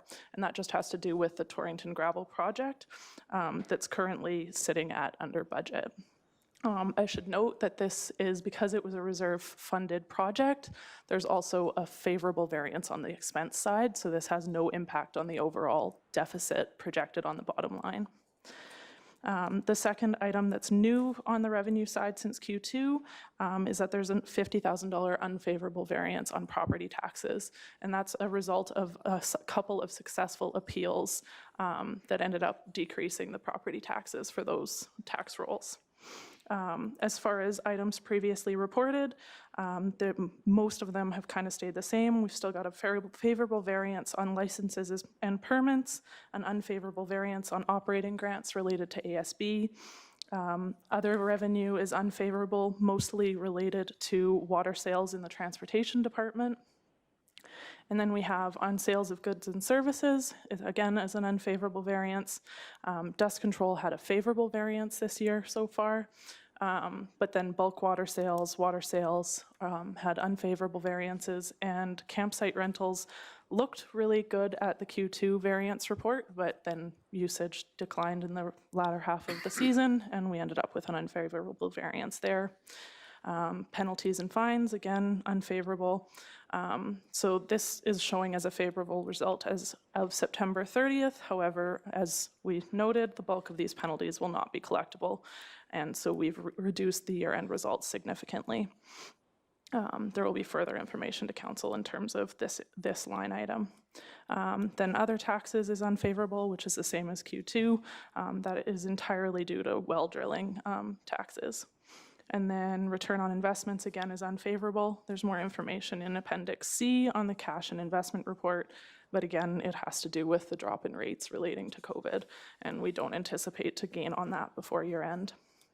So then in terms of the expense summary, we're showing $1.7 million favorable variance at year end. Again, the majority of this has to do with gravel inventory projects coming in under budget and just as a reduction in reserves being transferred out. The next item, in terms of contract goods and services, we're showing a slightly more favorable variance than we did in Q2, and it relates primarily to favorable legal and professional service fees, savings in terms of compliance and skill development across the organization. Just due to COVID, there's been a lack of opportunities to do skills development. Maintenance and repairs is favorable, advertising and recruitment as well, fleet repairs. And assessment services are unfavorable. That one has to do with the provincial government taking over assessment. And then, so items previously, these ones haven't changed significantly. Materials, goods, supplies, utilities. Fuel, again, is favorable due to cost savings, lower fuel rates. Operating materials are also favorable across multiple different departments. Fleet-related expenditures, again, health and safety equipment expenditures are over budget, but that has to do with COVID. I should note that the government has announced its municipal operating sustainability transfer, and it has to do with COVID. So we're going to be working to figure out exactly what we can get from that operating grant and should offset the costs of COVID for the year. But They're looking at 500,000, is it? Yes, it's in that neighborhood. But we'll have to make sure that the costs we can claim against that are under the parameters of that grant. But we're working on figuring out exactly what that looks like so that we can include that in the results. Okay. Again, wages, salaries, those are favorable variance. I think that'll change a little bit by year end, but it has to do with a couple empty positions, seasonal positions having late starts, et cetera. And then again, transfers to individuals and organizations are favorable. Numerous grant programs have not received our normal levels of applications, mainly due to COVID. So that's overall the operating budget report. We will come back with some more information in terms of our recommendations for dealing with the projected deficit at this point in time. And then moving on from there, on the project summary, so we've had 2 different project approvals since the last quarter report. Those are all to do with bridge projects, both the 4 bridges approved under the STIP program, as well as the one approved under the, now I'm losing the grant in my brain, but that's the other one. And then, so in terms of capital projects, we've got 27. They're currently estimated to be $1.7 million under budget. So we've definitely got some cost savings there. Operating projects, again, are underspent by $1.3 million. That has to do entirely with that gravel project, the Torrington Pit. And capital equipment plan purchases, we've got 30 in total and are estimated to realize $123,000 in cost savings by year end. So all project savings will be returned back to the original funding source. So if they were reserve funded, that's where they will go back to at year end. And if they were operating funded, they'll contribute to our surplus or deficit at year end. And then, so our cash investment summary, there isn't any really significant new information on here from Q2. It just shows that, again, we're not incurring the interest earnings that we anticipated to get throughout the year, and that again has entirely to do with COVID rates. And then in terms of the reserve continuity, I would like to point out there's one new addition to this report since last time, and they're the 2 columns at the far right, and it's the projected surplus and deficit of 2020 projects. So these aren't solid numbers in terms of what they're going to be returned to those reserves, but we just wanted to make sure we were kind of showing what the impact of cost savings on projects may have on reserves by the end of the year. So the balance at September 30th is the actual balance, but the ones that we're projecting, the $2.9 million of going back into reserves, is at this point in time what our expectations look like.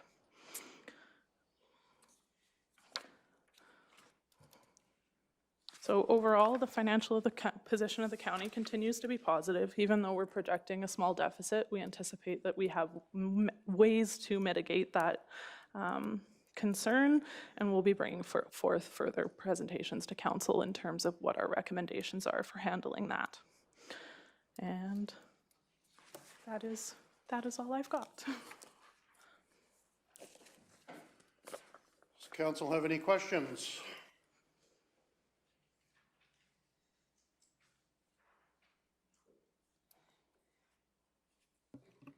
I'm under the assumption the lack of interest revenue is not going to count in the COVID relief. You know what, I haven't looked at the specifics on the grant funding, so I'm not entirely sure what is going to be allowable under that, but we will be looking at whether or not we can claim any of that against the grant, absolutely. We will be digging as hard as we can to come up with everything we can to go against COVID for sure. Yeah, great. Councillor Penner. I'm just looking on Appendix B. Yes. The 4 fire trucks that we purchased. I guess I was initially on the understanding that they were all going to be close in price, but there's a big difference in price. Can someone clarify or verify what the difference is in those prices, please? Yes, through the Reeve. From my understanding, there were just some differences in specs in terms of what the actual truck's requirements were from the different departments, and that was the result of the differences there. I can expand on that if council wishes. Go ahead, Mike. Yeah, so Marika's identified the main difference when you're looking at the top mount versus the side mount. There is a difference there, and that's the main one. There were other small customizations or options that were added in or taken out on some of the trucks at the request of different fire departments. They're not major things, but it's 1,000 here, a couple thousand there type of changes. Again, nothing major in the scope of the project. The other one that influenced some of those prices is that on a couple of them we had a rental unit in there, and some of the costs of that rental were actually taken off of the cost of the trucks. And so that contributed to a price difference in a couple of the halls as well.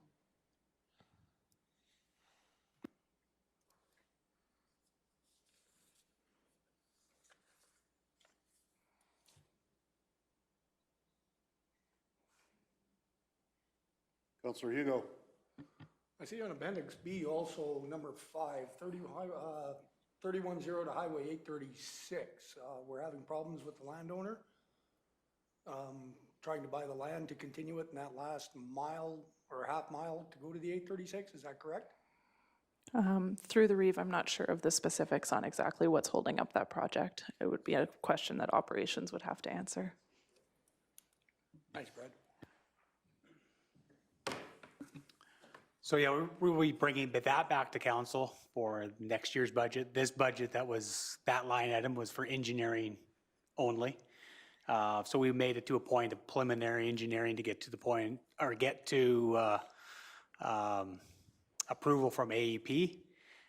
Once we figured out exactly what kind of land we needed, we went to quite a few of the landowners, or the majority of landowners, said this is what would be the requirement. They're not really willing to sell.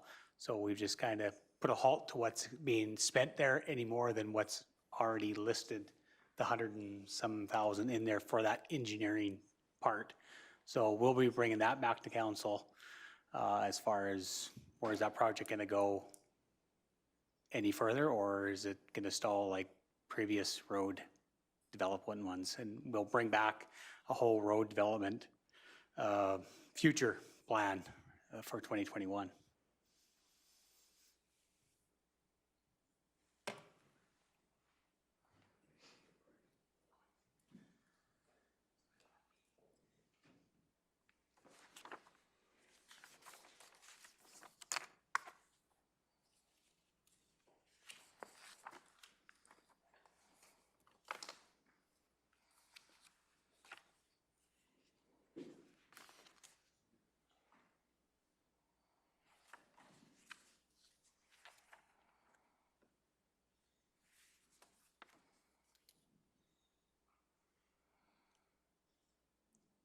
Councillor Penner. Another question, and this probably goes back to Brad too. On the previously reported, there was 86,000 unfavorable with water sales related to the transportation department. And we did have a very wet spring, but So the water. I'll pray again. Through the Reeve, Councillor Penner, the water sales through transportation is the water access agreement we have with Artis Exploration. So that is for water from our Thornton pit. Previous years, we've sold a substantial amount of water for the frack business. This year, as the COVID came in and fracking came to a halt, we haven't sold hardly any water. So But the future does look a little brighter next year. So, but we are enhancing the fish habitat. that correct? Yes, correct.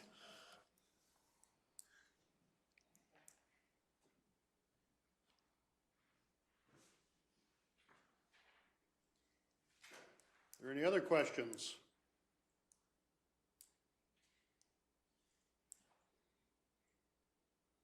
Must be just trying to take it easy on you, Marika. I appreciate it. Hammer her, hammer her. You, you need a rear view mirror there.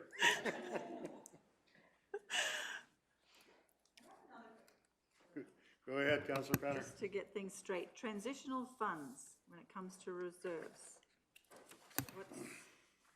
Explain that to me, please, Mika. Through the Reeve, Councillor Penner, those have to do with projects that were approved in prior years. So anything that was existing at year end last year was put into the transitional reserve. So those projects that were from prior years are funded that way.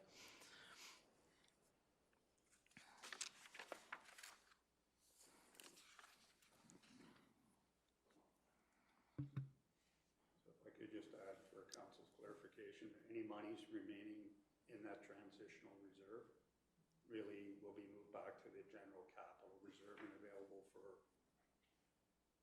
future projects. So it's basically savings that resulted from projects that were carried forward from prior years.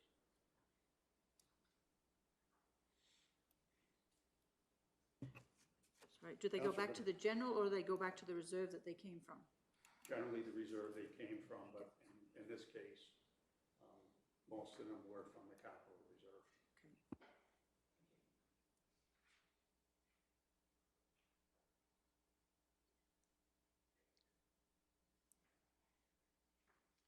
Councillor Christie. The Wimborne reclamation is still, it's like watching paint dry. It's still moving ahead and just waiting for approvals and stuff, or where's it at? Get a chair here soon. Through the Reeve, Councillor Christie, yeah, so we just did another borehole testing further south of the, so we've got those results. We're just waiting for a report back from the engineer again, what we have left. So I think I reported just the other day, we haven't brought it back to council, but probably likely additional $100,000 left of work there for the future, so.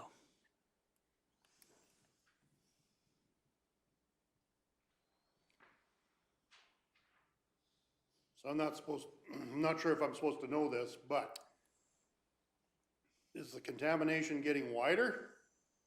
Or is it? Because I heard someplace along the road, you keep testing, you're gonna find more stuff. Reeve Woodstock, so they keep on looking farther south, so they start eliminating that. They've got their test wells in, so we go farther to the south where it looks like until they can delineate that issue and get to a clean hole. So yes, they've gone farther south, down along the road through private properties where there's still some contamination. Now, how deep that contamination, that's my question to them, and what that cost may look like versus purchasing more land, so. Okay. So I tell my people, slow down the testing. I think I'm gonna get caught for plagiarization here soon. I'll shut up.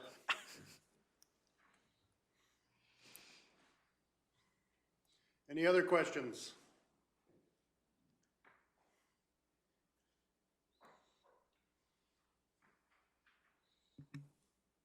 Councillor King. If there are no other questions, then I would make the motion that we receive the quarterly financial reporting for the period ending September 30th for information and with our thanks. Thank you. Thank you. All righty, we have a motion to accept for information. Is there any discussion prior to the question being called? Call the question. All those in favor? And that is carried unanimously. Thanks, Marika. Thank you. Okay, our next agenda item, 8.1, Policy 1-29-3. Clubroot, welcome back, Mr. Closen. Hello. Thank you, Mr. Reeve and Council. So this was brought forward as our regular policy review, and Council saw it a couple weeks ago, and there was some information requested after that meeting, so I've brought that forward to discuss with you. So based on, I asked a lot of my colleagues across the province if they've dealt with having this in a policy or looking at those different aspects and how they've gone about doing it. And a lot of them have just said after the notice expires, they go out and reassess those properties and test for clubroot if there's symptoms or something shows up, and then reissue a notice if it tests. And then there was one in particular, they had gone the direction we were discussing in possibly looking at making these measures like in perpetuity for rotation, and also designating what that they have to use a resistant variety. And it was appealed, and it actually went all the way to the province, and the Solicitor General then reviewed it and said that actually you can't have that in there. You can only put in measures for the length of your notice period, and after that they cease. You can put in your policy strong wording, which like strongly recommend after the notice period ends that you continue with a proper rotation of whatever, which I put into the policy after learning this information. So that was kind of where that went and what the information found. So I have put that wording into the policy, and you can see that in section 6 was kind of where the discussion was mostly around. So I've added those that wording and the kind of sentence recommending that they use a better rotation after that. But with our current procedures, once a notice ends, and very similar to how we do our weed inspections and stuff, those properties are always on our like follow-up list, and we always check up on them and stuff, so they'll be continually monitored, and so that we can always follow up, because we know that clubroot specifically, it has like, there's some tests out there that show it's still around after 24 or 26 years. Though the majority is around that 20-year. So it's not going to go away after 4 years. So they will be monitored after that. But is there any questions on kind of what we were able to find out there, or does that answer kind of? I know it's not quite what we're hoping for, but. Councillor King. I think a lot of the push behind the question was from me, and so, yeah, that does give me the information that really it's not easily done or going to be easy to do. So I see the changes you've made, and I think we could live with those. And so, yeah, that does answer the question I raised, so thank you. Thank you. Are there any other questions for Bowen from council?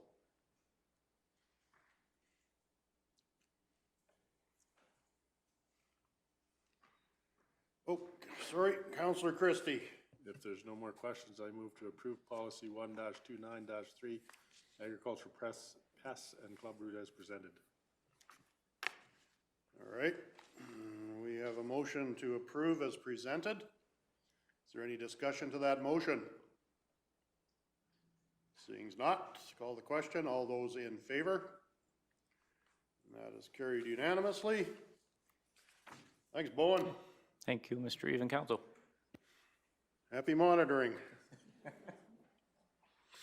Okay, our next agenda item will be community grants, 9.1 community grants. Mr. Hogan.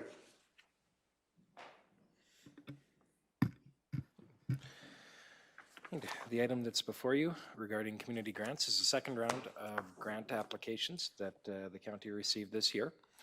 From the discussion stemming from the previous Committee of the Whole meeting, the Committee of the Whole is recommending that Council approve 2 grants, one to the Three Hills Figure Skating Club and one to the Huxley Community Association. The other grants that were discussed were not recommended for approval for various reasons. And right now there is more than enough funding within this budget line item to fund these 2 grant applications. Okay, thank you. What are council's wishes? Deputy Reeve McGee.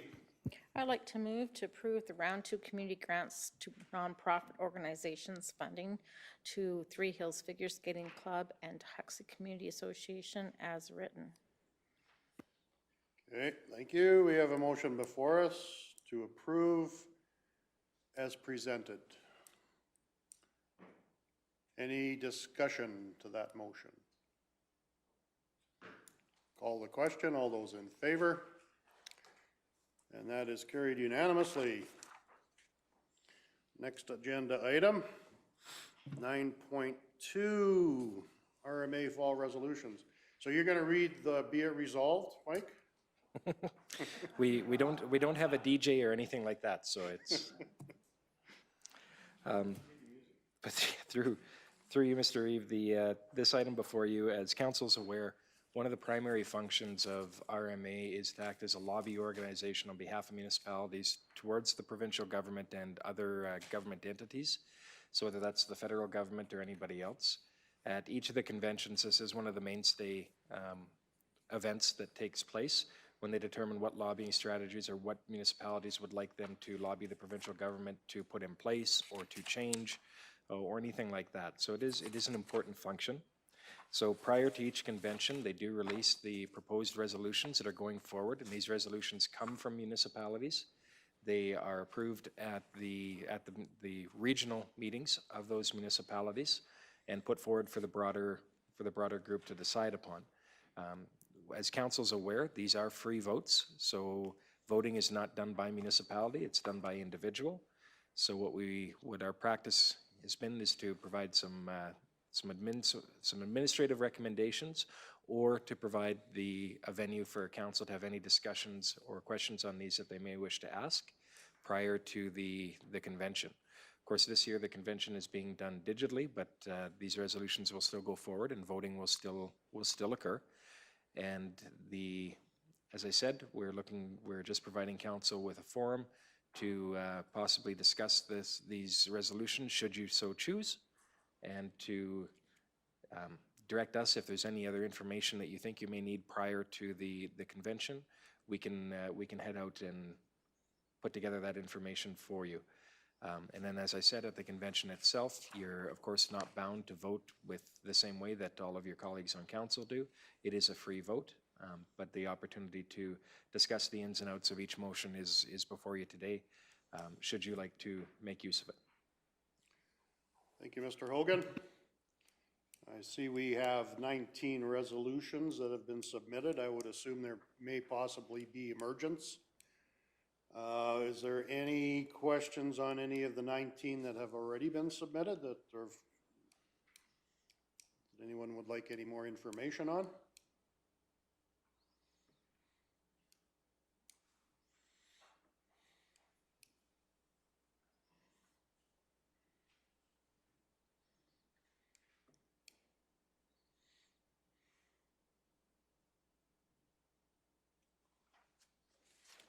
See, a few of these have got to do with reversing some provincial decisions, which, good luck, I guess. Yeah. Through you, Mr. Reeve, as you know, as we go through here, there's really none that administratively we'd recommend that you don't support. And that is the general pattern when we go through these. Some of them will obviously have far less impact on ourselves than on other municipalities. But at the end of the day, there's nothing here that raises too big a red flag for that we see in our world. Some of them will have very little impact for us, but supporting them would be supportive of other municipalities in the province.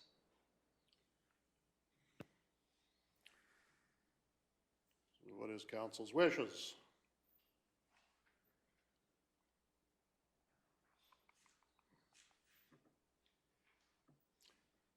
Councillor King. I guess I have no questions, and I'm assuming since none are coming forward that we're prepared to receive these, so I would make the motion that we receive for information the 2020 Rural Municipalities of Alberta Fall Resolution Listing. Okay, thank you. We have a motion before us to receive for information. Any discussion to that? Seeing as not, call the question. All those in favor? And that's carried unanimously. 9.3, 2021 Kneehill Regional FCSS Budget and Allocations. Mr. Hogan. Yeah, as is practice from past years, administration has received the proposed 2021 Kneehill Regional FCSS budget and allocations. We have this in front of you for your information and your support should you choose to give it. If you choose not to support this particular budget, we would convey that to FCSS, and that would be a discussion that their board would have as to what to do with that.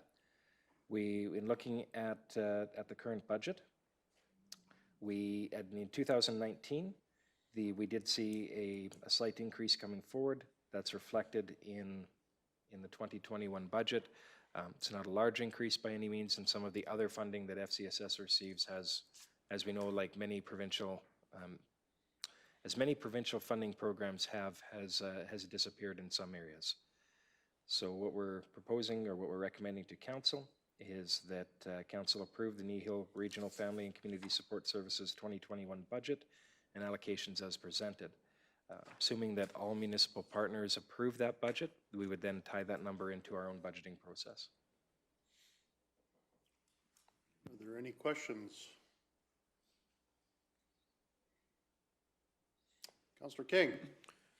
Not so much a question, but a comment. I know that our staff has worked hard and the board worked hard to put together the budget.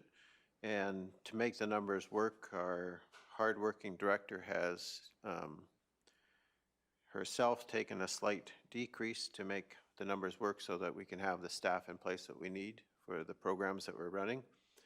And we are endeavoring to do our absolute best with the dollars you entrust to us. So certainly would appreciate approval of this request.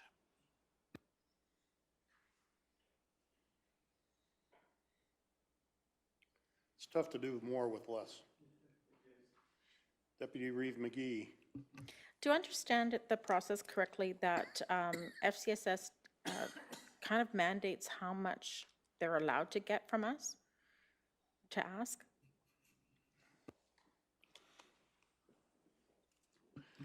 Clarify you mean mandate. I understood at the time of the announcement, and this is just me not maybe reading the announcement properly, back when they cut funding to FCSS, they gave them a figure of how much can come from local government contribution to their programs. Is there any cap put on outside of your board? I don't believe there is a cap from a provincial point of view, what we could request locally. However, there is probably a tolerance level for what might be reasonable to request. I think it was in 2019, the board passed a motion that said we would try to stay, in terms of requisitioning, up with cost of living. And so rather than wait 4 or 5 years and then make a huge request, we are nibbling away at the cheese a little bite at a time each year. So we try to keep in mind that everybody's budget's tight, and we try to work within our limitations. If the provincial government, in their wisdom, chooses to reduce the grant funding to FCSS, it'll put greater pressure on where we're going in the future. And if we maintain the programs we currently have, we'd probably have to have a bigger ask from municipalities locally than what we currently have. Thank you.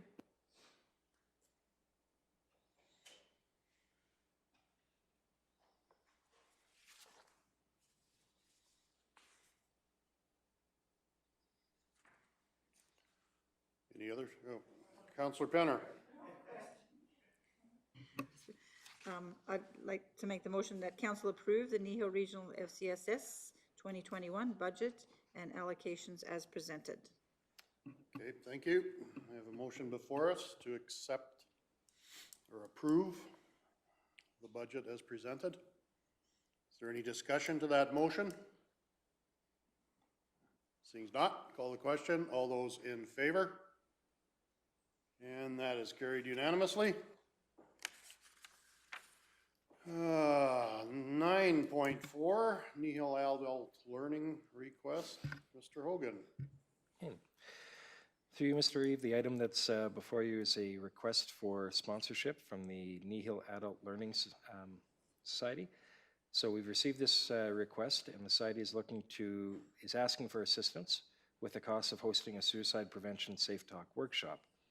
So in the request, they mentioned that it's been challenging for the current times, given the depression in the economy, given COVID, all that stuff, that there's a lot of mental health concern out there, and times are challenging for a great number of people.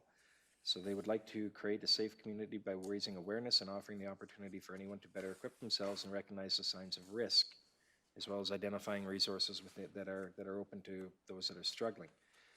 To aid with this, they're making a request that Kneehill County sponsor the event in the amount of $2,600. That amount, should council choose to provide that sponsorship, you do have room within the recreation, community arts, and cultural events in that budget line. Any questions? Mr. Reeve, I guess I would have one. Is it my understanding then that we are sponsoring the entire cost of the event and Three Hills is providing a facility for it to be held? Is that correct, that assumption? We don't have the full program breakdown, but that is our understanding.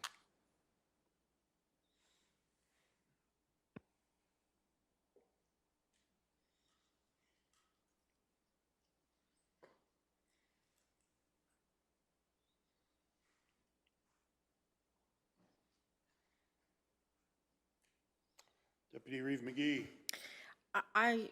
I'm not sure. Help me out, everyone. I don't think we have enough information to make a good decision here. I'd like to know what their budget is, how they came to that number, and who else is involved in this process. How is this happening? Just to be sure that this is suicide prevention safe talk workshop is done through the right sources as well. So I would just like to see more information on the project. So I would move that we table this and request administration to gather more information. Is table the correct word? Excuse me. Bring back. Bring back with more information.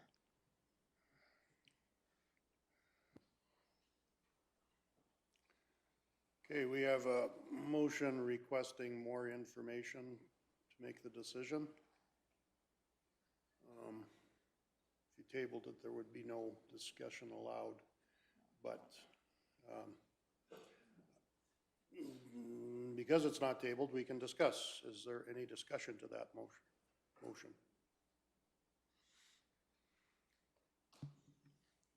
Councillor King. Other than to say I think I would support that very strongly, like I feel like we don't have a lot of information here, and I wouldn't mind having more background than what we have, so thank you for doing that.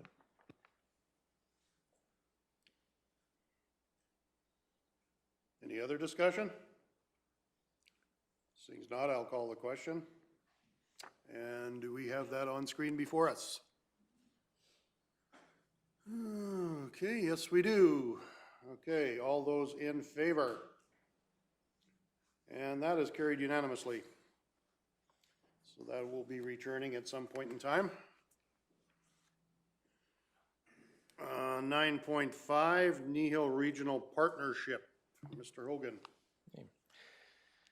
This item before you is also a continuation of past discussions that council has had. This is the proposed terms or the proposed protocols for the Kneehill Regional Partnership. As talked about in the organizational meeting, you appointed members to the current Kneehill Regional Partnership. This protocol would replace that protocol. Of course, this doesn't require just the counties to sign on. This would be an agreement between all of the regional partners. So that would be ourselves, the 2 towns and the 3 villages that are enclaved within our borders. So this is the attached protocols. The final editing has not been done in terms of putting on a cover page and putting the logos in and that sort of work. So really what we're just doing is looking at the text and making sure from the county's perspective that we are happy with it or that we can live with it. And from there, if it's approved by all the other parties, we would do the final editing and sign off on the document, and the new partnership would begin its operations. So at this point, as council has discussed the terms of reference in the past, we did take the council's feedback to the steering committee. The committee discussed the input from all of the member municipalities, and there were a couple slight changes from when council has seen this last. We have outlined those in the RFD. One of them that is probably the major one is specifying that any of the existing subcommittees or agencies of the Kneehill Regional Partnership as it exists now would continue to be subservient to the new Kneehill Regional Partnership that is created. So that is one of those items. The rest, in terms of a lot of it, is really just minor grammatical or making sure that we have the right word in the right place. There was discussion in this around the per capita fee. The majority of members at the steering committee opted to leave it as it was. And the addition that you see in there is simply clarifying when that payment would start, but essentially that was left. If there are other specific questions about the terms of reference, by all means, administration can answer those.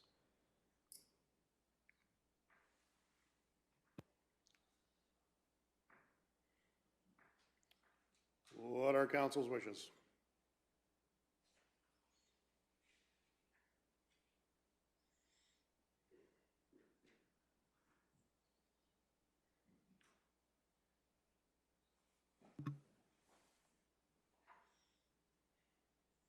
Deputy Reeve McGee. I'd like to move that council authorize the Reeve and Chief Administrator Officer to sign the October 15th, 2020 Kneehill Regional Partnership Protocol once a final editing has been completed. Okay, thank you. We have a motion before us. Authorized signatures. Is there any discussion to that motion? Seems not. Call the question. All those in favor? That is carried unanimously. One more motion. Councilor King. The first question to be asked would, are current appointees to the existing partnership be willing to serve in this new partnership model? I would love to. Yes, I would, as an alternate, yep. So, based on that information, then I would make the motion that council appoint Deputy Reeve McGee as the primary for Kneehill Regional Partnership and appoint Councillor Christie as the alternate for the Kneehill Regional Partnership. Okay, thank you. We have a motion to appoint members to the Kneehill Regional Partnership. Is there any discussion prior to the question? Seeing as not, I'll call the question. All those in favor? That is carried unanimously. Oh, 9.6, letter of support, Mr. Hogan. Through you, Mr. Reeve, the proposed, the item before you is for a proposed letter of support policy. So what happens from time to time in the county office is we have groups come forward to us looking for letters of support for various recognitions, or they're applying for grants with different entities, whether that be the province or other agencies that put out, or groups that put out grants, and they require a letter of support from different individuals. So we get these, and generally there's two things that occur. One is ideally, as it stands now, we'd bring these to council for your consideration and to provide direction to us. What often happens realistically is that we get the request and we're said, oh, and we need this in 2 days. And of course, we don't have a council meeting, and we don't think it's practical to call a special council meeting to deal with a number of these requests. So the solution that we came up with was to propose a policy that would allow council to establish some guidelines wherein which administration could just provide the letter of support, so long as it fell within those particular guidelines. If it didn't, we wouldn't be able to provide it, and we would bring it back to council for your consideration and approval. If bringing it back to council meant that it fell outside the deadlines, then that's what it means. But otherwise, if it's within the parameters that are set by council's policy, we would just deal with it administratively, and then follow up to that would be providing a copy of the letter for council so that you had it for your information and knew that that had gone out. The policy itself is relatively straightforward in terms of setting out what they need to submit to us in order to have us provide a letter of support. And the parameters within which that we would provide that would be if the request is from a local nonprofit and or recognized community association, if the project is of direct general benefit to the overall community, and the request contains no commitment for funding or resources from the county. So those are what I'd suggest within the policy if council wants to discuss it, or if you're going to entertain putting this into place. Those are the parameters within which administratively we would just take care of the letter of support. We have in the past had businesses come to us for a letter of support because they were applying for different government grants. Due to timelines and that, council will recall I did issue one of those and then indicate to council we'd want to bring this policy back because it was a gray area, and we did that to a deadline. Under these parameters, if a business came to us for that, we would not administratively submit that letter of support. That would come back to you guys for a decision, which means we might not be able to meet their timelines if they're in short. Those are the types of parameters or discussions that I'd recommend if council is going to entertain a policy like this, that you'll want to clarify, because essentially going forward, if anything falls within those guidelines, I'm just going to take care of it and let you guys know that we did it for information. And so the parameters set out what you're comfortable with me handling administratively. Thanks, Mike. Comments, concerns, discussion?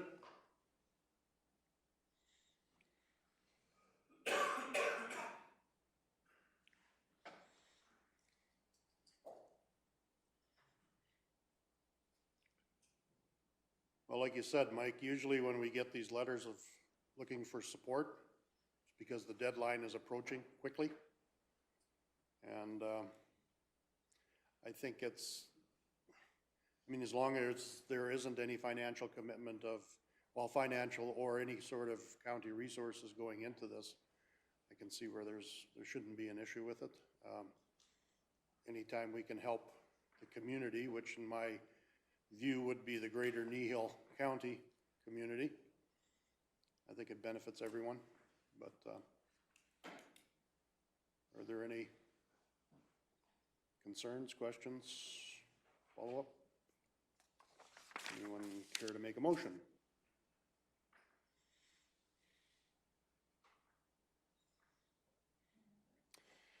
Councillor Penner. I'll make that motion that council approve policy 11-2 for the letter of support as presented. Okay, we have a motion before us to approve policy 11-2 as presented. Is there any discussion to that motion prior to the question? Seeing not, all those in favor? And that is carried unanimously. Oh, 9.7, assessment model review outcomes. Mr. Hogan. Thank you, Mr. Reeve. Through you to council. The item before you is an update on the outcomes of the assessment model review. At least I should say the current outcomes of the assessment model review. There's more outcome to come, and that in some parts of the review, the province indicated that it would be on a pause for 3 years, so basically until after the next provincial election. For other parts of it, they have given us some definitive outcomes.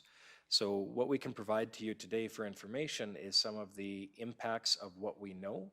However, we won't know some of the continuing impacts that spread out over the coming years, or what the final outcome of the overall process is going to be. It's going to sound weird when I go through the information and say it's sort of a good news story, because from a revenue perspective, it definitely isn't. But it sort of is in terms of what we're seeing here is not as damaging as the 4 scenarios that were unleashed prior to this. It's still not good, but it's not as bad as those scenarios might have been. So as we go through, the number of outcomes that, the main ones that came out of this, as I mentioned, the comprehensive review will be postponed for 3 years. So that, again, it doesn't mean that this issue is done. It doesn't mean that it isn't coming back. In 3 years, they're going to have another go at this, and what comes out of that is anyone's guess. In large part, it will depend on who the players in the provincial government are, who the government, which party is even making up the government at that point if this goes forward, and a number of other factors that tie into this. New pipelines and wells will have a 3-year tax holiday after being built. This will apply to builds in 2021, and the holiday will be through 22 to 24 inclusive. So what this means is that any new well that's drilled or pipeline that's constructed in the upcoming year will not be subject to paying property taxes until we're into 2025. So this is a special benefit that the oil and gas industry is being given by the provincial government. As we know, if you built a house next year, you're going to start paying taxes on it next year. So that is a holiday that is being extended to industry by the provincial government. We're unable to tell you exactly what this will cost us because it's fully dependent on what gets built.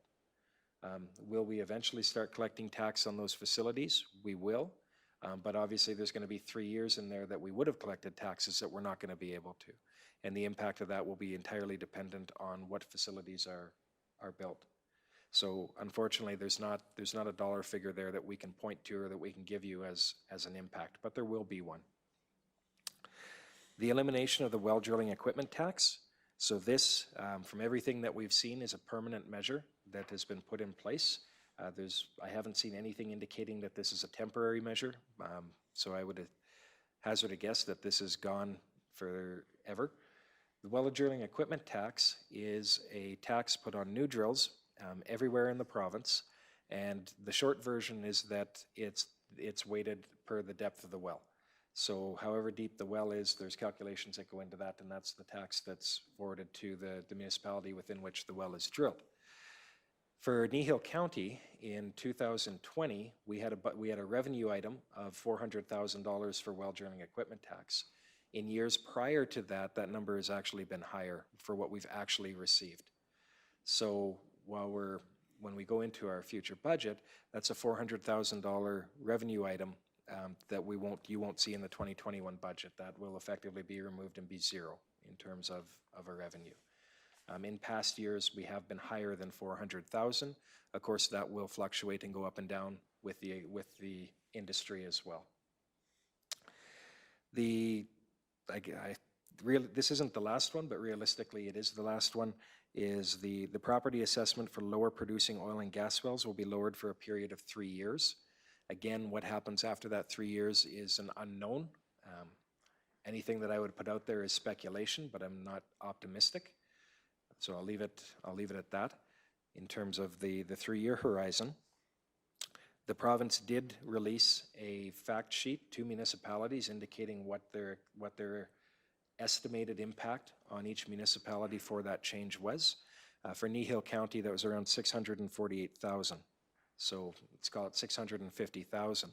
So when we combine that with the well drilling equipment tax, then the immediate impact looks like a revenue loss of just over $1 million.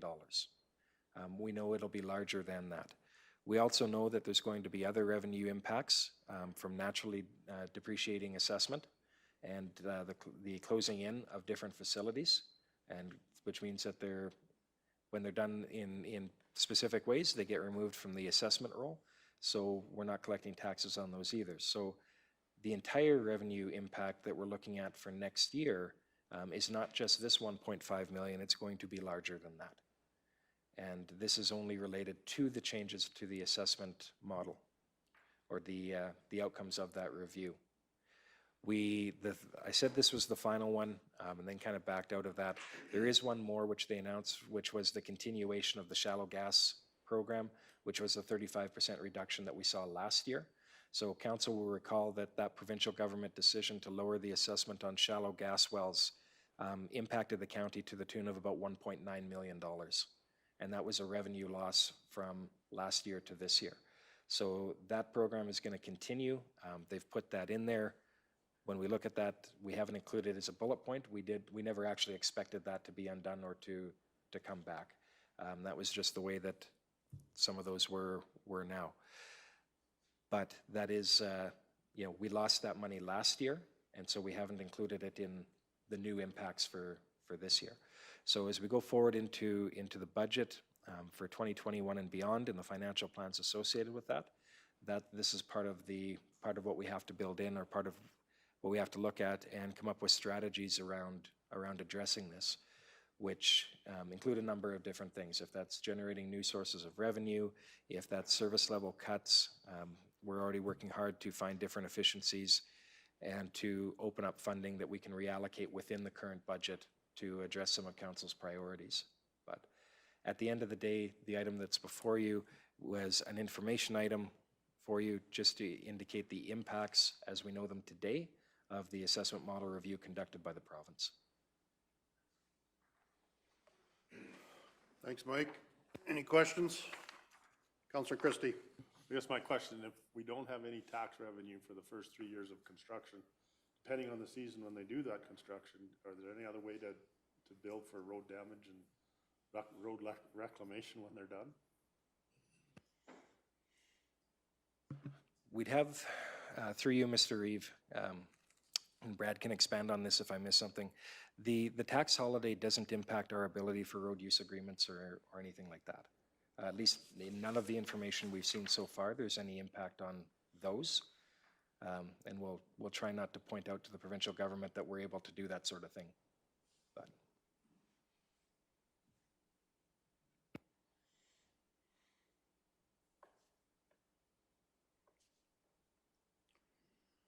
Well, seeing as how we're coming close to the end of October, it'll be interesting to see what the tax collection process will look like, because no place in any of these policies or directives did the government tell anybody they had to pay their taxes. And through you again, Mr. Reeve, that's probably been, well, I said there was some good news here. That has probably been one of the, call it the saddest or the most frustrating elements of this, is that even though none of the other scenarios, even though none of the original 4 scenarios were adopted, which would have been a more benefit to industry than this, everything that was taken in this was taken from municipalities.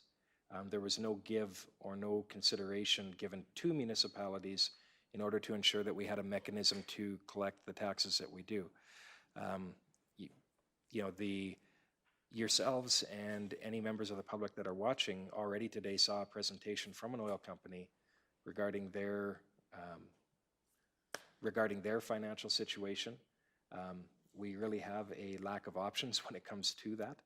We do have, you have seen in the past, well, I say in the past, again at this meeting, you saw a massive write-off of industry taxes that we were simply unable to collect. The ones that you saw today, we at least have we have an understanding of. If the company is bankrupt and no longer existing, the money's not there to pay the taxes. Everyone understands this.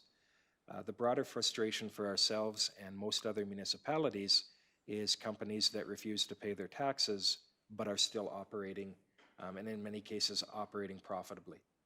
And we're more fortunate than some other municipalities that are facing that. But there are players within industry, and we saw this at the press conference where these outcomes were announced, that are thumbing their noses up at municipalities saying, well, they'll pay if they feel like it. Residents don't have that opportunity. Farms don't have that opportunity. Any of our other businesses don't have that opportunity. So the fact that there was not some sort of hammer given to municipalities to ensure that even these reduced taxes could be collected is a great frustration to municipalities across the province.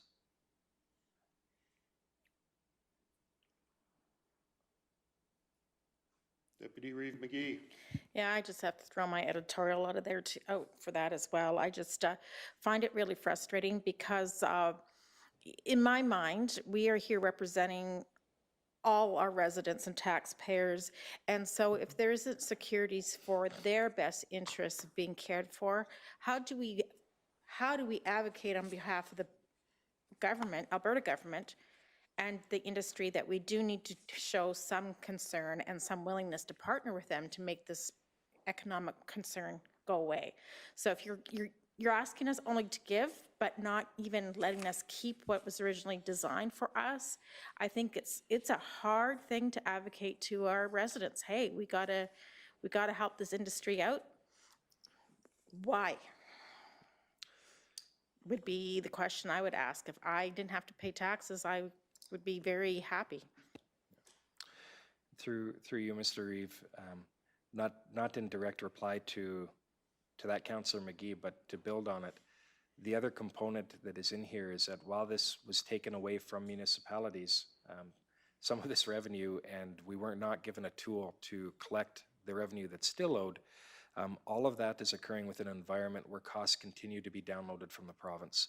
So you saw in the RMA resolutions that were on the agenda earlier, Council's well aware of the policing costs that the province has downloaded to us. We started out in around that $160,000 mark. By 2024, we're going to be paying just under $500,000 for policing. That's new costs that have been downloaded from the province. And so those, at the same time, on one side, the province is taking away revenue opportunities. They're also downloading expenses and costs on the other side. And that's a pinch for our ratepayers.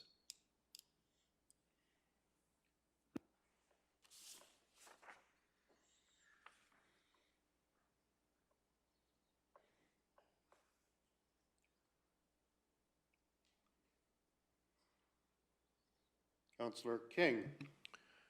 I guess we don't have to like it, but I do appreciate the information and the impact assessment that staff has done, and the fact that you brought that forward to us. So I guess I would make the motion then that we accept the report on the assessment model review for information as it has been presented. Thank you. We have a motion before us to accept as presented.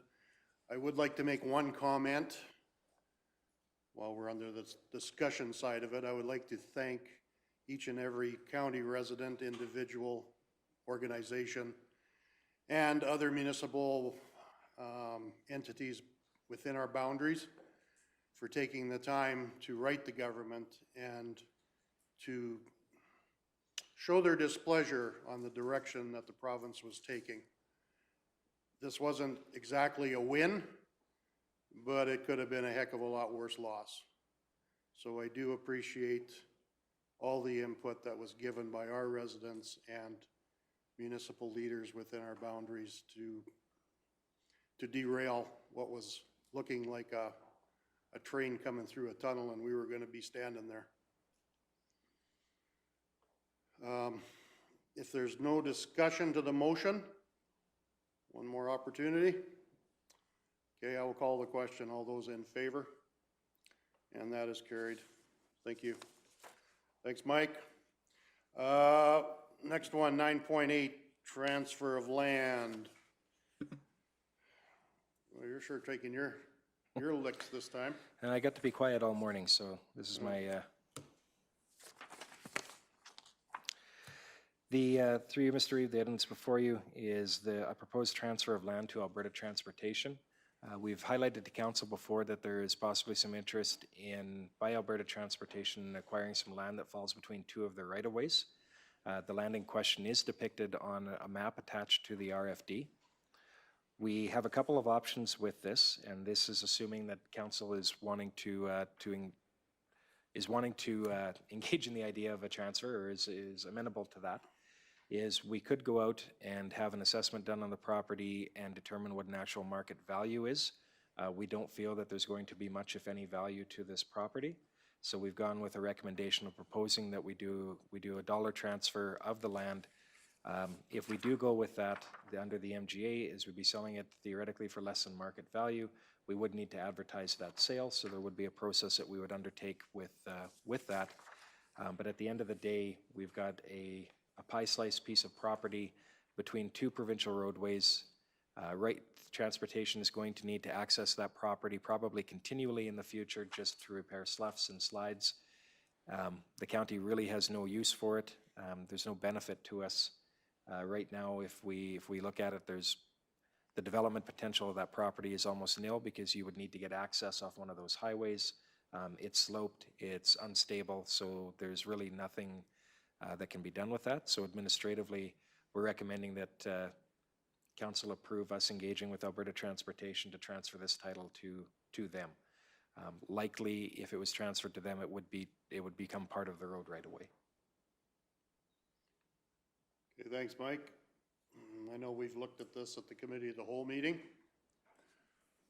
but is there any other questions that are come to anybody's mind since then?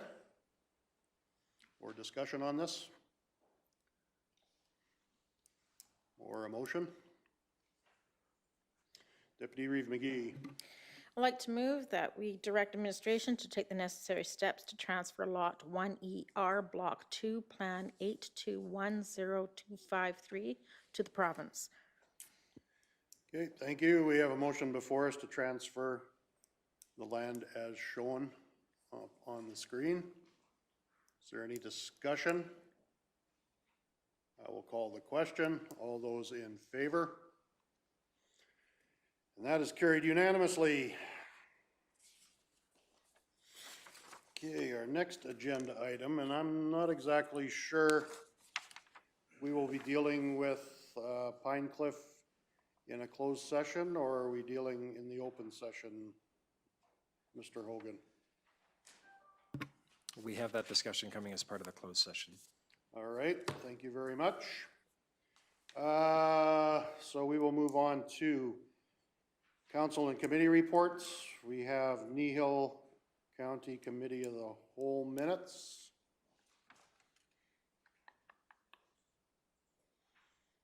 And if there is nothing there, the addition to the agenda was for Councillor Christie to follow up with some community futures information.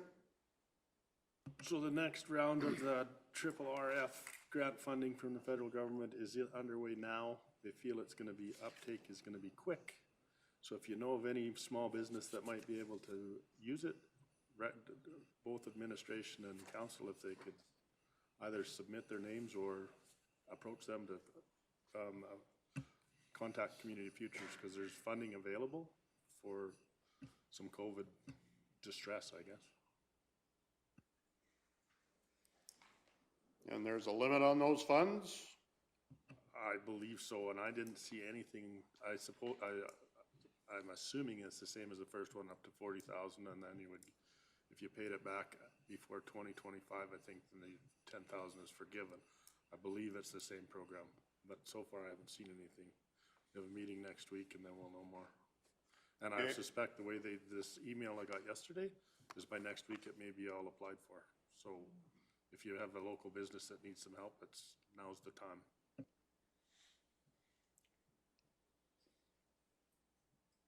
Any questions?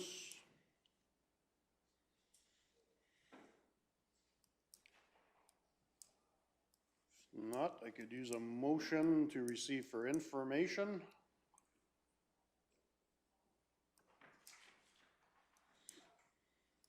Councillor Hugo.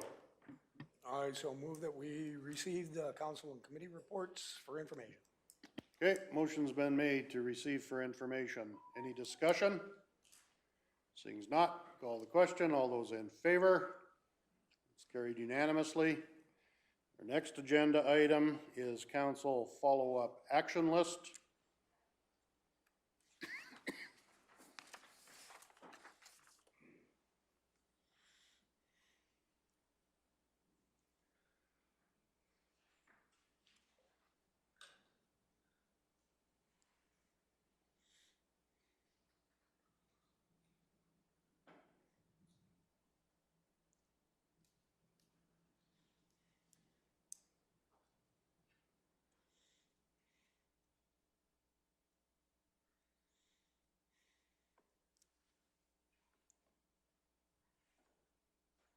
Mr. Reeve, I'd make the motion to receive the follow-up action list as presented for information.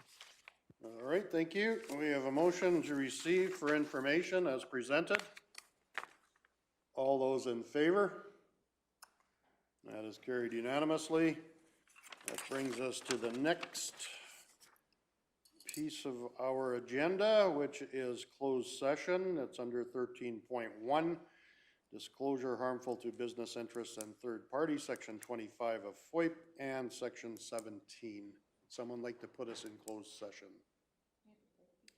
Okay, we will have a break before we go into closed session.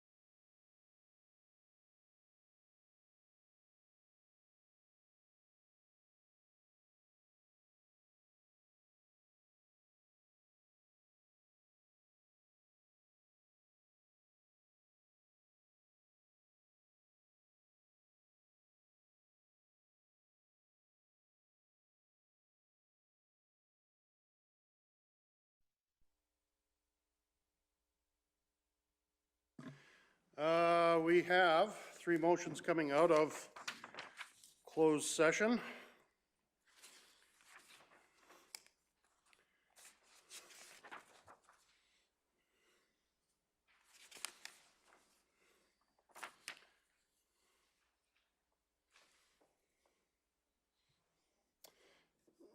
Councillor Penner. I make the motion that council approve a tax agreement with Course Energy Corp. For payment of the 2020 taxes in 4 payments, October to January, with no penalties to be assessed. Okay, thank you. We have a motion before us. Is there any discussion to that motion?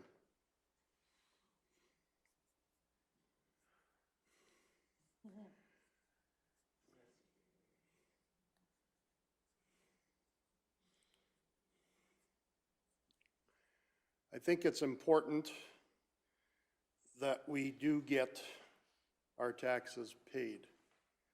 But that being said, it would be highly disadvantageous for us to put a company in a position where they're no longer able to do business in the county. And as much as we don't like doing this kind of stuff, we do see the need to make that happen, because there is a lot of investment that comes into this county, a lot of people employed by some of these oil and gas companies, and to make them insolvent would do us a whole lot more damage, and a whole lot of damage to our residents who actually work for these companies and who provide services to these companies. So, as much as it's one of the things that we are doing, I think it's one of the things that we have to do to keep the county, keep these companies, and keep our residents and our businesses in the county going ahead. So, if there is no other discussion, I will call the question. All those in favor? And that is carried unanimously.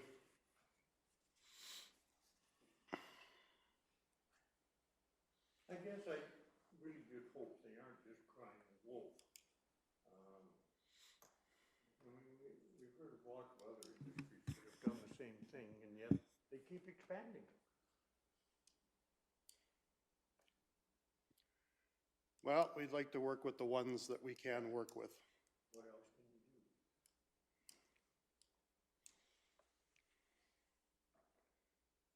do? Councillor King.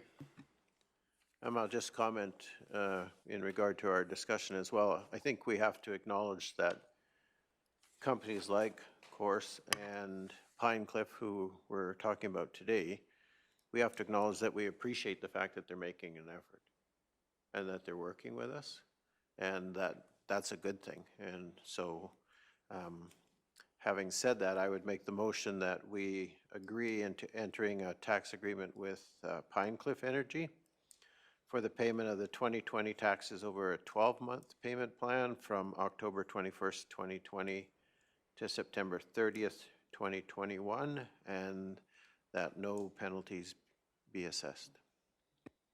Okay, thank you. We have a motion before us to enter into a tax agreement with Pine Cliff. Is there any discussion to that motion? Deputy Reeve McGee. I have to agree with you, Councillor King.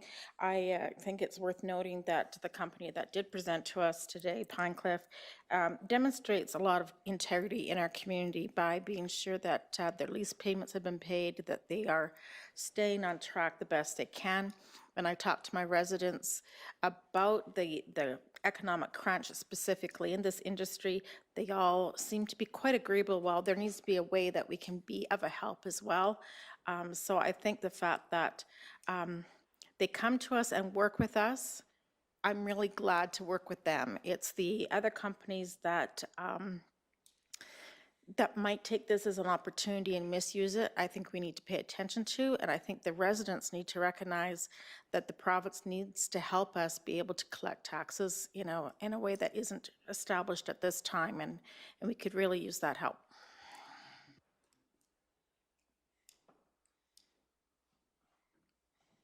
Okay, so we do have a motion before us. Any more discussion to that motion? Seeing not, call the question. All those in favor? That is carried unanimously. Thank you. And we have one more coming out of closed session. Deputy Reeve McGee. I move that we authorize the CEO to sign the October 27th Memorandum of Understanding. Okay, is there any discussion to the motion? Seeing not, we'll call the question. All those in favor? That is carried unanimously. That brings us to the end of our agenda for October the 27th. So I will adjourn at 3:39. Thank you, everyone.